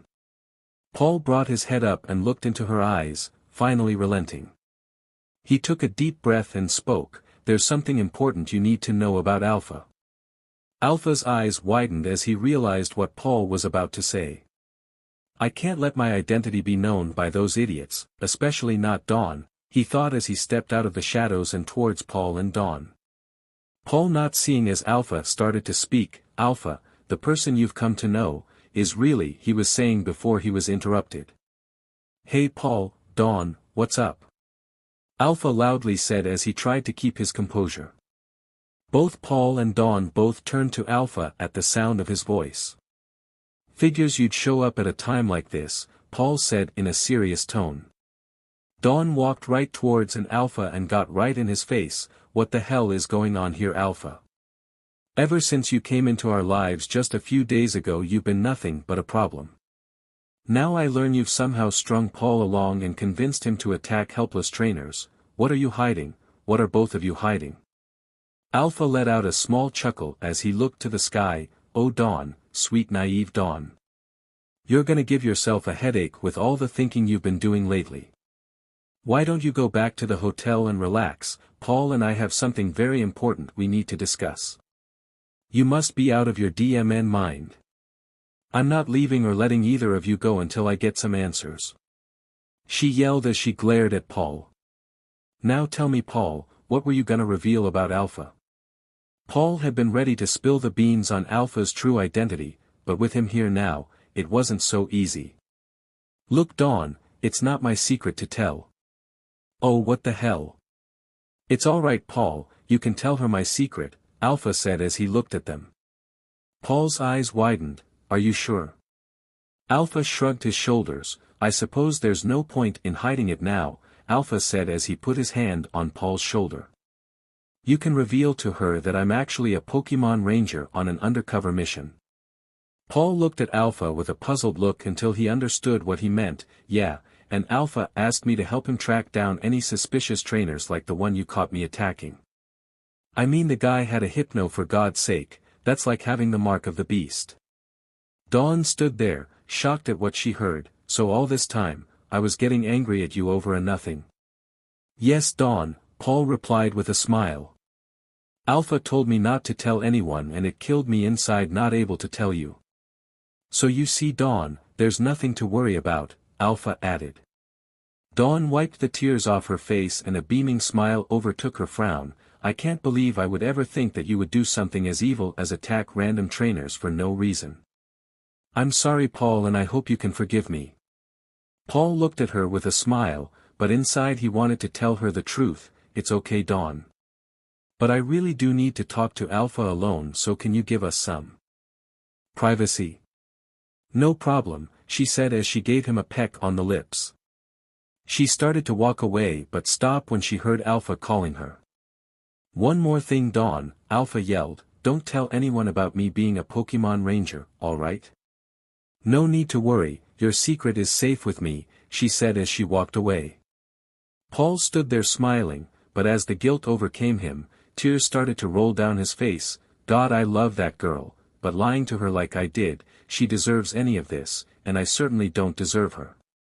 Alpha shrugged his shoulders, as much as it pains me to console you, aren't you technically doing all of this for her, for all of them? You keep saying how you want to save me and bring me back home, there's your excuse right there if she ever finds out about the truth. Paul just looked into the distance, I guess you're right, but this has all gotten out of hand so quickly. It's one to deceive her right to her face, but what happened yesterday, with that guy hanging off the cliff? Alpha let out a loud groan, you're still lamenting about that guy you didn't even kill? Paul turned to Alpha, what do you mean? We were both there, you saw what happened, that man is dead because of me. I guess I never did tell you the truth did I? Can't really blame you then for being such a pity party. That guy you supposedly killed wasn't even a real person, but a Pokemon, Alpha replied. I don't understand. Paul said as he looked at Alpha. Alpha started to dig his hand into his pocket, taking out a Pokeball. Let me show you the power of something from Unova. Alpha released the Pokemon from the Pokeball and the Zorua appeared. Now Zorua, transform into the guy from earlier, the one Paul thinks he killed, Alpha ordered. Zorua smirked as a white light surrounded it and it transformed into a man. Paul's jaw dropped as he recognized the face of the man he thought he had killed. Alpha noticed Paul's expression and just shook his head, you see now Paul, the man you thought you killed was actually this Zorua. Paul stood there, barely able to keep himself from falling down, but how? Well. Alpha was saying until he was interrupted. Let me explain, the Zorua in the shape of man announced. Wait, Paul said as he looked at Zorua, you can talk. You'd be surprised what Team Rocket Engineering is capable of, the Zorua explained. But what happened was that your good friend Alpha here wanted to see if you were really committed to the whole joining Team Rocket thing. Alpha nodded his head in agreement and Zorua kept talking, so he hatched up a plan to have me hanging from a cliff in this human form and, well you know the rest. Paul stared at Alpha and Zorua who were acting like it was nothing, but to Paul it was important. So you decided to play a sick little game on me to test me? Yes, and it's safe to say that you passed, Alpha replied with a grin. Paul stood there quietly until he started shaking with anger, that man's life would have weighed me down for the rest of mine, the truth is liberating, but also infuriating. What the hell is wrong with you Ash? Are other people's emotions just some sort of game to you? Do you ever think of anyone else besides yourself? Alpha noticed the way Paul was acting and started to act serious, yeah Paul, I did used to think of others before myself, and look where that got me. Look at what I have become because of that, the road to hell is paved with good intentions and believe me, it's not pretty. You and all your other stupid friends are nothing more than an accessory to me, that's all. So all this time you pretty much have been using me, would you even care if I died or not? Paul asked. Alpha shrugged his shoulders, you never directly betrayed me, Paul, so to be generous, I would care. Paul rubbed the back of his head as he thought about that. So much has gone on since I found you that I wish I would have never even accepted that stupid invitation from Mr. Goodshow. But I can't change what's happened, and at least I feel better knowing the truth. See, Paul, just look at the positives. You didn't actually kill anyone, and I got you off the hook from Dawn, Alpha replied with a smile. I suppose you're right, Paul said as he started to walk away. Alpha noticed Paul leaving and spoke, where are you going? It's almost daytime, Paul replied as he pointed to the sun in the horizon, if I don't hurry back I might miss my match. Paul walked away leaving Zorua and Alpha alone. I don't trust him, Zorua said as he stood next to Alpha. I was just thinking the same thing, I'll make sure to keep a special eye on him just in case he does decide to tell Dawn. Alpha responded as he turned his head to look at Zorua's human form. But for God's sake, Zorua, now that I get a closer look at you, you're hideous, Alpha said as he examined Zorua's human form. You're shaped like a goddamn butternut squash, there's lumps and curves in all the wrong places. Hey, it was the first identity I could think of. Zorua responded angrily. Alpha let out a deep sigh, just try and go for something more casual next time. Please, with your dark brooding outfit you wouldn't know casual if it slapped you across the face, Zorua responded back. Perhaps, but at least I don't have to live in a pokeball, Alpha said as he returned Zorua back into its pokeball. After that, Alpha walked back to the Pokemon Center where he safely returned Lucario so that he could recover. After doing all his, he looked at the clock and realized something. DMN, it's already 10 o'clock, I'm really not in the mood for a battle right now. He was walking very sluggishly towards a nearby and convenient vending machine. But I guess it's better to just get it over with, Alpha thought as he started to walk towards the stadium with a bag of ketchup-flavored chips in his hand. With Pikachu on his shoulder trying to steal some of his chips and something to keep his appetite at bay, he thought as to what Pokemon he should choose. I already used all my flashy Pokemon, but Infernape would kill me if he didn't get to battle in this match, so I'm using him for sure. Bizel gets irritated every time I don't use him, so I'm using him. And why not just use Snorlax, cause he gets too lazy if I don't use him every so often. Alpha said to Pikachu. Pikachu happily agreed. Alpha grabbed 3 Pokeballs and put them in his pocket, ready to use them for the battle as he walked to the stadium. Alpha was still walking and could barely see the stadium in the horizon. He was so caught up in his own thoughts that he didn't even notice when a random girl started to walk next to him. Her voice was the only thing that brought him out of his trance-like state. He turned to the side to see a 15-year-old girl standing next to him with her hand held out. She had black wavy hair and she stood around 5 feet 4 inches. Her olive green eyes was the first thing that Alpha noticed, and they shined in the sunlight. She had yellow a skin tone that was due to the tan she had, and she wore gray shirt that hugged her body with skinny blue jeans and brown boots. Hello, Earth to Alpha, is anyone there? The girl asked in a playful tone. Alpha raised an eyebrow at her, how do you know my name? She let out a small giggle as she replied, did you not realize that you're the most famous person here? I've watched all your battles so far and I can't wait to test my strength against yours. From what you just said, I'm guessing that you're my next victim. You might call me your next victim, but you'll soon be calling me champion of this tournament, she proudly said. Alpha laughed at how naive she was. Please, you don't stand a chance against me. What's your name? She cleared her throat and got some type of stance. My name is Natasha Opal, and don't forget it. Brock, Gary, Misty, Max, and May all groggily walked away from the Pokemon Center with dark black circles under their eyes. They had just finished returning all of the stolen Pokemon back to the Pokemon Center and they were exhausted. They had planned to take N and Getsis to the police, but after turning their backs for a second, the Team Plasma duo had disappeared. To make the time go by faster they all started talking to each other, but it ended up Brock talking to Gary and Max talking to May. Brock and Gary were in the front of the pack while they spoke, so, when are you gonna tell her? Shut up, Gary whispered as he looked back at Misty. I haven't gotten the right opportunity yet and I don't want to rush things. Brock let out a small chuckle. You know, I always thought it was gonna be Ash who fell in love Misty, but it only makes sense that his old rival would take his spot in that. I guess after spending so much time with her and arguing with her so much, I don't know, maybe it's Stockholm Syndrome, Gary responded. Well, regardless, if you don't know what to say I got some lines ready if you need them, Brock said as he held out note cards filled with bad pickup lines. Yeah, I'm gonna need those, Gary replied as he pushed the note cards away. I'm just gonna speak from the heart, and if that doesn't work then I'm screwed. Brock started laughing. Don't worry man, she did reject Tracy a couple months back because of someone else, and I'm sure that someone else was you. I hope so Brock, Gary said as he looked at Misty. I hope so. In the back of the group was Max and May talking to each other about battling.